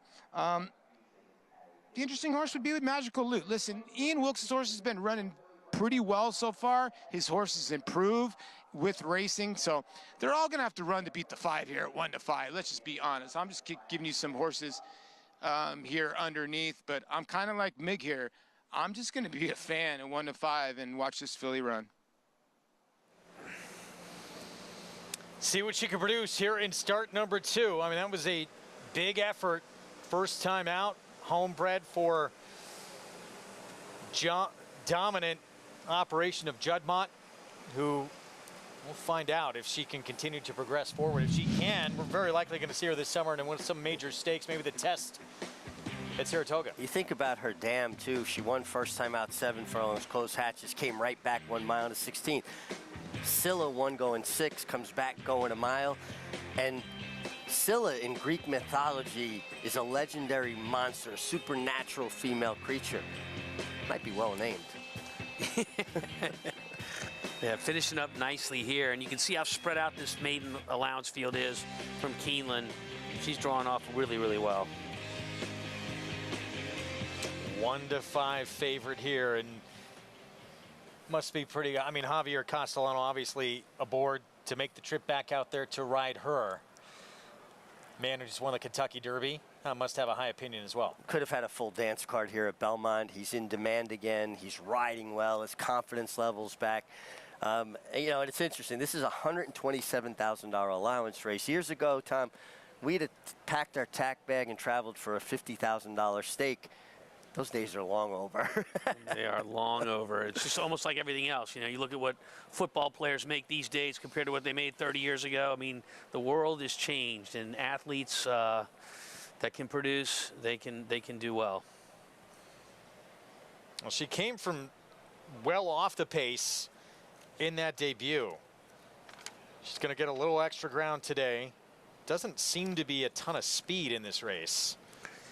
Yeah, maybe towards the inside. What about Be Here Now? I think that horse, based on that Gulfstream race, might try to show a little bit of speed. The 7 scratching Peacock Alley, that hurts the speed in this race as well. And then going to the outside, Destined to Race, the 12. I think the speed comes from the inside, the 2, the 12 on the outside as well. But with the race under her belt, stretching to a mile, she's going to be forward again. I mean, put more forward than she was, first time. Yeah, we talk about it a lot. Horses make their greatest improvement typically from their first to second start, and we'll see if that holds true today. If it is, they're all in trouble.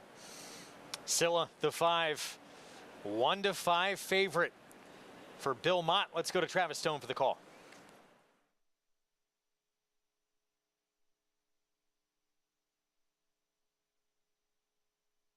They're in the gate. And they're off. She's looking lucky, bounces out near the top. Peacock Glass is there. Desert Tempest down toward the inside. And from the outside, she's looking lucky, and farther out is Magic Bubbles coming on. Boss Lady Bailey not far behind them as the field races up the chute and heads for the main track, and 3 of them battling for the early lead. In between, she's looking lucky. Down the inside is Peacock Glass, and in the clear is Magic Bubbles right up and on the pace. Boss Lady Bailey comes away in 4th. Desert Tempest settles in toward the rail 5th. Scylla is out in 6th. 3 lengths off the lead with 5 furlongs to go. Divinely Boat following that one. 7th Personal Pursuit over to the inside to be 8th. Destined to Race moving up into 9th, followed by Magical Loot down inside 10th. And Be Here Now's the trailer. The opening quarter in 23 seconds. Flat sharp half 46-1. They're on the far turn and the battle continues up top. Peacock Glass, and she's looking lucky, and Magic Bubbles on the outside. Boss Lady Bailey racing in 4th. Scylla sweeping up on the far outside. 5th and now 4th and coming on strongly. Scylla just 2 lengths behind as they hit the top of the stretch. Peacock Glass heads for home in front, but Scylla sidles up and takes over willingly and easily. Opens up to lead by 3 in just a few jumps. Scylla opening up by 5 now. Peacock last, left behind with Magic Bubbles and everybody else. It will be Scylla. Another scintillating effort, geared down to win it by 7. Magic Bubbles, Peacock last, and she's looking lucky. We talked about going to the Kentucky Oaks. We thought how wide open this 3-year-old filly division was. We saw Taxed win that Black-Eyed Susan, Tom's filly, runner-up finish, returning that really good 2-year-old form. We might have a new star here. You know, I'm sure Javier Castellano flew first class from New York to Louisville to ride this filly. He's flying first class right there. I mean, this is a really, really big performance. Down the backside, Richie, you and I were talking, and, you know, in her first start, she came around as she did today, but she took a lot of dirt today, got a really good education. Look at her not even being asked at the wire there. This is a star in the making. Yeah, consummate ease. It looked like at one point, midway around the far turn, she might have let go of the bridle a little bit, and we were talking about maybe her resenting the kickback, but she got in the clear, caught her stride, won easily, lived up to the billing, and the 3-year-old filly division just got a lot deeper. And she looks happy. I mean, she just looks like she was out for a day in the park. Ears forward, checking everything out. Look at me. I'm bad. Yeah, she's bad. No stress, right? No she's stress very at all. bad. And, you know, we talk about some of the big races, obviously, this summer. Saratoga, there's the test that's 7 furlongs. Is this a filly that wants to go longer, perhaps? Yeah. Oh, yeah. Oh, yeah. I truly think the move from 6 furlongs to a 1-turn mile is a natural progression that now is going to go to 2 turns next time. Coaching Club American Oaks, perhaps? I think she steps up and goes further, no doubt. And I think more than the test, maybe even the Alabama could be on her radar. At 1.25 miles. She's been fun to watch her first 2 starts. Look how easy she's doing this. Javier Castellano not even moving those hands at all. What a dominant performance.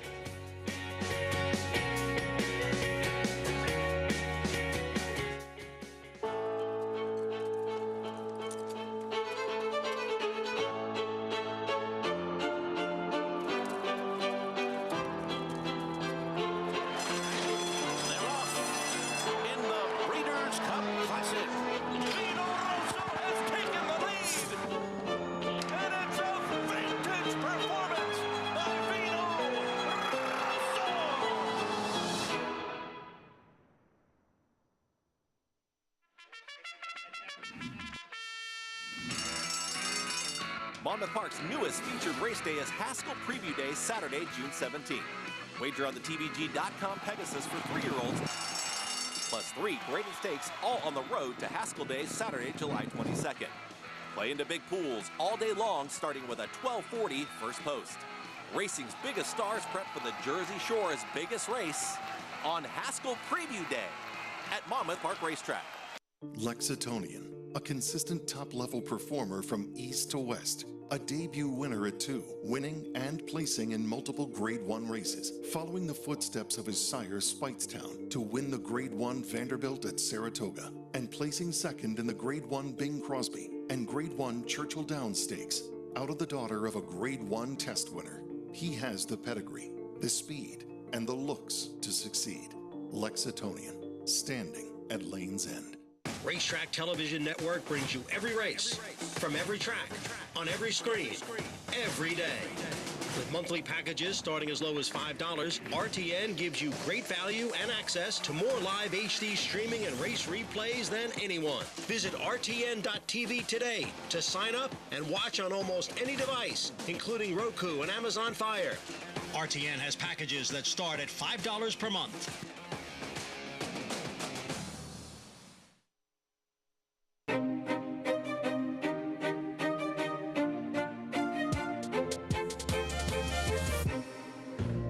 The 2016 Ballerina Grade 1 at Saratoga is my favorite race for a number of reasons. One is the fact that we won it with Have You Gone Away that year, just made it extra special. It's a race with an enormous amount of prestige, and it was our first Grade 1.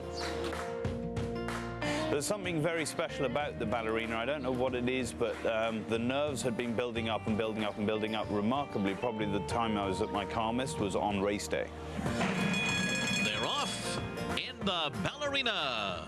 I loved the post that day, and at this stage you're just hoping that you get a clean trip. We wanted a bit of pace to run at, but on paper there didn't appear to be a lot. So I said to Johnny, just make sure that she breaks cleanly and you get a nice position on the outside.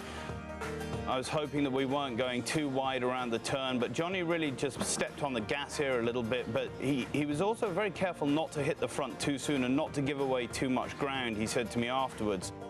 Here's Have You Gone Away on the outside, and she's coming with a rush. At this point, I still thought we were going to be second, but she just in the last 5 strides got up. Have You Gone Away has won. After the race was a bit of a blur, to be honest. I remember the trophy presentation and some of the interviews, and then I remember just trying to digest it all, and I actually struggled a little bit, I have to say. It was an extremely emotional time, and it was also kind of a little bit lonely in that the owners weren't there, Maggie was still working, it was Travers Day, and I went and sat at a stall by myself for hours and hours on end, but just hung out with her. Maggie and I went through a lot with that filly. We owe Have You Gone Away an awful lot. We really do. She was our first flagship horse. God, it still sends shivers down my spine watching that.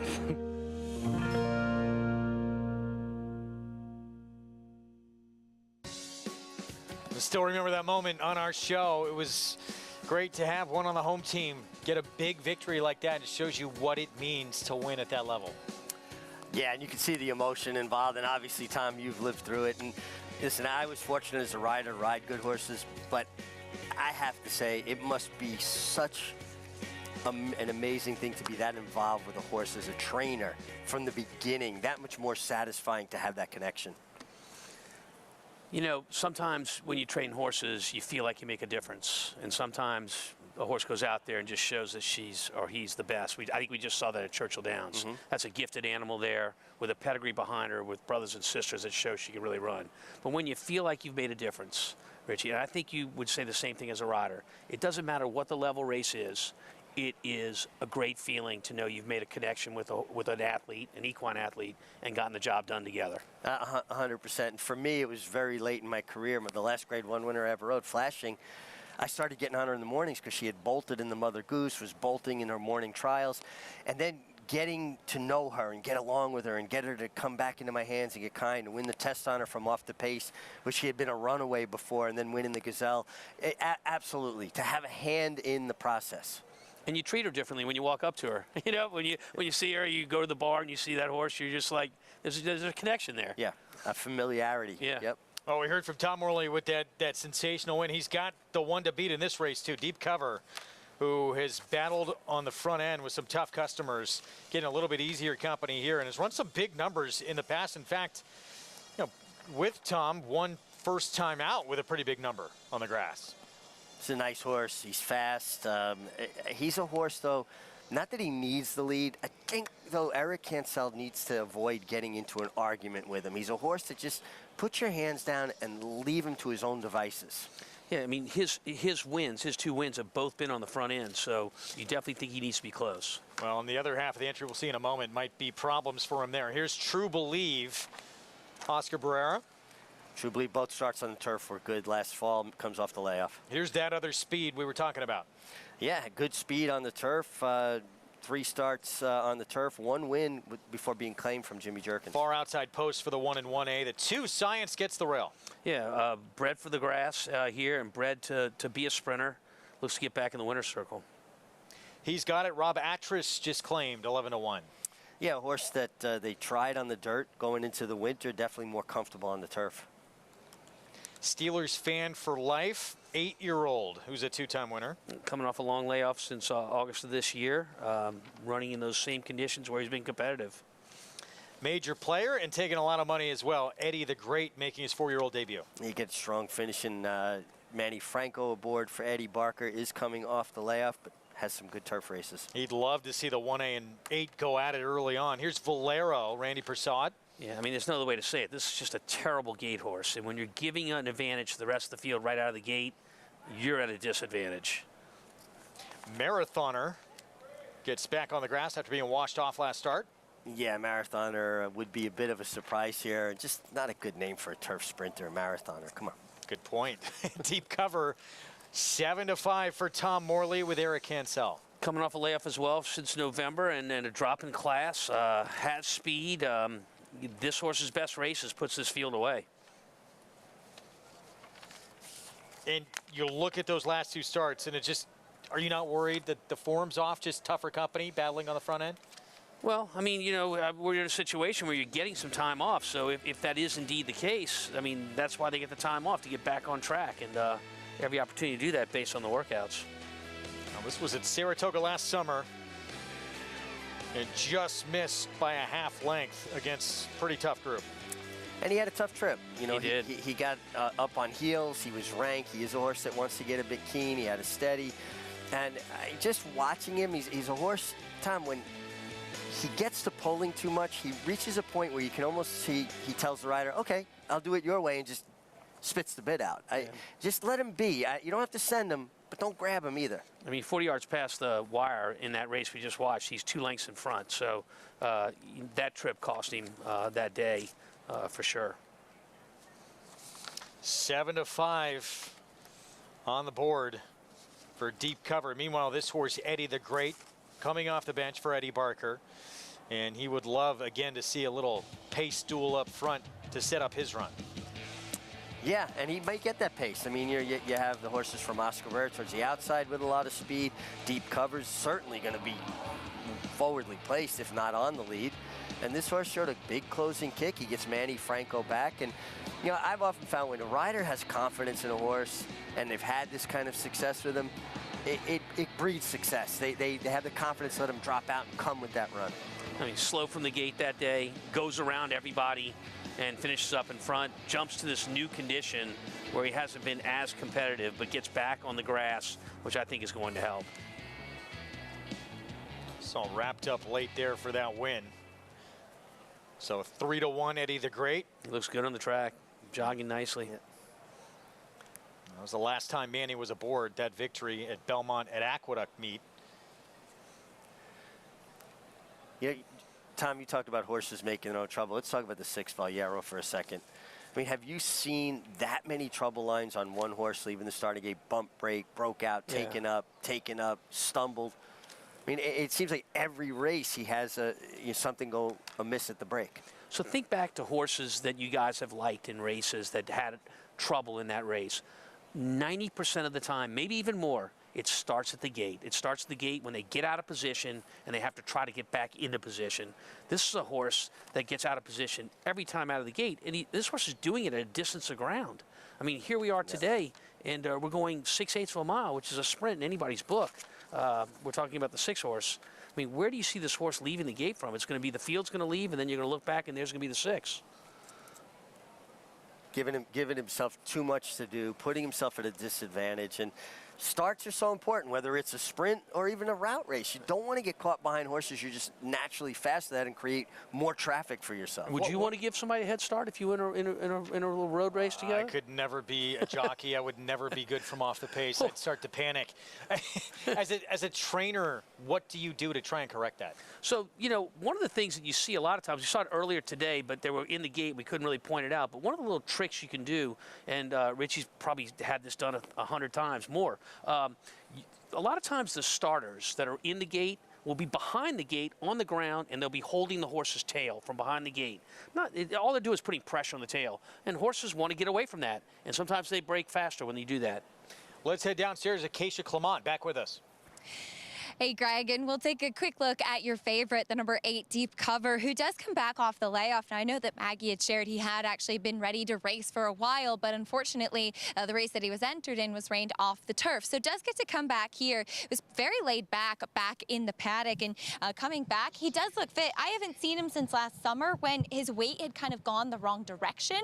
I do like that he seems to have done well off of his vacation and takes a drop in class. The number 5, Eddie the Great, he's the one that I actually liked the best, and I like the price better too. Getting back to the turf, he's built like a turf sprinter, big flat hoof on him as well. I thought he had a lovely solo warm-up under Manny Franco. The 2 Science, just wanted to mention about the equipment. He used to wear a type of bit with bars on the cheek, a pretty more severe bit, plus a burr that really help to apply pressure on the trach for horses that tend to bear out. Now he has a D-ring bit, which is exactly what it says, but a softer type of equipment and no burr coming back this year. I just thought that was really interesting, and I think speaks to some confidence from trainer Michael Gorham for a horse that maybe they've fixed some things internally or physically coming back now as a 5-year-old, Greg. All right, Acacia, thank you. 7 of 5 favorite. Deep cover for the Tom Morley barn. Returning for his 5-year-old campaign. Will he be the one to outquick the 1A? Will that horse we see right there be able to pressure this horse and make life difficult on the favorite? It's the 8th from Belmont. Let's go to John Imbrial. Level steps in, ready to go for race 8. And they're off. And from the outside, it is True Believe and Entry Mate Upper Level. And the two of them are right together here in the early going. They've got 2.5 lengths on deep cover. Next and third, he's got it, is down at the rail in 4th. Steelers Fan for Life is in between horses and in 5th. On the outside is Volieto. Or make that marathoner on the outside. Then comes Eddie the Great, followed by Science, and Volieto is the trailer in 9th. The leader is True Believe, ran the quarter 21 and 3. Upper Level is down at the rail, and on the outside is Deep Cover. Then a break of 2 lengths to Steelers Fan for Life, who's at the rail.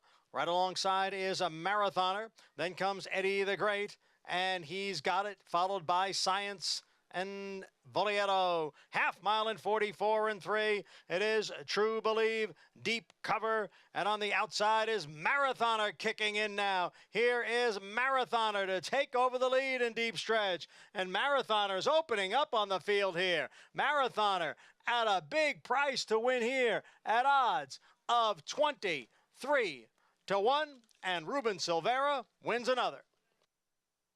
Yeah, how about that for Ruben Silvera? 23 to 1 upset winner. We saw something very strange here out of the gate. The other half of the entry, it didn't look like that one had much speed. Both halves of the entry going at each other for the same trainer and ownership group. Not an efficient way to use an entry. I thought the 1A had more speed than the 1 True Believe. Then eventually, Jamie Torres backed off with the 1A Upper Level and allowed his stablemate to go on. You're in the stands. You train these two horses. What's going on in your head, Tom? I've been the unintended architect of that situation in the past, and you really, really are not happy with yourself, because in the end, you put those two horses in the race, and they're working against each other. That's not what you're looking to do. Would not want to be around Tom Amoss after that happened to him. No, I'm a much milder version than you guys remember. I'd have been hiding. But, I will say this, though. Marathoner ran extremely well, and hats off to him. Good ride by Ruben Silvera. I made a tongue-in-cheek kind of joke, and that's what I get. I put him right in the winner's circle. Yeah, but it was just a joke on the name, not the horse's ability. Absolutely, yeah. Good for Ruben Silvera. A couple of wins on the card for him on this Friday afternoon as we get back to Churchill Downs. And Javier Castellano's got a Kentucky Derby this year, and he might have some big wins in his immediate future with this filly, who has started out her career 2 for 2. Let's go to Paula Duca for more. Yes, I can say this. I'm with Kentucky Derby winning rider here. Javier Castellano gets the job done on Celia. Wow, this is some kind of filly. You even gave me the little wow look when you got off her after the race. I really did. I really like it. I feel I fell in love. The first time I seen Saratoga, the way she been working the morning, very impressed. I asked Bill Mott to ride the horse. I didn't. And backing up a little bit the plan, bring it back to the winter. I hook up with her. I like the way she did in the spring summer. And then Quinola, very impressed, especially today, they stretch him up a little bit more distant. I like the way he developed himself, you know, the way he did in the race, right behind the horses. Good school, got a little dirt in the face, step up outside, let him roll it. The way he finished, unbelievable, I fall in love with the horse. Well, Bill's not here, and you were talking to his assistant, and you were saying and giving some instructions like, listen, I want to teach this filly a little bit because she can run all day long. That's what you said. Yeah, that's exactly what I told him, because I know I'm a heavy favor, but I don't want to rush it too much. We just came from 3/4 race to stretch him up a mile. The key was be comfortable reading and let him finish. Teach us something for the future. Develop the horse for the right way. And I think that's the key. Work out perfect to her, and she's a really nice filly. I like the way she did it. Very impressive. Keep your finger crossed. He can be anything. Well, you know, I talk about age a lot. You know, Tom Brady was 45 years old. Well, it seems like you were 45 and Johnny V were 51. We don't talk about jockeys being athletes.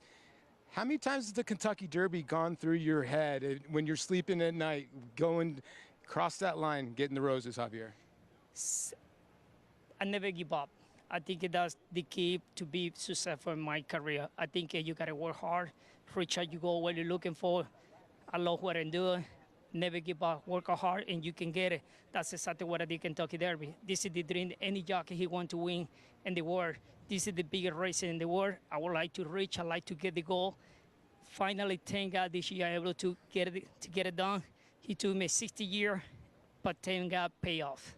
Well, perseverance, and a lot of people forgot that you have a lot of back class of four-time champion jockey Javier Castellano, Kentucky Derby winning jockey, and this is why you come out to ride. You got a superstar here in Celia. Thanks, Paulie. Nice job. And yeah, not just 4 Eclipse Awards, 4 years in a row he won that Eclipse Award as Outstanding Rider. He said he saw that broadcast, Kentucky Derby Day, mentioning he was 0 for 15 in the Derby. He said, we're going to get it done today. Use that as motivation. And a little extra nudge helped him. Obviously, he had the horse to do it in Mage. Good for him that finally break through in the big one. I love the interview. He talks about jockeys at advanced age, right? You know, Johnny's still getting it done. Mike Smith still getting it done. I mean, I was finished at 44, but I used to tease everybody in the room. We'd have a rainy day, sloppy track. Everybody in the room's kind of grumpy, and I'd come in covered in mud. I love my job. And he just said, I love what I do. I wish he would have said, I love my job, because that's something we used to tease about all the time.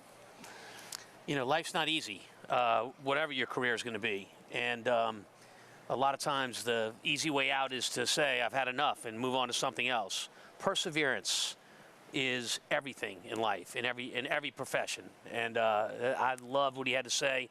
That would be a great lesson to tell my future grandkids when they come along. Yeah. Patience, perseverance. Quitters never win, winners never quit. Yep, good call. And so many people so happy for Javi that he finally got that Kentucky Derby. Well, Bill Motti just won with that impressive filly. He's got some big ones still to come. Elite Power, Breeders' Cup Sprint winner in the True North. Cody's Wish in the Met Mile. We'll talk about it next.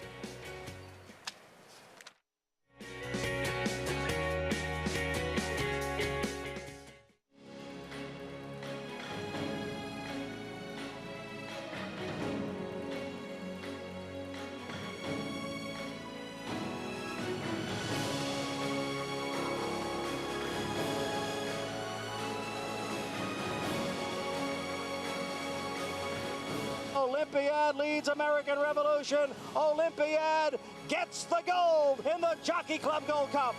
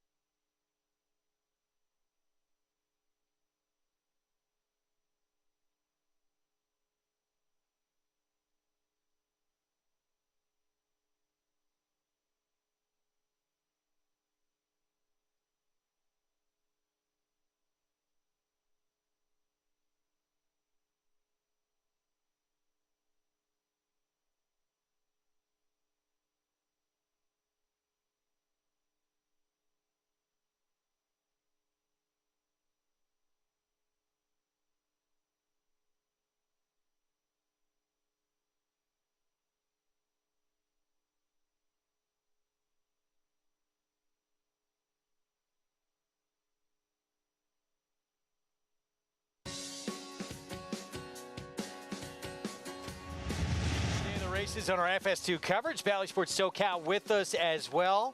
Program brought to you in part by Hillendale at Alapa. Moving on to the 9th at Churchill Downs, and this will close out their Friday card.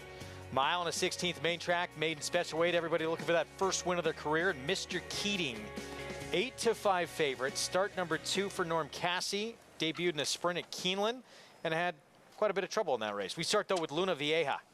Yeah, I thought improved after 2 synthetic races over the winter. Got to dirt at Keeneland. Actually, I thought finished with some interest. You allow him to ride for other trainers, Tom? Edgar?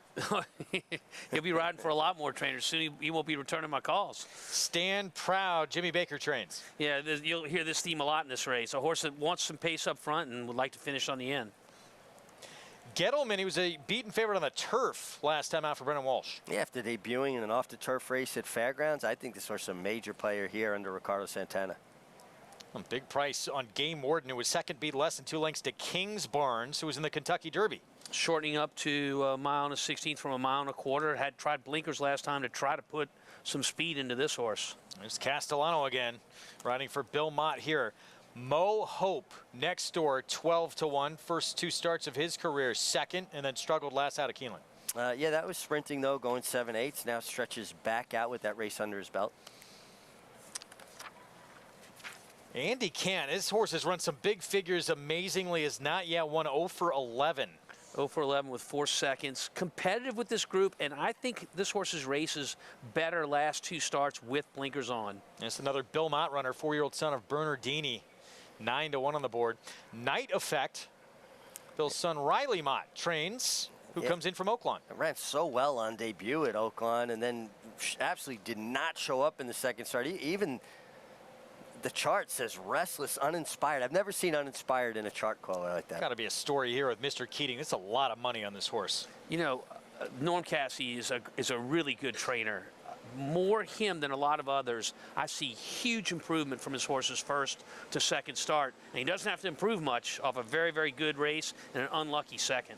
Harbor Bridge, Dallas Stewart, stretched out going long, was only beat a half length last start. It really improved, I thought, last time, and I could take another step forward. Luis Saez, a rider, more free running kind of rider, allows horses to get their forward position.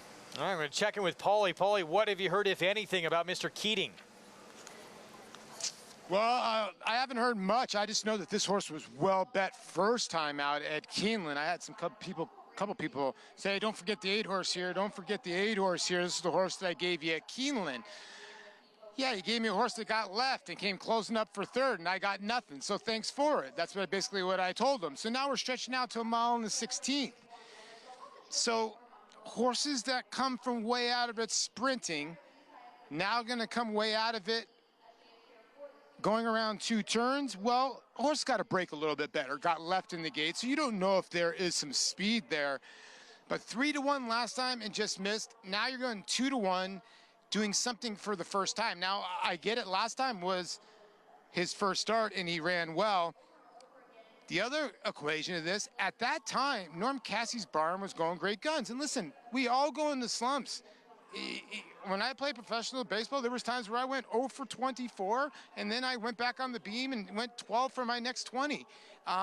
Norm's on one of those runs. He's 0 for his last 20 runners that he sent out. So obviously he's a great trainer. It's just he's on one of those runs. So do you want to take 2-1 on Mr. Keating?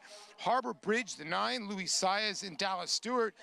You know, I thought this horse handled stretching out for the first time very well with Flavian Pratt aboard. Was kind of just ran even around the racetrack. Kind of looked like a horse that wanted to even go even further than that. But again, another horse, I don't know if you want to take 2-1. You know, Greg, you mentioned Andy Cant. I'm kind of surprised. This horse is always kind of like, you know, around and always kind of just sucking up, and you're always wondering whether this horse is actually ever going to break through. I've tried to get this horse to break through so many times at Oaklawn, and it just seems like he just doesn't have that killer spirit. You know, the 3 and the 4, I do like Game Warden a little bit on the cutback, Billy Mott's horses.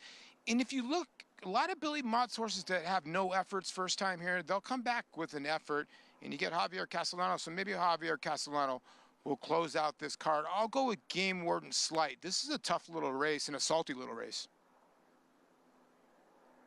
So, favorite has become the 9 here, Harbor Bridge. But yeah, Mr. Keating for Norm Cassie, going to be in those legendary silks of the late Mary Lou Whitney stables. 1 sprint, Tom. Right. Stretching out to a route of ground. What's the difficulties with that? Well, the difficulties in training are just one factor, but Carpe Diem, I look at him as a sire when you think about him as a horse that throws sprinters, not necessarily route horses. So I think you have a couple of hurdles here to get over with Mr. Keating. And the horse right next to him, Harbor Bridge, you know, that's a horse, Dallas Stewart, he likes to let his horses develop into race horses, so they learn a lot in their starts, and all of a sudden they pop a big one, and I could see him jumping up after 2 starts and popping a big one. But watch, excuse me, we're back to Mr. Keating. Watch how quickly he accelerates this last little part. You know, when you watch that, sometimes it can be deceiving because what you're really looking at is a horse at the front end that was stopping. And so it looks brilliant to the eye, but it's not what you really think. So it's not, it almost looked like what you see on turf with that turn of foot. Yeah, but maybe it wasn't as quick as it appeared to be. Yeah, it looked like the horse on the lead really kind of caved the last 40 or 50 yards, right? Yeah, I know Paul thinks this race is pretty open. You know, and I don't want to paint myself in a corner, but I think the 8 and the 9 are the players here. I just think the 9, with the way Dallas Stewart trains, you know, he's liable to really jump up and run big here after 2 starts in education. Well, back to that 6, Andy Kent. His best efforts, they've come at this distance, at a mile and 16th, and you could say, yeah, maybe he doesn't have the will to win. He's been beat by some pretty nice horses as well. We'll see if today's the day. Nightcap Churchill. Let's go to Travis Stone for the call. And they're off. And Mo Hope breaks in stride. Gettleman was squeezed back at the start, and Night Effect is sent on for speed right off the mark and heads to the front and is guided over toward the rail. And with that, Mr. Keating comes on to grab second. These two 1-2 into the clubhouse turn. Mo Hope settles in toward the rail. He's racing in third early. Harbor Bridge comes away fourth. Andy Kent down toward the inside fifth. Game Warden on the outside of Stand Proud, followed by Luna Vieja, and Gettleman is at the back. 9 lengths or so from top to bottom. They turn to the backstretch run. Night Effect intent on the lead, and they've got it. They're in front by 2.5 with just outside of 5 furlongs to go. Mr. Keating is inching forward now. Here's Mr. Keating coming on to put a little bit of pressure on Night Effect. These two continue down the backstretch together. And Harbor Bridge is just off them, tracking third on the outside. Mo Hope is covered up down toward the rail in fourth, just 3 lengths off the lead. Andy Kent is in between. Game Warden stuck 3 wide on the far turn, racing 6th. Luna Vieja covered up inside while 7th. Then it's Stand Proud and Gettleman. So round the far turn, Night Effect still the leader. Mr. Keating gaining up now. Mr. Keating a neck behind Night Effect. They round the far turn, and Harbor Bridge under pressure back in third. And down inside, Stand Proud comes alive. Game Warden was always wide. They're off the turn. Night Effect trying to tough it out. Mr. Keating is there. Harbor Bridge bearing down. Stand Proud switches outside for the final furlong. Andy Kent's coming up the rail with Game Warden, but it's still Night Effect. Night Effect turning back the challengers so far. Mr. Keating, Harbor Bridge, Stand Proud, couldn't get by him. Night Effect goes wire to wire to win it by 2. Tight for second among Harbor Bridge, Mr. Keating, and Stand Proud. Night Effect, Riley Mott in a race that his dad was in as well. Raylo Gutierrez, sensational meeting continues for him. Start number 3, Maiden Breaker. Yeah, excellent performance. And maybe the last workout at Churchill Downs Training Center told the tale on Night Effect. A very, very fast work that day, showed his in form, went to the lead early, and you know, the 2 horses that really showed the favoritism that ran second and third, they had every chance to pass him. They did not get it done. Whether it's too much distance, they're just not good enough, whatever the reason is, maybe they're ones to really put a question mark about the next time they run. Well, this horse, Night Effect, showed so much promise in his first start, and then I don't know what happened last time. Just absolutely no show, beaten 25 lengths.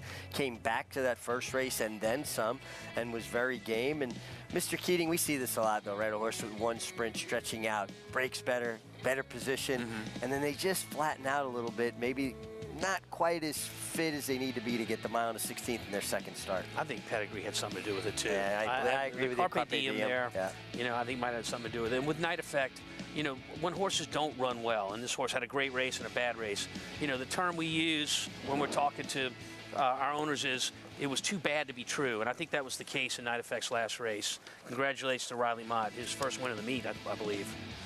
Back at Belmont, marathoner showing he's a sprinter on the lawn with this performance. Ruben Silvera, a couple of wins today, winning for the barn of Maria Montoya. Yeah, Ruben Silvera really has kind of come to the fore at Parks as, you know, their leading rider, or one of their leading riders perennially. And he's shipped in here effectively several times. He won the Westchester earlier to begin this meeting, and he delivered a nice ride on Marathoner, had him in good position and produced him at the right time, and Marathoner was good. 23-1 upset win.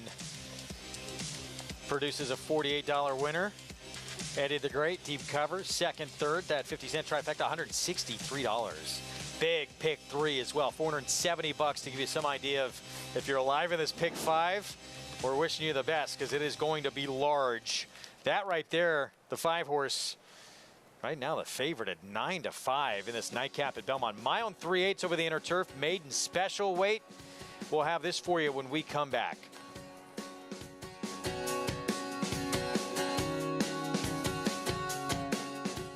Good magic in a good-looking performance.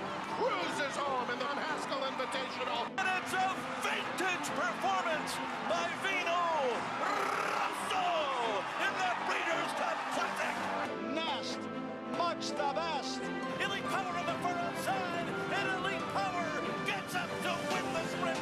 On the outside, it's Malafat coming to the wire. Who's it gonna be? It is Malafat. Experience the adrenaline-pumping, suspense-filled action of the Sport of Kings no matter where you are with Naira Bets. It's fast, easy, and secure.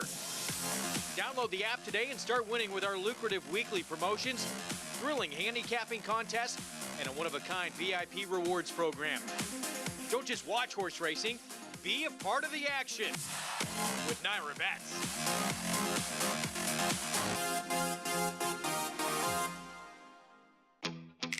Yes, there's family. If we say La Troyenne, you'll get the picture. And of course, form.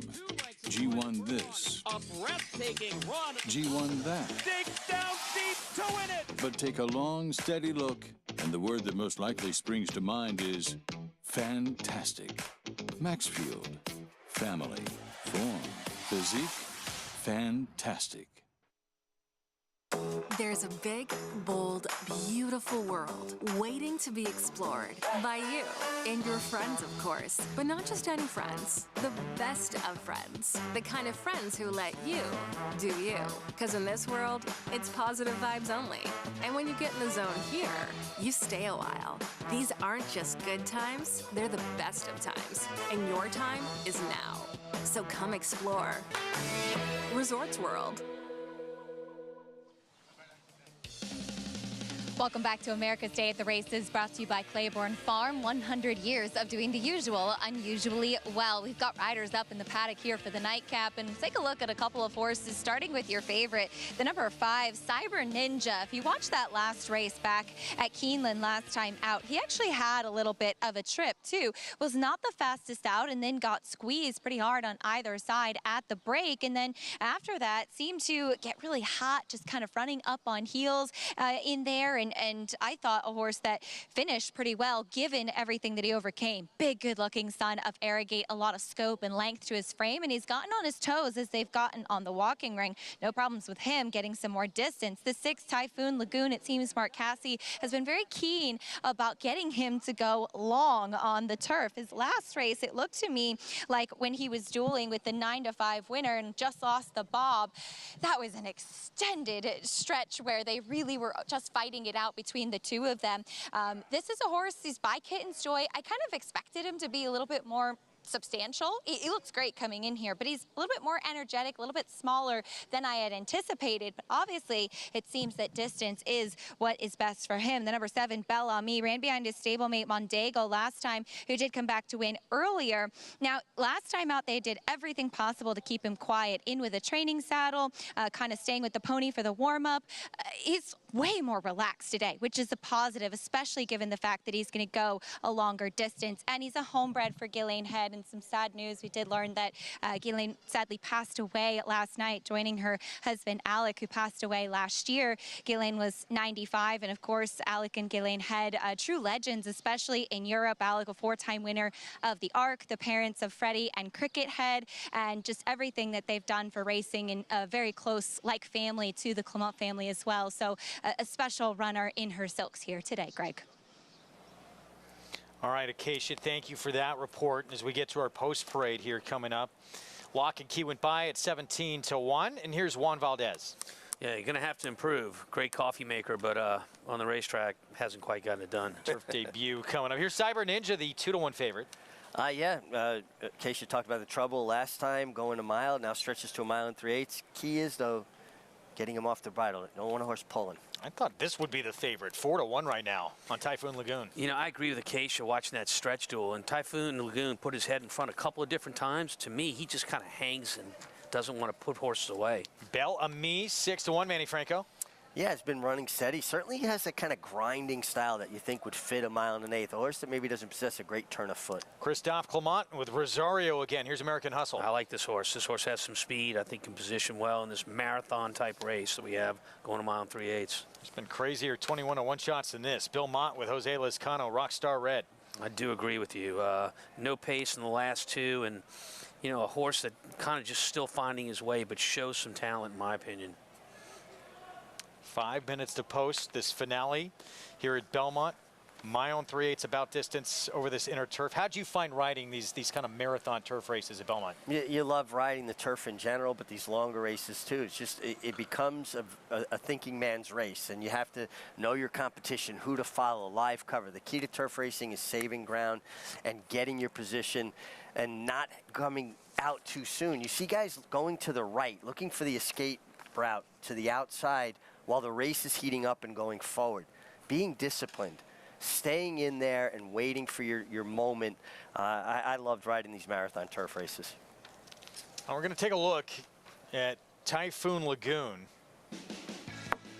And this was, maybe you can point out what you're talking about here, Tom, back on March 22nd at Tampa Bay. He looks like he's putting this horse away, falls back, gains the lead again, falls back.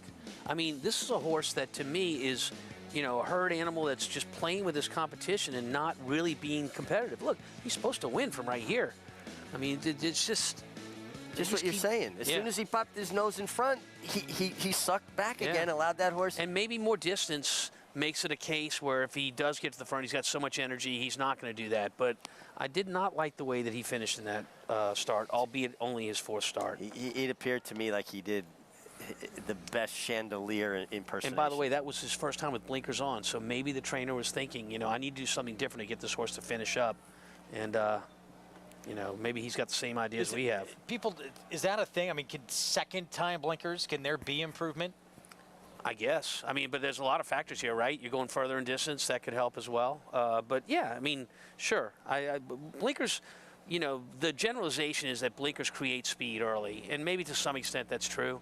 But I think what they really do is they provide focus for the horse and provide confidence that the horse doesn't mind being in between horses because he can't see those horses necessarily depending on the type of blinkers you use. If I'm Dylan Davis and I'm in the midst of a rally, I'm going to try to avoid getting real close to somebody else. I'd rather give myself a path, even lose a little ground, so that they don't marry one. Don't get on top of them and let them hang on top of them. And there's nothing worse than trying to time your finish. That is very, very difficult to do. If there's no speed in a race like this, that's the kind of horse you ride away from there. Put them on the lead because they're not going to get rank. You can turn them on. They're not going to pull. Once they make the lead, they're going to switch off and rake themselves, and then maybe they've already broken through that plane. I won on a lot of horses that would hang on a horse by just going. Let's go downstairs back to Acacia.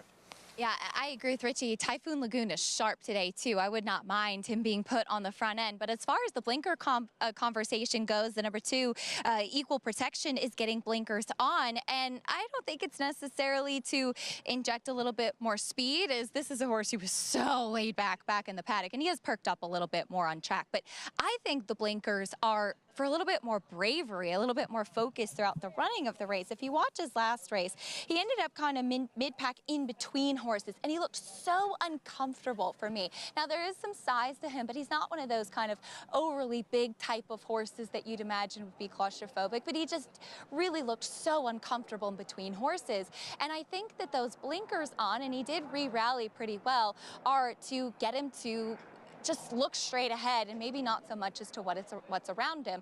This is the sharpest he's been throughout all the preliminaries, by the way. I was thinking he was a little bit too asleep, so I do appreciate he's gotten on his toes a little bit more. The number 8, American Hustle, though, my notes from him last I'd said he moves much more like a turf horse. And I know on the bottom side, the pedigree does not really lend itself overly to turf, but I think that he's run good races on the grass. I think he covers the ground earlier, like Tom was talking about a horse's stride. He has a very high knee action to him, and I think that really gets over the turf course much better. This is also by far the strongest and most relaxed I've ever seen him, which is what he'll need to go the furthest distance that he's done. I have a touch of concern about the 1 3/8, but I definitely like him getting back onto this surface and the appearance that he's made today, Greg. All right, thank you, Acacia. Competitive race here in this finale to close things out. It really is, and a lot of these will be about trips, which turf racing happens, a great deal. 2 keys: position, saving ground, because you have 2 turns to negotiate, and you don't want a horse to pull. If they use their energy in a counterproductive way, it's hard for them to stay the 1 3 furlongs. Yeah, that makes total sense to me. I think the other thing is having a recognition and being experienced enough riding these races that you can understand pace, because this is not distances that we typically run. We get those some of the time. You'll see it. The Belmont's 1.5 miles on the dirt. We hardly ever do that here in the United States. You need experience in these kind of races. As a young rider, I would assume, as I've heard them say, they sometimes will pay attention to the older riders and follow their lead in a race based on trying to understand pace if they haven't done it a lot in these longer races. You always want to key on the good riders, follow them, and learn from them. I mean, especially when you're inexperienced. There's the favorite. Cyber Ninja for Belmont 5 has been favored throughout the wagering. Jose Ortiz aboard. It's a nightcap from Belmont Park, 1 3/8 on the turf. Let's go to John Embrial. Ready for the start.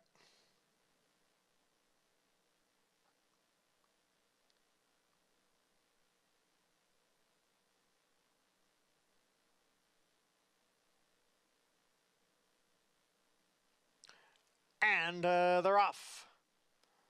From the inside is Lock and Key and Equal Protection. And from the outside, there goes Rockstar Red and American Hustle. Rockstar Red has the lead. Down on the inside, Equal Protection, second by a head. American Hustle is next in third. Lock and Key is back running in fourth, followed by Bel Ami in fifth.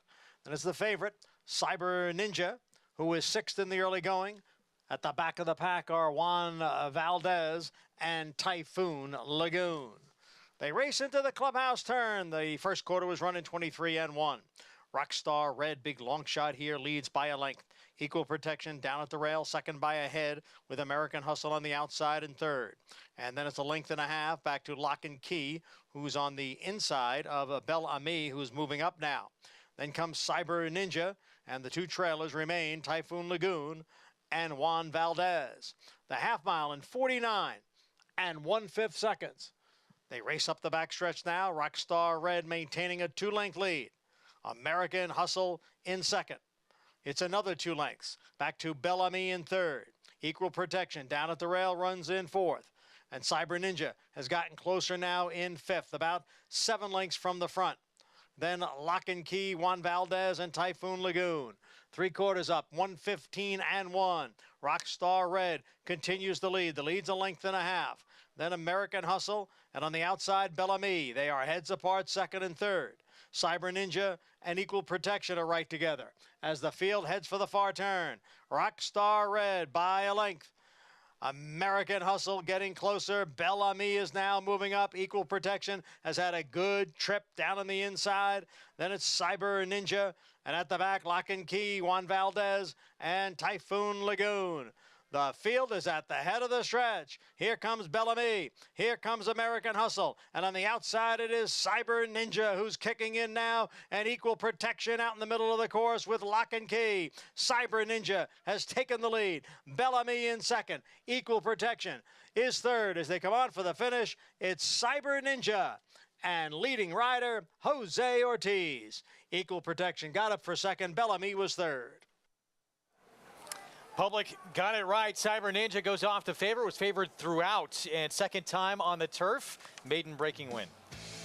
Showed real good turn of foot for going a mile and 3/8. This horse really finished, Tom, and just got comfortable. Jose Ortiz has been riding in such fine form. His confidence level is through the roof. You know, if you're ever trying to figure out pace in a race and you don't understand is 23 fast, is 48 fast, whatever, always look at the field. So down the backside, this field was really, really spread out. The more spread out the field is, that typically means that's how fast the pace is. It's a fast pace. And it played out that way. They got a lot of good finish on the end here from horses that conserve their energy. Typhoon Lagoon, the horse we were talking about that, ran last time, I think the plan was to take that horse back to last on purpose. And they did. And the finish, just kind of average. That's going to be one that's going to be a head scratcher for the trainer. But Mark Hasse, who trains Typhoon Lagoon, certainly knows how to deal with those kind of horses. Maybe a little too one pace for those tactics, right? You need a horse that has acceleration. Yeah. He just looks like a big galloper. Right. And it's funny because the time doesn't show you a fast pace, but it sure played out that way. Yeah. Especially with the leaders not sticking around. You look, he was a long shot, but the 10 Rockstar Red was as comfortable on the lead as a horse could possibly be down the backstretch. Yeah. But man, oh man, were they spread out, huh? I know it's an about distance. Uh-huh. Is that time right? That's when I need Andy. That's when I need Andy to come in. So 2:23 and 2 is the record for mile 3/8. Yeah, come on. No way. Yeah. No, that can't be right. Cyber Ninja. The last time a track record was broke like that was when Kendrick Carmouche's close relative did it at Delta Downs back in the fog. Waited in the chute for them to come around the I second didn't say time. that. Oh, okay. Right. Just allegedly. Yeah. 5-2-7-3 Cyber Ninja. Jose Ortiz having a tremendous return to New York. We have breaking news out of Louisville. Churchill Downs just announced this a few moments ago. They will suspend racing operations at Churchill beginning June 7th. They will run this weekend, Saturday, June 3rd and 4th as scheduled, but beginning June 7th through the remainder of the spring meet, they will move that meet, relocate it to Ellis Park in Henderson, Kentucky. That begins on Saturday, June 10th. Churchill Downs has seen, of course, an unusual number of horse injuries over the previous month, resulting in 12 equine fatalities. And even though the investigations and expert reports have indicated no surface issues whatsoever, in an abundance of caution and in alignment with the recommendation from HISA, CDI has elected to relocate the meet in order to conduct a top-to-bottom review of all safety and surface protocols and integrity measures in collaboration and consultation with nationwide experts. We're going to take a timeout. We'll be back. We'll have prices from this nightcap at Belmont and talk more Belmont Stakes when we return.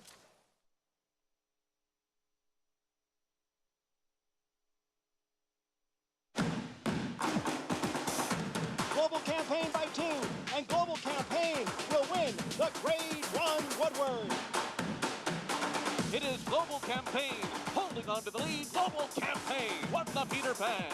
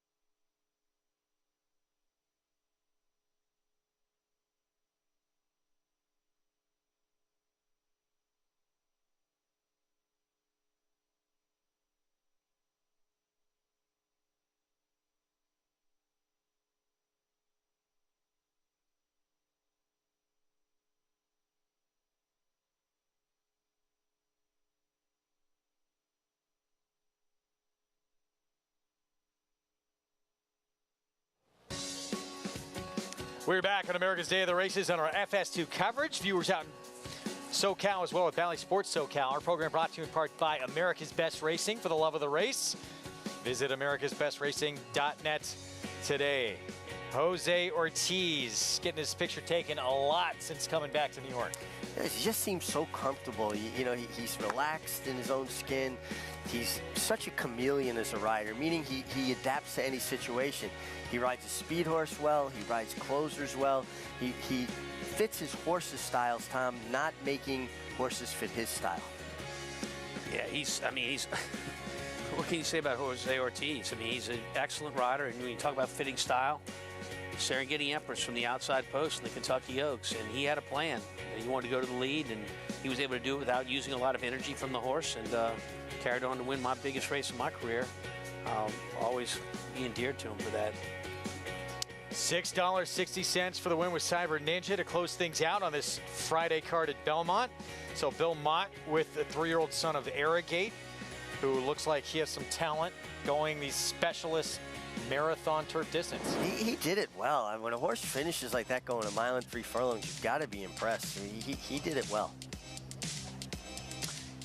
Oh, close to $5,400 with a $48 horse in there.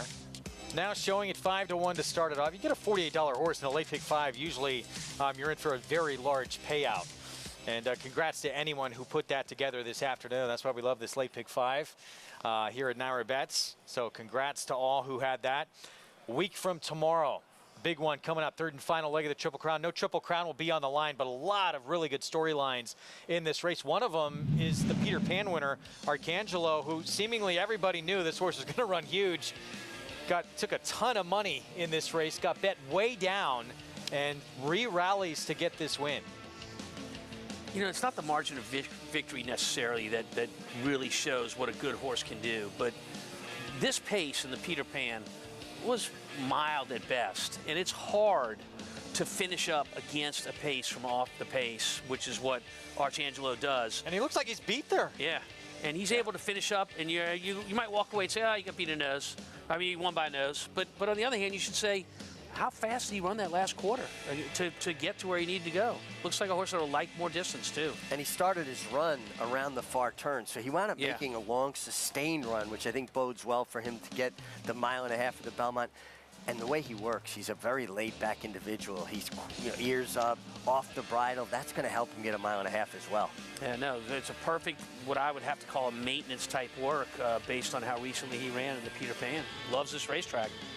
Seasoning, is that an issue with this horse? I mean, that Peter Pan, that was his first test against winners off a maiden score. Absolutely. I mean, look, there's some horses in this race that are real veterans and have been through the battles, and advantage goes to those horses. I have a little bit of a hard time adjusting my thinking about this because our game has changed so much, and I agree. I think he is lightly raced. It's a big ask, right? But in this day and age, I feel like I've got to adjust the way I look at it. Look at Mage. Yeah, look, the lines are blurred, okay? I mean, the things that we used to think that were the rules of, you know, hey, you can't win the Derby if you're waiting 6 weeks to run. I mean, that's gone. Dosage, you know, the Derby of whether a horse can get the distance or not, that's gone. How many starts you've had going into the Derby, that's obviously been put to rest. Having now races a 2-year-old, that's gone. Yeah. So the game has, I hate to call it the game because it's my way of making a living as it is the rest of you guys. Sure. The industry and racing has changed through time. Meanwhile, Red Route 1 for Steve Asmussen, Winchell Thoroughbreds.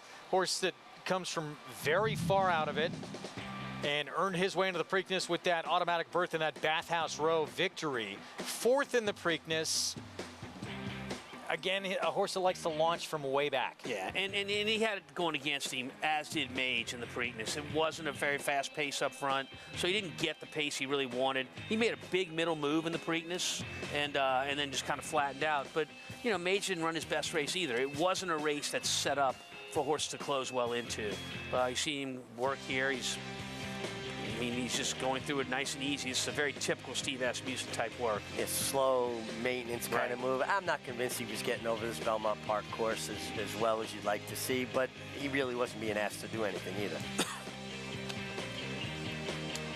So when you look at the field that's going to line up in the Belmont, who are you drawn to?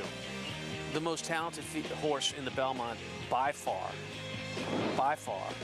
is Forte. But he's got a real issue, and that issue is his recency of racing and being ready to go a mile and a half. He's got a Hall of Fame trainer that trains him, and you might doubt him going in, but you might walk away saying, what was I thinking? But there's no question he's the best horse in the race. Live coverage, of course, on Fox Saturday, June 10th. He's got a stablemate, too, that people, including his trainer, Hall of Famer Todd Pletcher, have been saying for a long time. With that pedigree as well, this is a Belmont horse. Tapit Trice. Am adamant that Tapit Trice is the best horse in the Belmont. I agree with you. Forte's the best 3-year-old. Tapit Trice is the best 3-year-old in the Belmont. I think the mile and a half, the way he's working, he has dazzled me watching him in the mornings here. Even though he works great and looks great on the track, and the fact that the race is a mile and a half so you can recover from your early mistakes, I don't like what he does out of the gate. Tapit Trice is a horse that doesn't lead the gate well, gives the field an advantage, and I know it's a mile and a half, and he can certainly make up for that.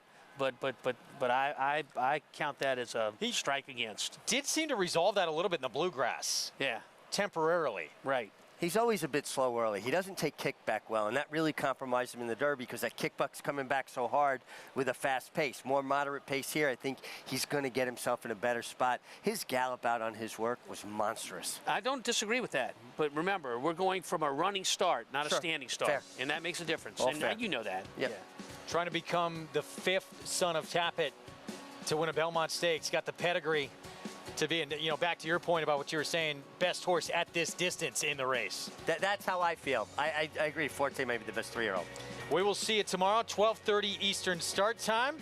Mondego, back-to-back, was in a compromising position for a while under Joel Rosario, but found that opening, able to roll to victory. First time in against winners. And how about this 3-year-old filly? She could be the future. Bill Mott, Javier Castellano flew out to Louisville to ride her, and it was worth the trip. She's now a perfect 2 for 2. We'll see you tomorrow.